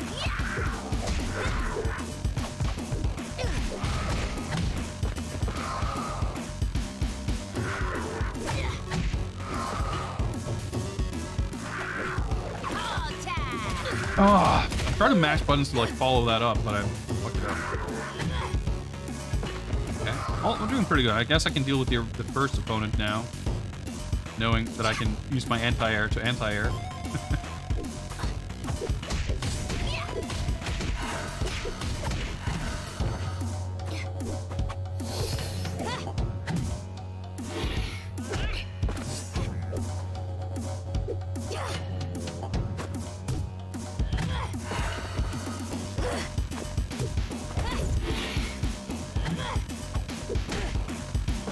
It's a little hard to see where their hitbox even is. Okay. Half health for the bear. Okay, that's not bad.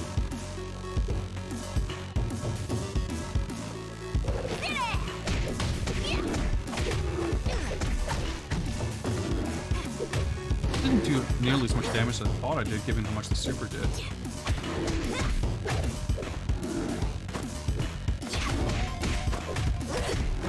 Sorry for a trampling. Yeah, jack shit. Don't go in willy-nilly. Come here.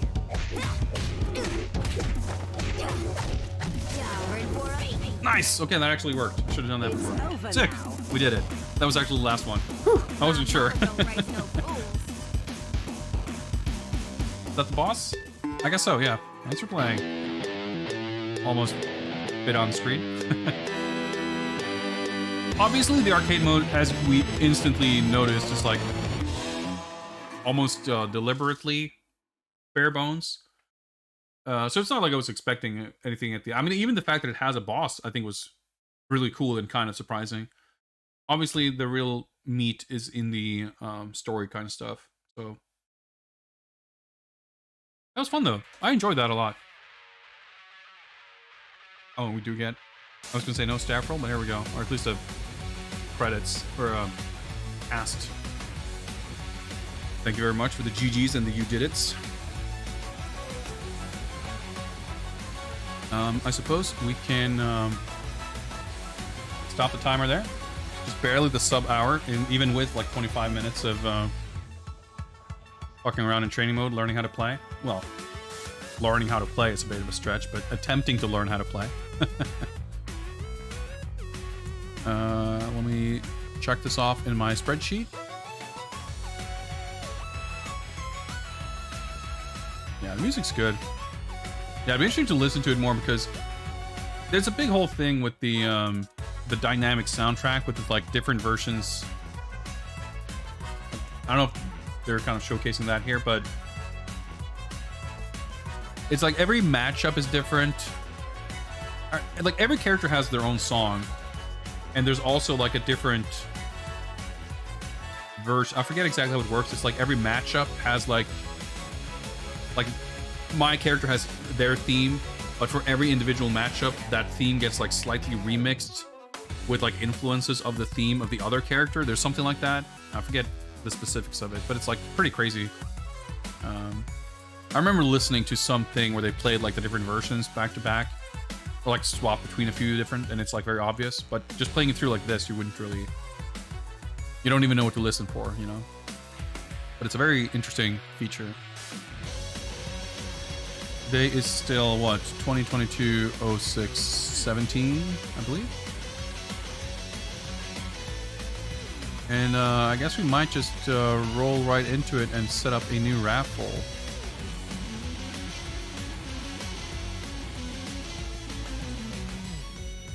And we'll let that rock while we enjoy the rest of this. Why don't we? So the raffle is open.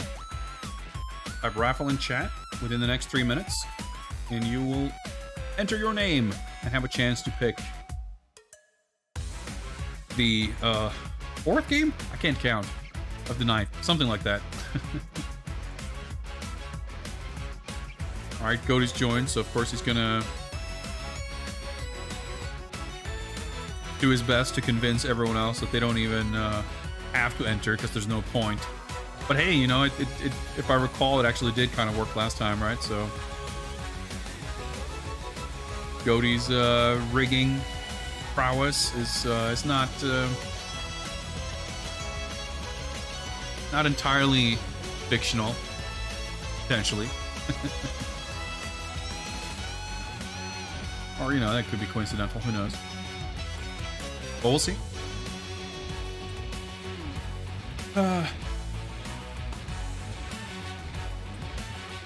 Yeah, we've had some pretty lengthy games. Like CVS2 went like super fast until we got to Shingoki, and that was like took like 20 minutes to get to the final boss, and it took like another 30 to beat the boss.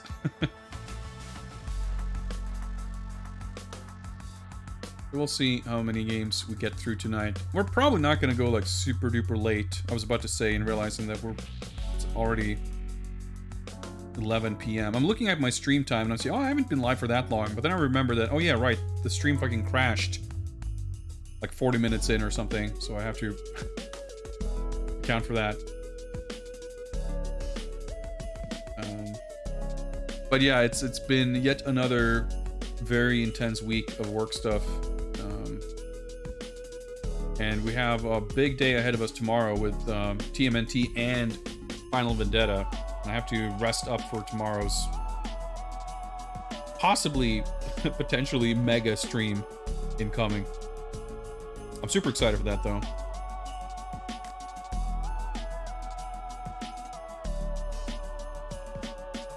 All right, 40 seconds, give or take, with Twitch delay to enter the raffle. If anyone's trying to slide in here on the finish line. Don't pick Donatello. Now, I'd usually... I don't know if... I'm gonna assume that there's some characters maybe not available from the start. But I'd probably go with Raph or possibly Leo. Alright, Cody's got your pick ready. Well, we'll see.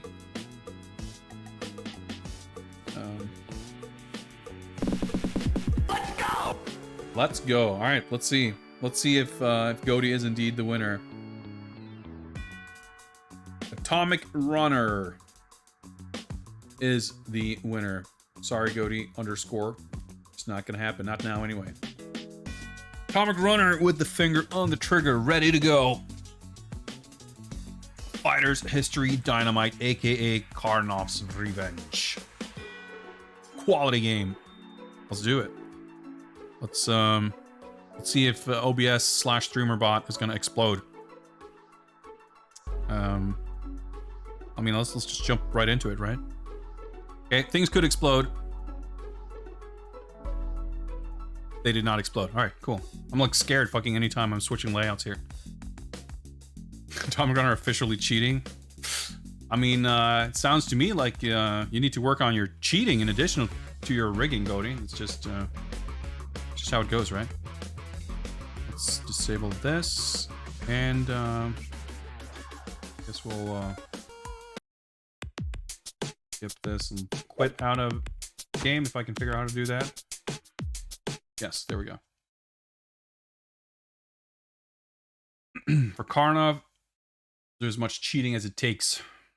Yeah, we'll see. I've played this game, of course, but not very much, not very recently. Certainly not at any kind of remotely approaching high level.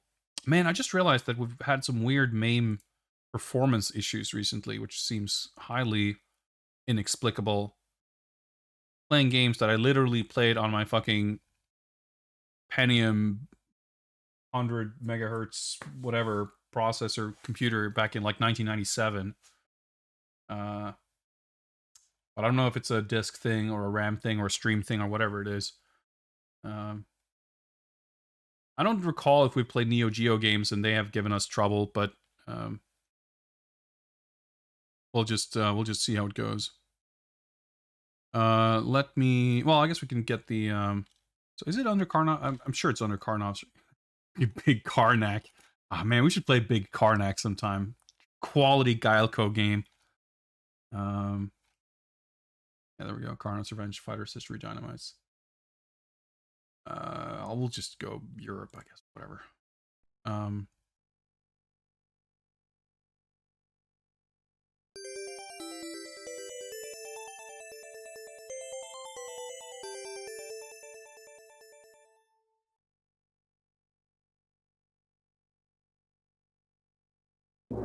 Honestly, I always thought Karnov's Revenge was a whack title.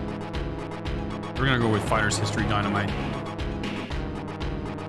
I'm gonna turn it down just a smidge.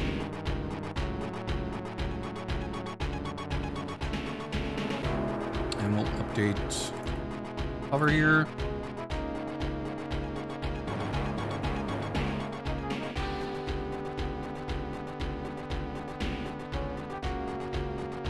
Weird flyer here that's like a different format, but this illustration's fucking sick.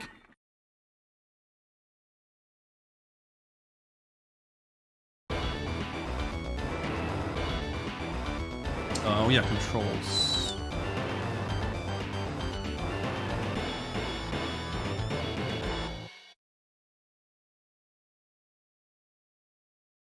So I'll be happy to receive any and every amount of backseating for this game. I know that this is a popular game. People know how to play it. And I definitely don't. So I'll probably need all kinds of assistance. I want to say, I think I have the original Fighter's History on the Super Famicom, and I played that because I think I have that on a Data East multi-cart.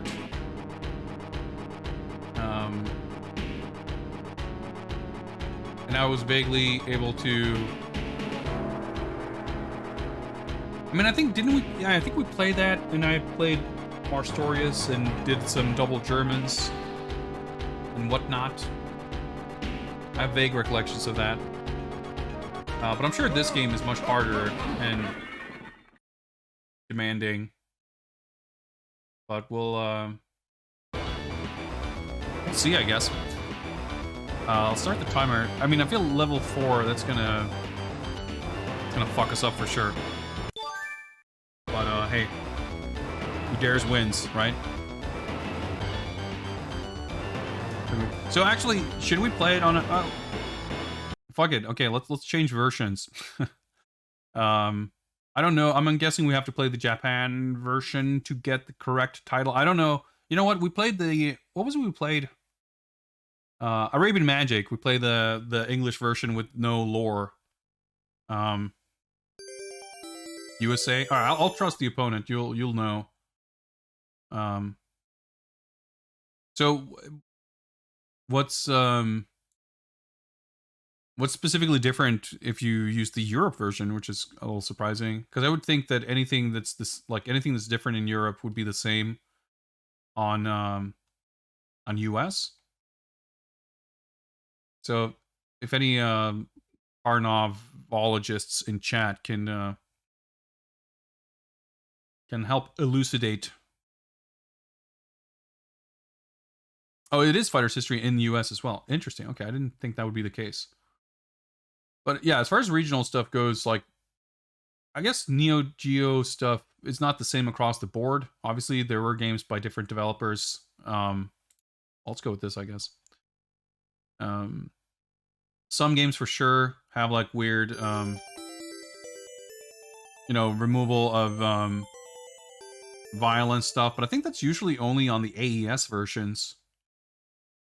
I guess we'll have to do this. No, never mind. Okay, it's actually. Oh yeah, I guess it's the same ROM set. It's just a different BIOS setting.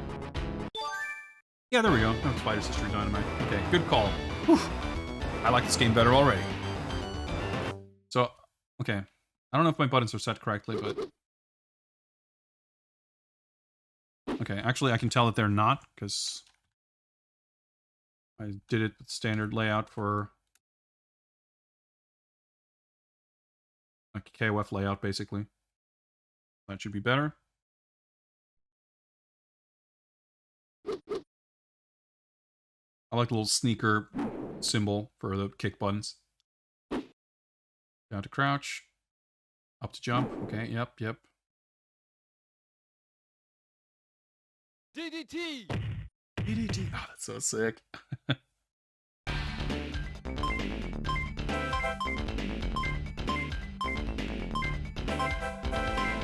The cool characters, but he's pretty good. Fucking Tiger Bazooka Jaw. I was about to say that let's do Ray. Look, no names on the character select is fucking crime. That pisses me off so much, but we're gonna probably swap around between characters. Let's go Mizoguchi.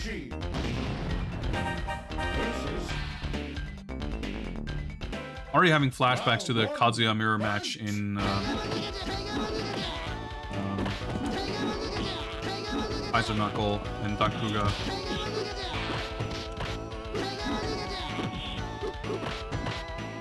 Oh, it's quarter circle forward. Okay. Best sound effect in fighting games.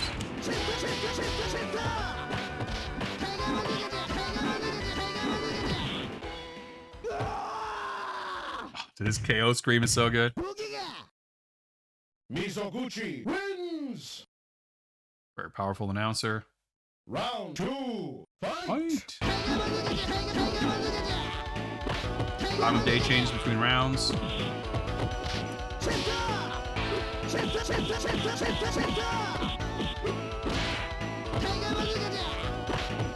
Does he have... probably got a third special, right?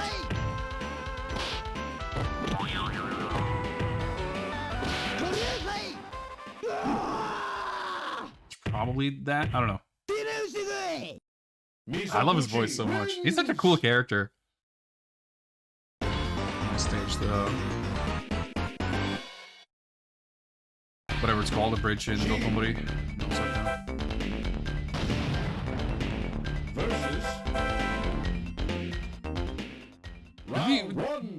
Was there even an announcement of his name? The contrast in some of these backgrounds a little questionable, though. That's a 90s as normal if I've ever seen one.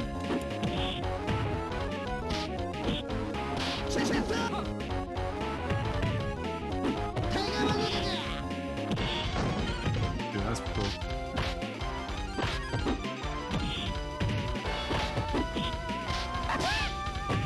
Which is some questionable. Almost, I'm dead. Oh, nope.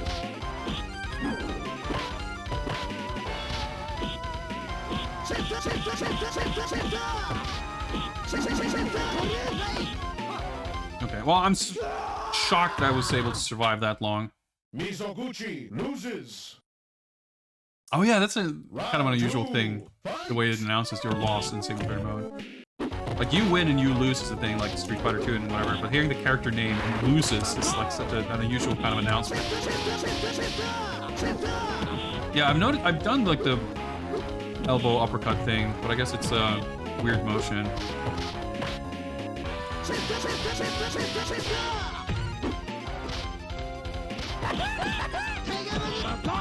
Oh, I'm stunned. Okay.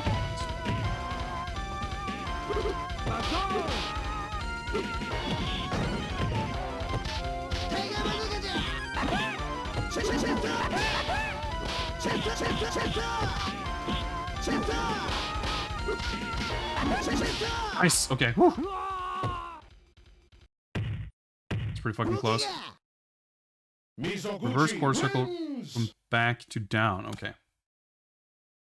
Like, skimmed over what you wrote a couple of times. Wasn't quite able to parse it.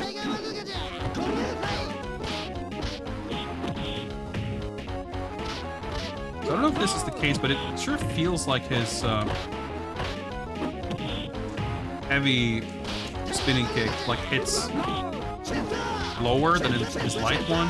His light one seems to like always whiff over crouching, and the heavy one actually like hits mid. It's a little weird. It's really easy to get the Tiger Bazooka Jaw to come out when I'm trying to do this uppercut.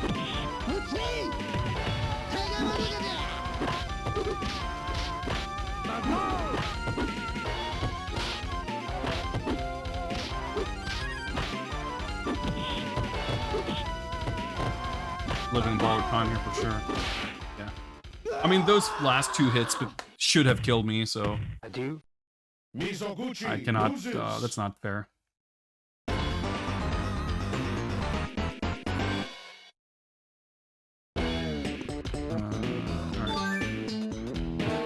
We're willing to let that cheap victory go by without a rematch. Alright, we got a two-player call here. Big fireball with all the buttons. 412 all buttons. Okay. Sounds weird, but thank you. I appreciate that. Also, greetings, Battle Hamster. Happy Friday. Hope you're doing well. Yeah, like not being able to combo into your fireball because it's got like long-ass startup is like a weird feel. Oh, okay, yeah. Speaking of long startup.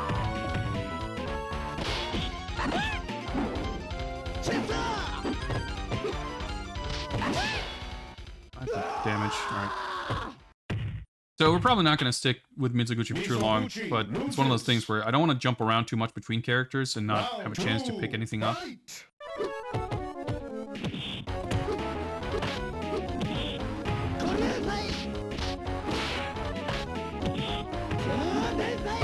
Well, that's actually it's not like 50 frame startup. Dude, his fucking safe ass flash kick. Ridiculous. I mean, I don't know that it's safe, but sure it feels a lot safer than it should be. He's like flipping back across the screen. But I mean, it's actually exactly as safe as it should be for a fucking 1994 fighting game, right? Or 95, whenever this came out. Round, fight!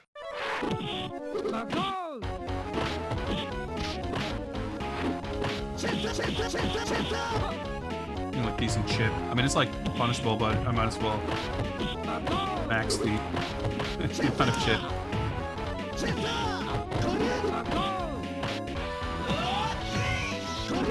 Trying to do the big uppercut, but I kept getting like 3 different wrong moves.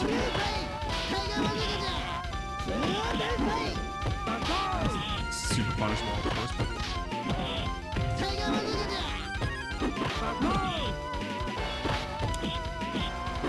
Oh, I keep doing that crouching C, or I guess it's B, crouching heavy punch. Which looks like it's probably a decent anti-air.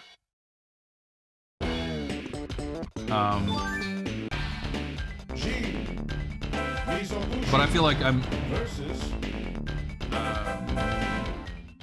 I'm looking for like a crouching medium punch. And obviously this is a 4-button game, so it doesn't have such a thing. Having an uppercut on crouching heavy punch, like, perfectly, you know, makes perfect sense, but instinctively I'm hitting a button that I feel should be doing something else. Alright, nice.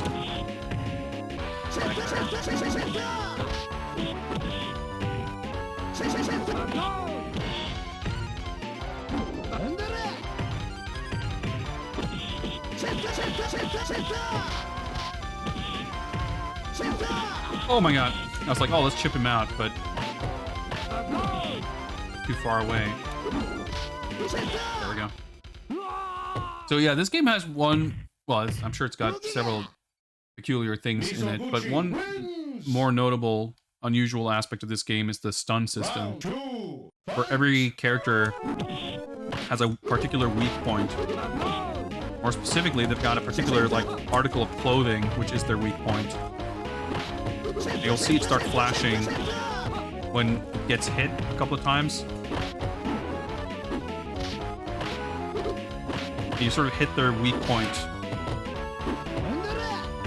to cause a stun. Which I'm sure, like, plays a role in some matchups.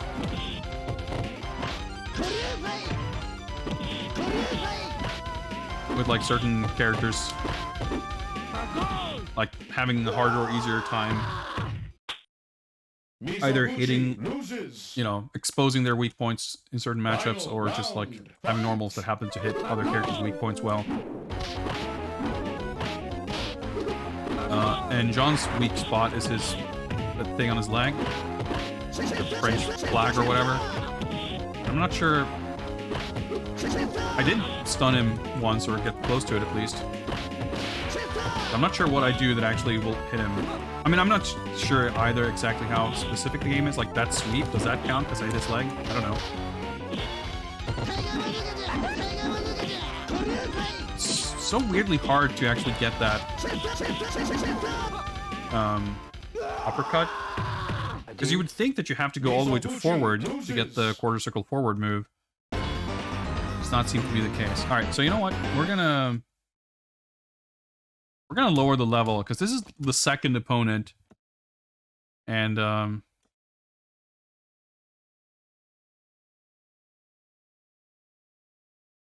if we are to ever get anywhere, we might as well lower the level a little bit. That's pretty much what I expected, by the way. But I guess we can take that opportunity to mix things up. Try Ray. Well, little explosion. I guess that's why he doesn't say the name there, because he says the name like when the portrait shows up, and not when the name is written on the screen. That's a pretty fucking good sweep. Okay,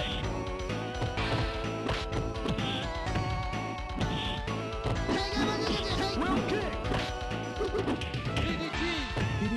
fine. What? Oh my god, that's a fucking fast fireball. You know, racing's pretty good. I know that... well, it's my understanding, I should say, that he is a strong character in this game.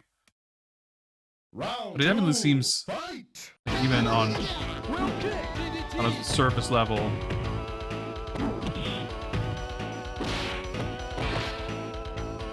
like that looks like a cancelable medium kick type normal, but it's actually a sweep. Stick tornado, or whatever you say. Forward punch. Yeah, it's got like some rush thing. Yeah.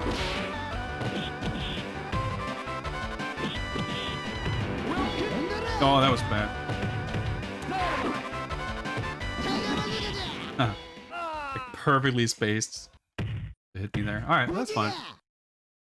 I mean, I still feel so much more comfortable and confident with these normals and specials for that matter. Yeah, this game seems like interesting in that it's got like these kind of an early concept of almost EX moves. Yeah, like there's no meter resource or anything, but you have these like kind of more advanced inputs. Oh, his sweep is cancelable too, of course it is.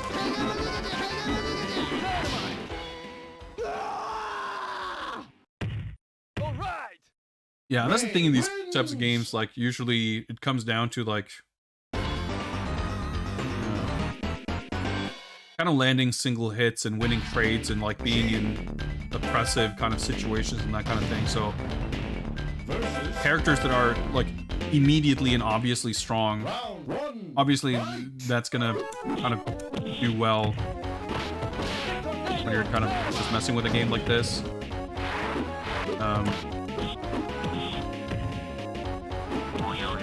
But in general, I feel like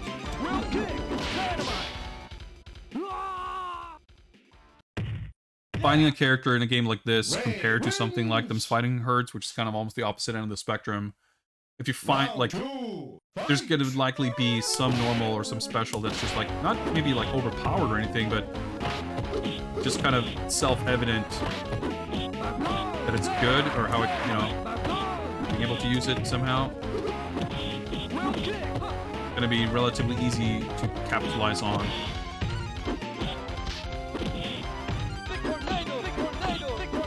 Yeah, like, even this shit. Wheel kick has a ton of iframes. Interesting. Yeah, I know. I remember, like, I know that that move's really good, and it's like seeing all these moves. Like, yep, I remember seeing matches where people like do these moves a lot.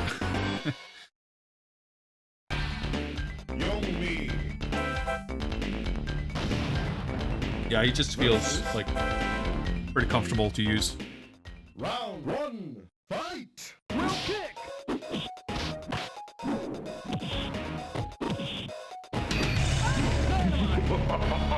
Bill Bull with the raid. Greetings, Bill Bull and Raiders.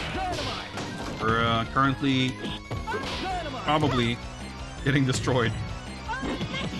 But, oh my god, that combo by Fighter's History Dynamite. Of course, she hits on the way down.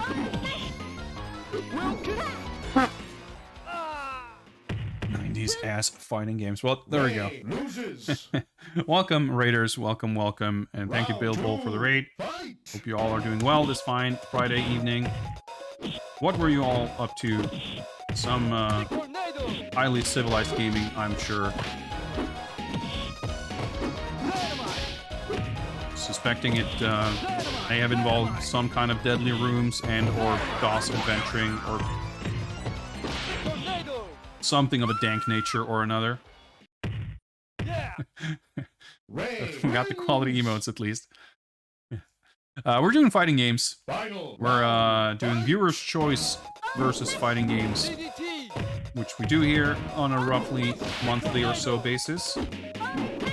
Playing through occasionally, like right now, emulated arcade games, but for the most part, I kind of backlog of stuff in my collection that I picked up and don't get to play as often as I would like. So this is people's opportunity to put me through all kinds of hell. But I'm loving every minute of it. Like Dr. Chaos, secretly a good game, and also quite bad. Dichotomy of game. Don't we all know that too well, Bilbo? We know it all too well. Yeah, Dr. Chaos, I feel like I've have a very, very vague impression of what that is, but for being an NES game, that seems adequately Bilbo, be a Bilbo game. Alright, probably fireball this guy.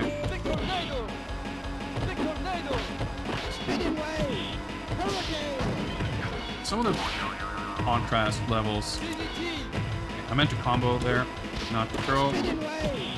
Just gonna come back to haunt us. Yep, do the fucking pressure. Come on! Ray loses. I wanted to go up, just do a close heavy punch into a special, but I got throw.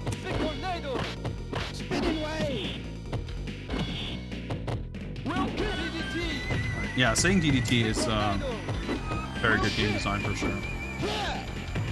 Look, it's so weird. R-frame my way out of there. Pretty good too.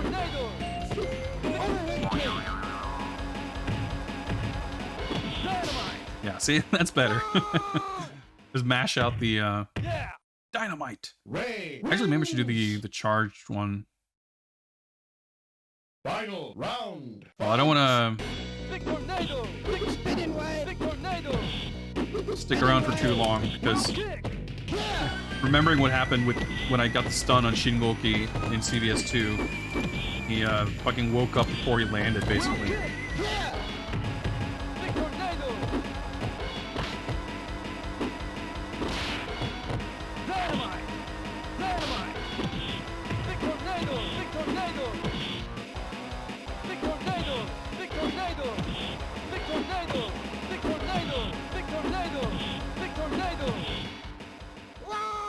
We take those. We take those. I was waiting for him to jump or do something, but alright, okay, you know. If it ain't broke, don't fix it. Yeah, I think I was in the middle of explaining what we're doing here for those of you who may be new to the channel. We play fighting games, and most of them are in my collection. I collect a lot of Japanese games, old games, weird games, and old weird Japanese games. And fighting games are one of my favorite genres, so of course I end up with a lot of those. And if you would like to have some idea of what we're doing, what your options may be, if you'd like to make a... Well, I was going to say make a request. That's not really how it works. You have to win a raffle to win the privilege of making a request. But if you'd like to know more about that, you can type !VS in chat. You will receive a link to a spreadsheet that has all the games on there, as well as VOD and YouTube links to previous installments of these streams, which we have been doing now for about 2 years.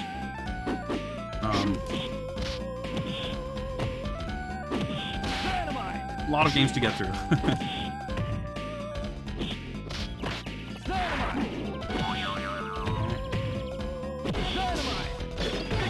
Oh, that's pretty cool. He hit the fucking bird.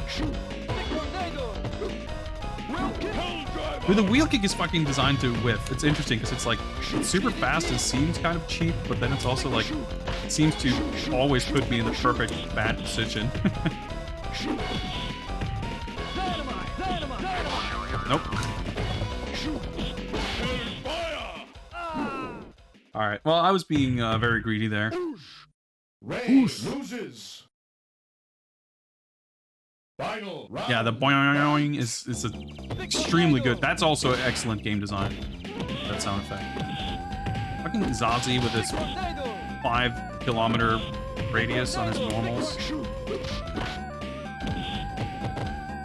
Like, everyone has got 90s fighting game normals in this. But then he's like a foot taller than everyone else. So we get that additional range advantage. But hey, we got there. Ray wins. Yeah, I know Zazie is supposed to be super strong.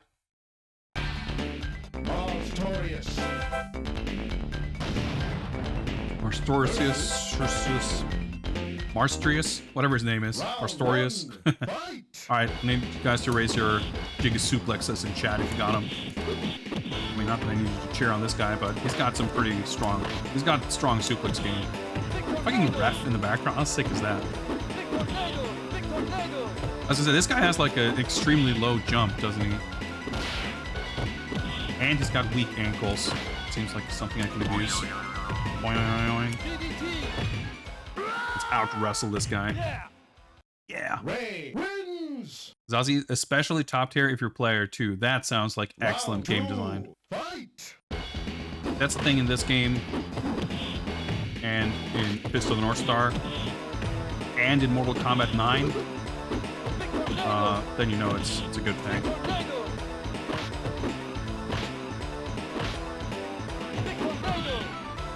I will say, like, having not seen or played this game much in recent memory, it's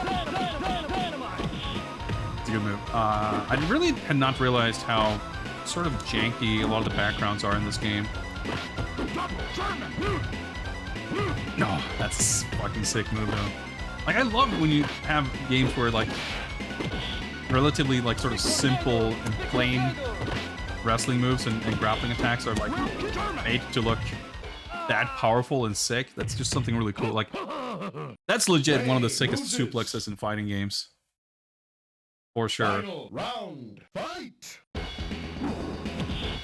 Like, there's just such an immense heft. Power. Even his, like, grab animation and their fucking 90s ass throw range. Incredible.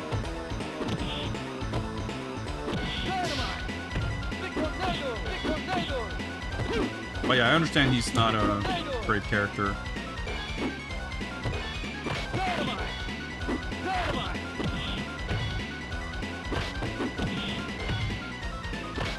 Sweet though. Is that like a flash that's supposed to counter hit or something? Look like it might be a thing. We got there. We got there. Alright.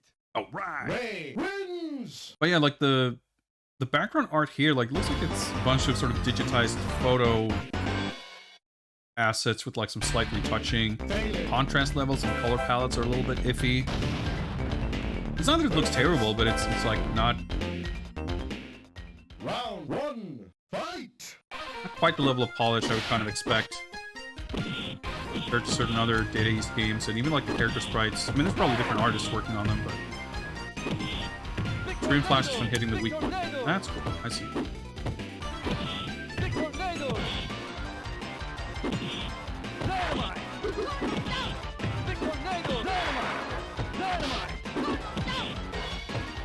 Trying to see if I can punish that, but punishing.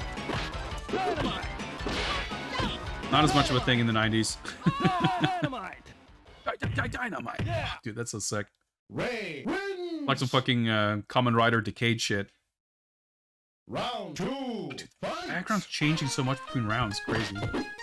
It's like... I feel spoiled seeing that, because you never get that in modern games.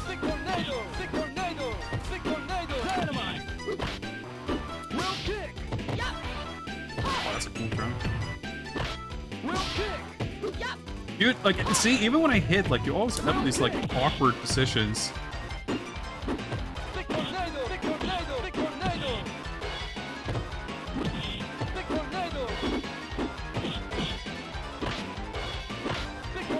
I guess I could, yeah, I could cancel the sweep. I should do that more.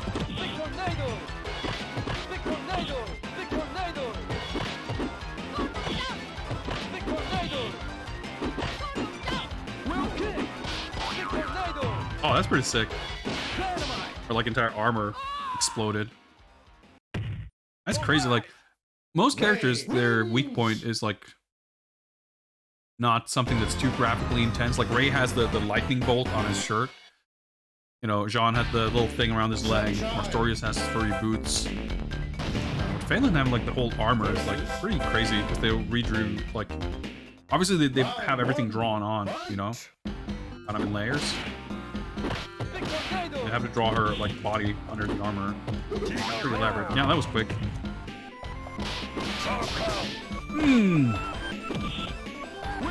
Yeah, it's pretty funny that the armor is the weak point, as you mentioned it.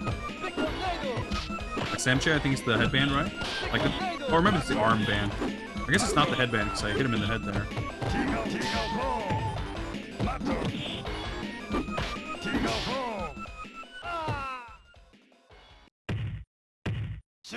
Yeah, this game definitely has some cool characters, but the way some of them are like sort of posed and animated, they definitely come across as a little bit goofy. Yeah, it's like upper body. I'm curious how even some of this stuff would even be like. There's like a flag on every attack, for like which region they hit, or I can't imagine it being like based on actual hitboxes. It'd be weird.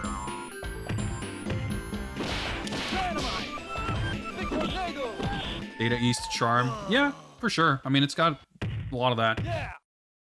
Ray wins. I wouldn't say that any of it's like quirkiness and awkwardness or whatever you call it, like a big detriment to the game. It's just, I don't know, just funny. But it's also cool. It's endearing how a game can be actually like really cool in spite of stuff like that too. Dude, that fucking low kick.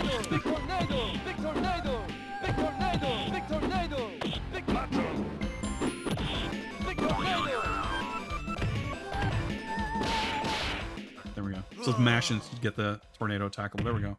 Am I still on my first credit, or does the coin mean I continued once? Actually, I'm pretty sure I am on my first credit because I don't think I continued and picked Ray again. Must have had some very close calls though. It's supposed to be 22. Weak points have actual hitboxes. That's interesting.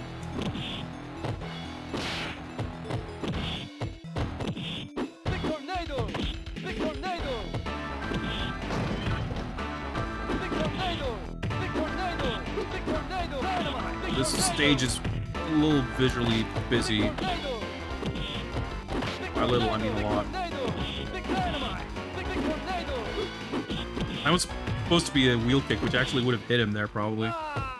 But yeah, I feel like a lot of times I see this game, like this is the one stage I feel like I could picture in my head if someone asked me like what a stage in this game looks like. And actually, come to think of it, the second might be the Zazie stage. I was gonna say like, probably because people use Ray. That's why you see this stage. I guess they would use the two of them.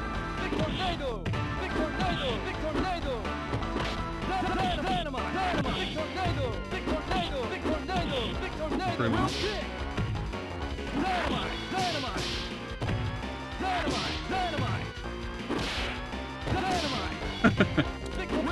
Oh my god! Yeah, okay. Checks out. Ray loses. Still lumber coins. Yeah, that's what I thought, but I was like confused. It was more like disbelief. Couldn't believe I made it this far. Power of Ray combined with lowering the difficulty level, I suppose.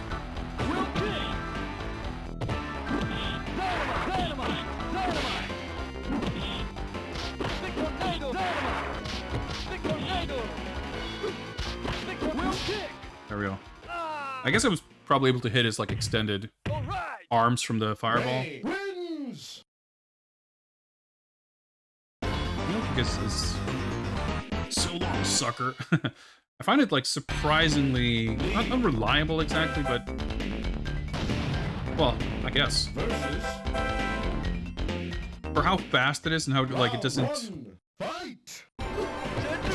more easy than you'd think to find yourself in a situation where it like doesn't quite do the trick. Stuff like that. Yeah, I guess it like it just hits Like, I guess it's like super good to counter fireballs and stuff, but it's not necessarily. You can kind of duck it. I mean, I'm sure it's reacting in real life, so to speak, as a human player, is something different entirely.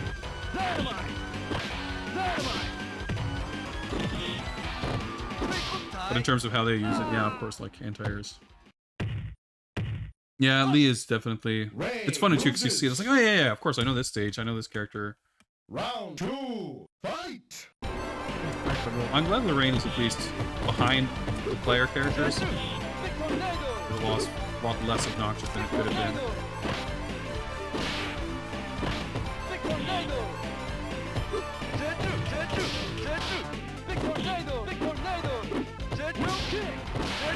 Oh, that was a punish, by the way.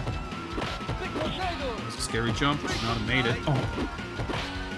God, it's pretty tremendous horizontal range in this, like, anti-air kicks. Alright, come hit him with the matlock.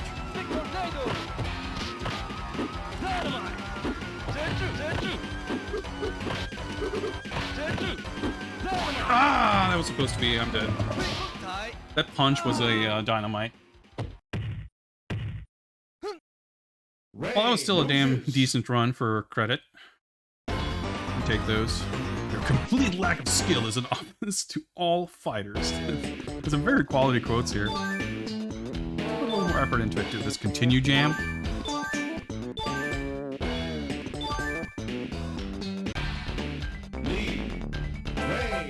Ray.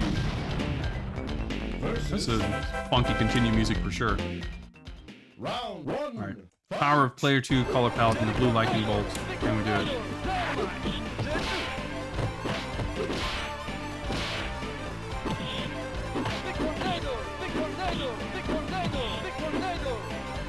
Yeah, I had the exact same thought when I saw it. Looked like surely that music loop's just not going to be that long.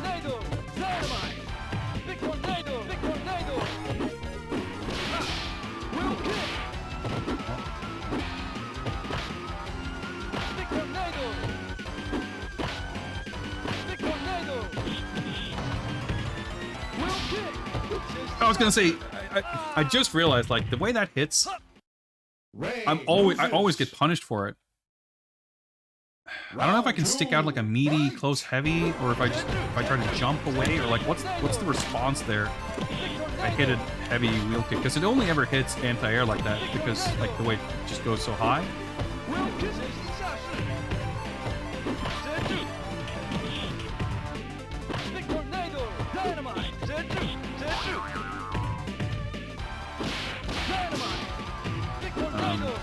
Because the only time it ever connects is in like basically that exact scenario.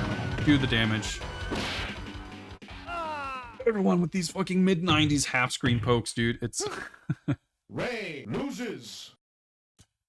Gotta make that smarmy ass face too. Right, listen to this for 2 seconds.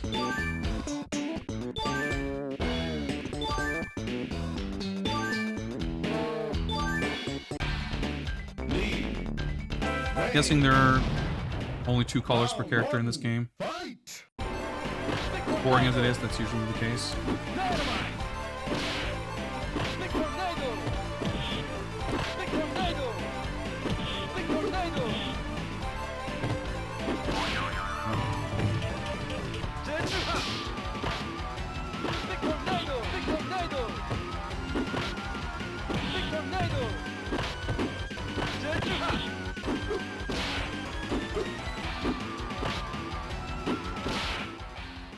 Fucking hell, man. Yeah, you're a slap bass sample that you didn't like. Ray loses. There's probably some relatively low-level Super Nintendo slap bass sounds I'm willing to go out on a limb and say, but very powerful instrument. Absolutely. I definitely had the thought that if I ever were to learn to play a musical instrument, I'd want to play the bass guitar. That's a pretty massive if, though. Yeah, I felt pretty screwed there. Oh, I mean, there's absolutely a charm to the fucking default Super Nintendo Seinfeld, you know, bass sound, whatever. I mean, for sure, I don't disagree there. And I see what you're saying. It's like sushi or maybe pizza, where like Round one. even when it's bad, it's pretty good. Like there's a limit to how bad it can be. That might apply to slap bass samples.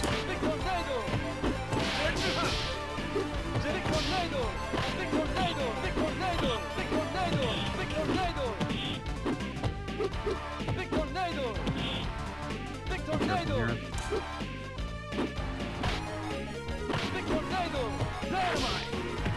Not being careful, but it worked out in that particular instance. Oh my god. Okay, that did like 3 pixels.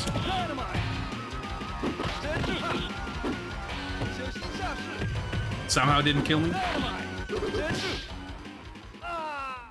Man, fucking priority in some of those normals and all specials too, for that matter. Ray loses. Play Arkanoid and beat it. No, I will not do that. In fact, if I want to do that, I would not be able to. The game's fucking impossible.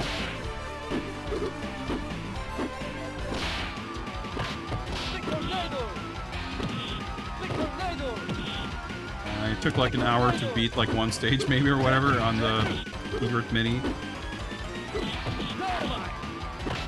Game is still need to mess around more with the trackball controller, that thing. See if I can use it on PC.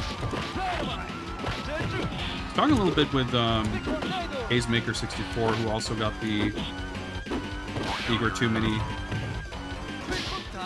And he was like a big fan of a bunch of the trackball games. And I'm like wondering if I got a faulty unit or something, because I love Camel Try, and what was it called? The trackball kind of Arkanoid-y versus puzzle game. The name escapes me. Kuchikara, I think. But pretty much all games that actually use the trackball were like extremely awkward and difficult to play, or like just to control. Yeah, Cyvalian looks fucking awesome. It's a really cool game, but I had like really a lot of trouble actually getting the inputs to like. It's like it was sort of sticking to cardinal directions in a very strange way. And like most games had like kind of lackluster feedback, making it a little hard to parse what was my inputs being like me playing badly and the inputs being handled poorly. Like it was hard to tell. I was like kind of disappointed with that, because yeah, Cyvalian looks awesome. It is a really cool game, but I just like felt like I couldn't really play it. Like it's one of those things where switching in the options, like you can set the sensitivity setting. Alright, okay, sure. And switching from the lowest to the highest sensitivity setting, the inputs were so inconsistent that I couldn't really tell which was which. Like, I would change it from the lowest to the highest, or, you know, from number 1 to number 5.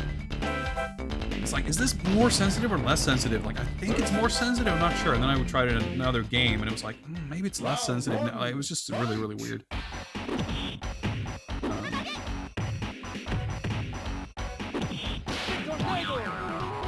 But the actual feel of the dial, especially, is like super sick. Like, it feels really hefty and nice.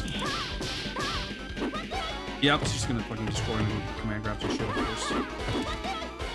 And the move looks sick, but it's obnoxious to deal with. It's a cool stage, I like it. But overall, the Egret 2 Mini, like, the trackball games, like, being awkward, it's, like, legitimately my one real gripe with it. Other than that, it's a super sick piece of hardware. And even then, like, for all I know, that it might be emulating simulating, I should say, the original kind of arcade experience perfectly. I mean, I have no frame of reference for those games, so...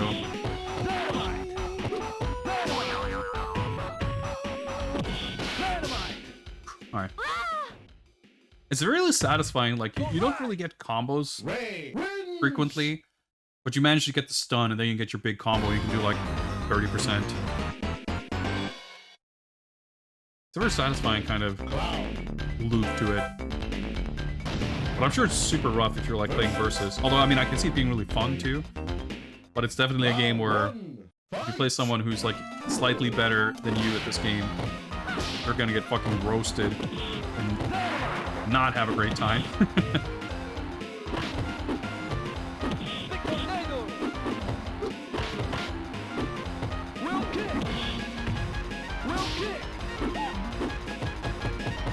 That's a good throw animation, though. Jesus, that's some long animation. The way the life ticked down, it didn't look like it was you could like sort of mash out of it, but maybe I could have. Round 2, fight! Like huge jumps.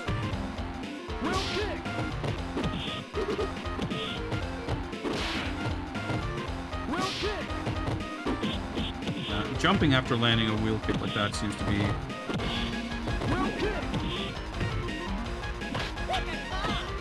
Pick a car, that's such a sick move.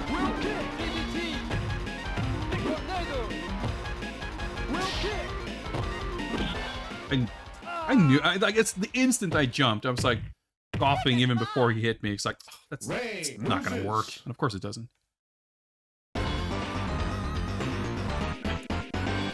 Clown looks so cool in the artwork, and then in the game, he's like, his like posture is not that cool. Round 1, fight! That was supposed to be a wheel kick.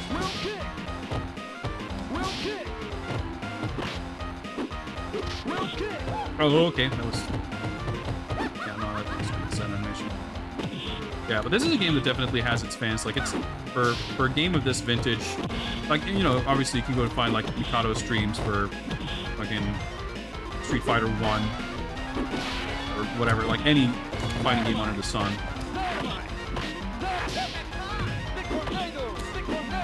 But I feel like this is a game that actually always had a... Like, this isn't something that was, like, picked up in the last 3 years. Like, you know, something like TMNT Tournament Fighters or Sailor Moon on the Super Nintendo. Which, yeah, I mean, people have enjoyed those games for a long time, but I feel like those, like, kind of came up as more of a thing more recently. I feel like this is a game, like, going back, even when it was new, like, had its fans. I mean, I may be misrepresenting things. I probably am, but...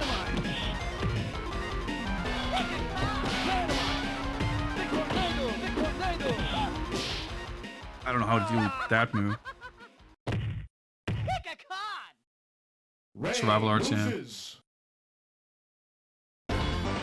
Okay, so the clown throw is like a mashing throw. Yeah, okay, it's interesting. But yeah, it's... Mashing throws in any fighting games are like kind of an arcane art, right? It's impossible to know because the lack of feedback, you're kind of never gonna know exactly. There's like a lot of ample room for the computer to make up its own rules when human inputs aren't involved, or at least not governing all of it. Like, can I even counter mash? Like, I don't even know if that's a thing. Like, in theory, even.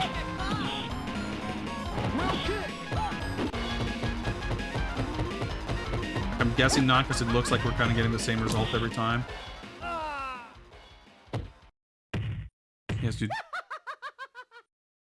Charge, this charge damage are atrocious. I mean, I'm glad that counter mashing isn't a thing, because if the game is giving me that, like, it's, oh, you should do this, it's like, it's gonna jump over normal and they recover and punish you before you. I mean, that's when you get the Street Fighter 2 type scenarios, right? Where, like... It's like the game is handing you an ostensible olive branch, you know, and going like, oh hey, you could do this as an answer. But if it's like, well, but if we're giving you this tool to counteract this, then to counteract your counter to it, I'm not going to put a limit to how much I can mash to do damage in this throw, and yeah, that's you end up with a 90% Dawson throws. So, you know, I'd much rather have a system where it's entirely up to the attacking player, like have a variable throw, I guess.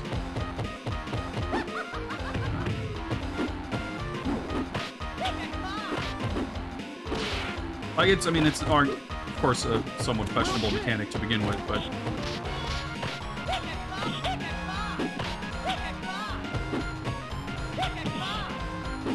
it was supposed to be a jump. Oh shit! Air DDTs, I didn't know that was a thing. I was like fucking behind him, and he's like, ah, fuck it, I'm gonna throw you over here. I mean, I guess that's just the way the throw animation looks, but yeah. Nope. Yeah, air DDT, pretty good. That's pretty tough. A bonus. Round 2, fight!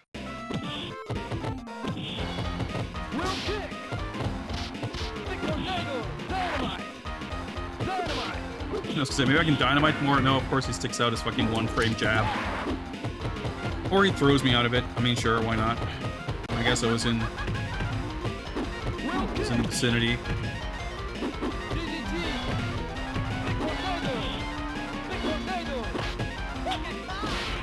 At least with these old games where there's no throw escapes.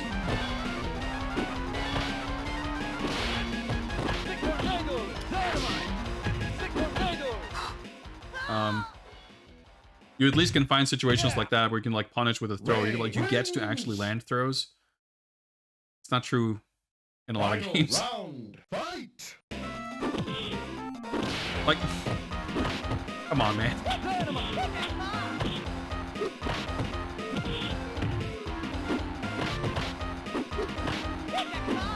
Fucking safe, like he's not even canceling it. It's just like fucking super fast, half-screen safe sweep.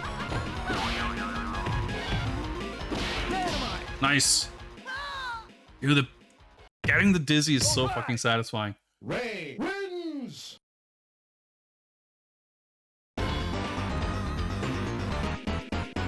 Who's laughing now, wimp? Dude, looking straight out of fucking Killer Clowns from Outer Space, with that mushy, fleshy, bulbous, swollen face. That movie is sick. I haven't watched it in like 20 years. The stage is pretty sick.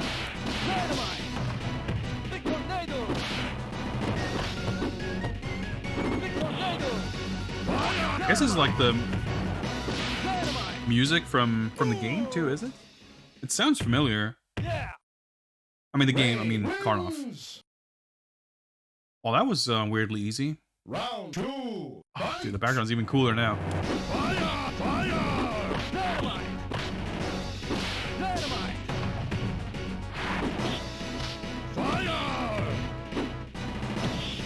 Did I fucking hit his necklace with a sweep?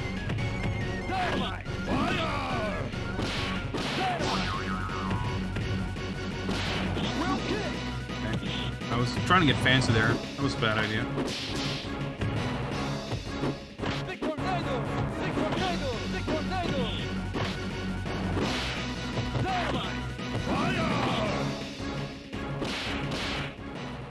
Yeah, okay. Yeah, he's easier than the last 5 opponents. Ray wins.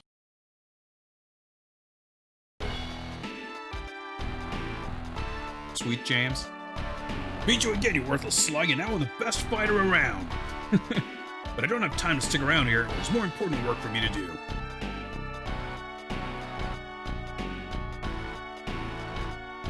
Ray returned to his home in Los Angeles.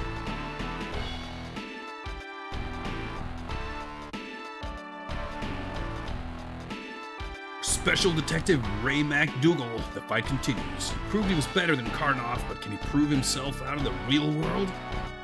Good luck, Ray. That's pretty sick. 3 full pictures in an ending. That's a nice treat. Yeah, we got the 8cc. No aux, but it's probably for the best. Everyone's very rude. every like victory quote is like, "Oh, you fucking garbage trash, get fucked." Which is, you know, it's pretty funny. That was a lot of fun. Very enjoyable game. Like, very smooth. You know, it's got some weird inputs for some characters. It's got some funky stuff going on, but for a game of this vintage, it's still, like, I can understand how this game always had, like, kind of a cult following, because you play something like Fatal Fury Special or Samurai Showdown 2 or even Super Turbo, there's like a, not a clunkiness necessarily, but there's like a sort of stiffness to the inputs and the flow of the game that can make them a little hard to go back to. I mean, especially, I was gonna say KOF, especially early KOF, but even like KOF 97, 98, they don't feel bad, of course, but they feel a little different. I mean, I wouldn't put KOF 98 in the same category as most like 94 games, but you know, every now and then you come across a game that sort of stands out as having like unexpectedly smooth feeling inputs and like a flow to the game. Like Asuka 120% is a great example. Like, you play those games, even like the PC Engine one, and it feels like a game that's like 10 years newer. But I think Breakers is maybe the most sort of, well, the most famous example is like maybe a weird phrase to use considering this is something I like made up. But it's the game I think of as like symbolic or like representative of this kind of quality of a game, like, because that game also has like, you know, everything kind of cancels very easily into stuff,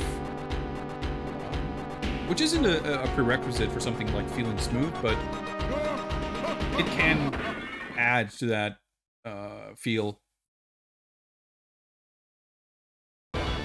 And I think Suiko Enbu has that feel to it. Like, it's a slower paced game. It certainly has what you could describe as a clunkiness to it, but it feels really like when you land those counter hit, like launching combos and shit, like that's so satisfying. It's a really cool game. Yeah, Asuka is awesome. I want to play those games more. I'm still interested in hearing, you know, the original game was getting a Mega Drive port. I can't remember. I think wasn't it supposed to come out last year, or was it supposed to come out this year? We haven't heard anything about it in a long time, but there was also like, it's a weird thing because they announced like the original like X68000 game or whatever it was getting ported to Mega Drive, and that version is also being released on Switch. And then there's also an actual new game, and they, on some live stream, they announced, or they showed like artwork of a new character or something, but they didn't actually show the game. Very confusing, but I'm looking forward to hearing news on that whenever it's time. Like I said, you know, we got DNF Duel coming within the next week or two. Street Fighter 6 might still be, you know, a year and a half away, but there's stuff to be excited for. KOF 15 is still beyond stuff that may be coming in the future. There's 2 more DLC teams to come out. The game's already obviously exciting and fun. So, you know, I'm happy to wait however long it'll take. I mean, we've waited long enough for a new Asuka 120%, right? What's another year? Yeah, the timer. We'll stop it. It's not that important.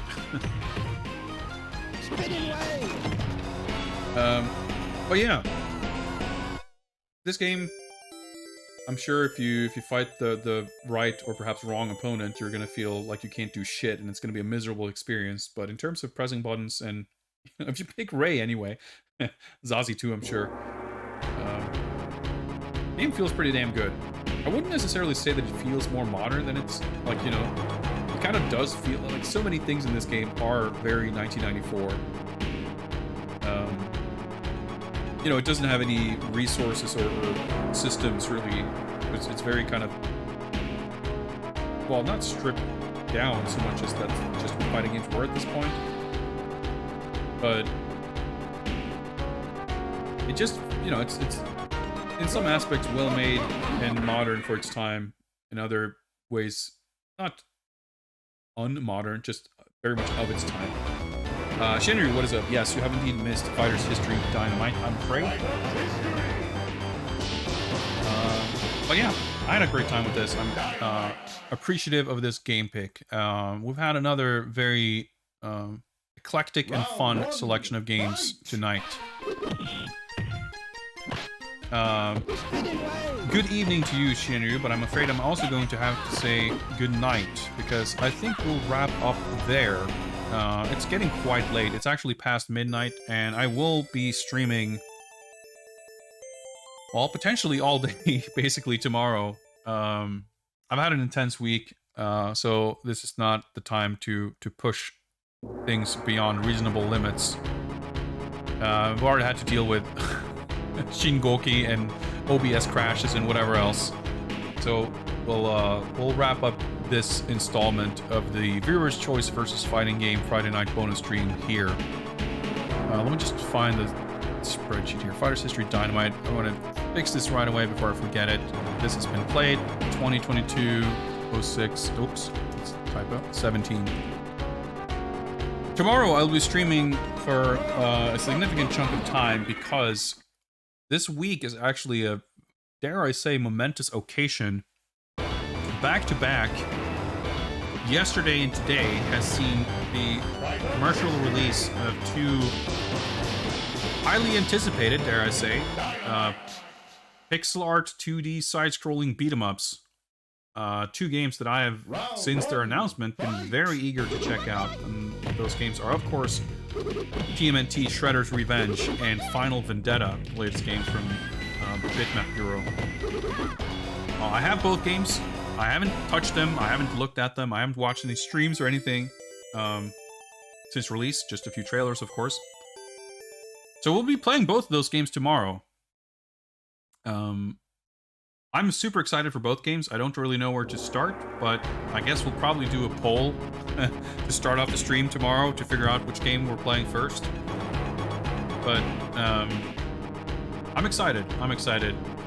Obviously, people were very eager to play TMNT. I've heard mostly great things. I've heard some people have had annoyances with some aspects. I've heard some people have had crashes and stuff, killing their runs. You know, these things happen. It doesn't, like I said, it doesn't affect my opinion of the game. If it's got issues like that, they'll be taken care of, and that's that. Final Vendetta, because it came out today, I haven't really seen or heard many impressions, but I'm super intrigued by that game for sure. You guys know that I'm very opinionated when it comes to beat-em-ups. I have, some might argue that I'm very, you know, for as positive and Round one, fight! Open-minded as I try to be when I play anything on my stream. I always try to look for positive things to appreciate about a game. When it comes to beat-em-ups, I've certainly played a lot of them where I have a lot of shit to complain about. So even in the best of cases, I'm sure I will find stuff to be annoyed with. But regardless, I'm not gonna listen or care too much about anyone else's opinion. I want to form my own, which is mostly why I try to sort of stay as blind as I can. I don't want to go in with any preconceived notions. But it's going to be a real treat to not just have two new beat-em-ups, which is exciting under any circumstance, but the fact that they're out at the same time and us getting to play both of them is going to provide an excellent and unique opportunity of comparing and contrasting these games to see what they do differently, what they do the same, what they do good and do well, I should say, and what they do poorly. And I'm almost certain that tomorrow's stream and whatever other time I get to spend with these games over the coming weeks will be prime fodder for additional writings on my website. I have recently, for those of you who may be interested and may possibly have not heard, I posted a fairly long article, essay if you will, on what makes a beat 'em up good. It's not by any stretch like fully comprehensive, or certainly not the be all end all of like beat 'em up game design, do's and don'ts or anything like that, but it's my thoughts, some of them anyway, whatever I could fit in 5,000 words or whatever.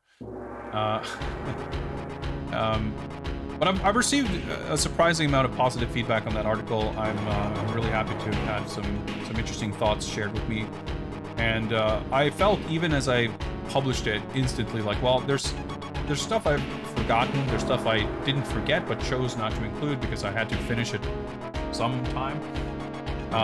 So there would already be enough for me to do like a part 2 follow-up of any sort. But because a lot of my kind of current perception on beat 'em up games coming out and what beat 'em ups are doing right now, etc., is informed by Streets of Rage 4 as kind of the de facto kind of big release in the last however many years, right? Which, in my opinion, also did many things very, very well. And it kind of means that anything that comes out is sort of, whether by design or not, coming out is kind of a response to Streets of Rage 4, or at least it's going to be easy to take it that way and receive it that way and perceive it that way. And it's going to be kind of a natural comparison point, I think. And because I already previously wrote a long article on that game, a review of sorts, and kind of going into what I think it did well, but also kind of predicting a little bit of what upcoming games may or may not learn from Streets of Rage 4, and how that may shape the genre in terms of bigger profile releases. I feel like I made some predictions, or some, at least, had some hopes, and on its surface, it appears that TMNT and Final Vendetta represent a realization of those predictions or hopes, and I'm super eager to see how true that is, and seeing whether I feel like those games live up to kind of the promise of what modern beat 'em ups can be, as sort of proposed by Streets of Rage 4. So I'm super excited for a lot of reasons, and I feel like I will have to, or owe myself, or however you'd frame it, to follow up on what I've already written about those games with the experience of what we've learned from TMNT and Final Vendetta, to see how those games reflect, like, where do they fit in with the kind of ongoing, I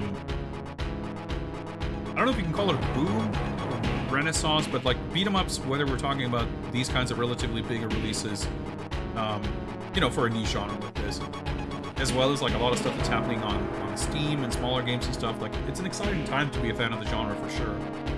And I'll have a lot to say about those games. We'll be chatting about it all day tomorrow, for sure. But I know that I'm just going to have so many other thoughts and stuff, and will feel some kind of need to follow up in written form as well. So I try to put an article up every month, at least.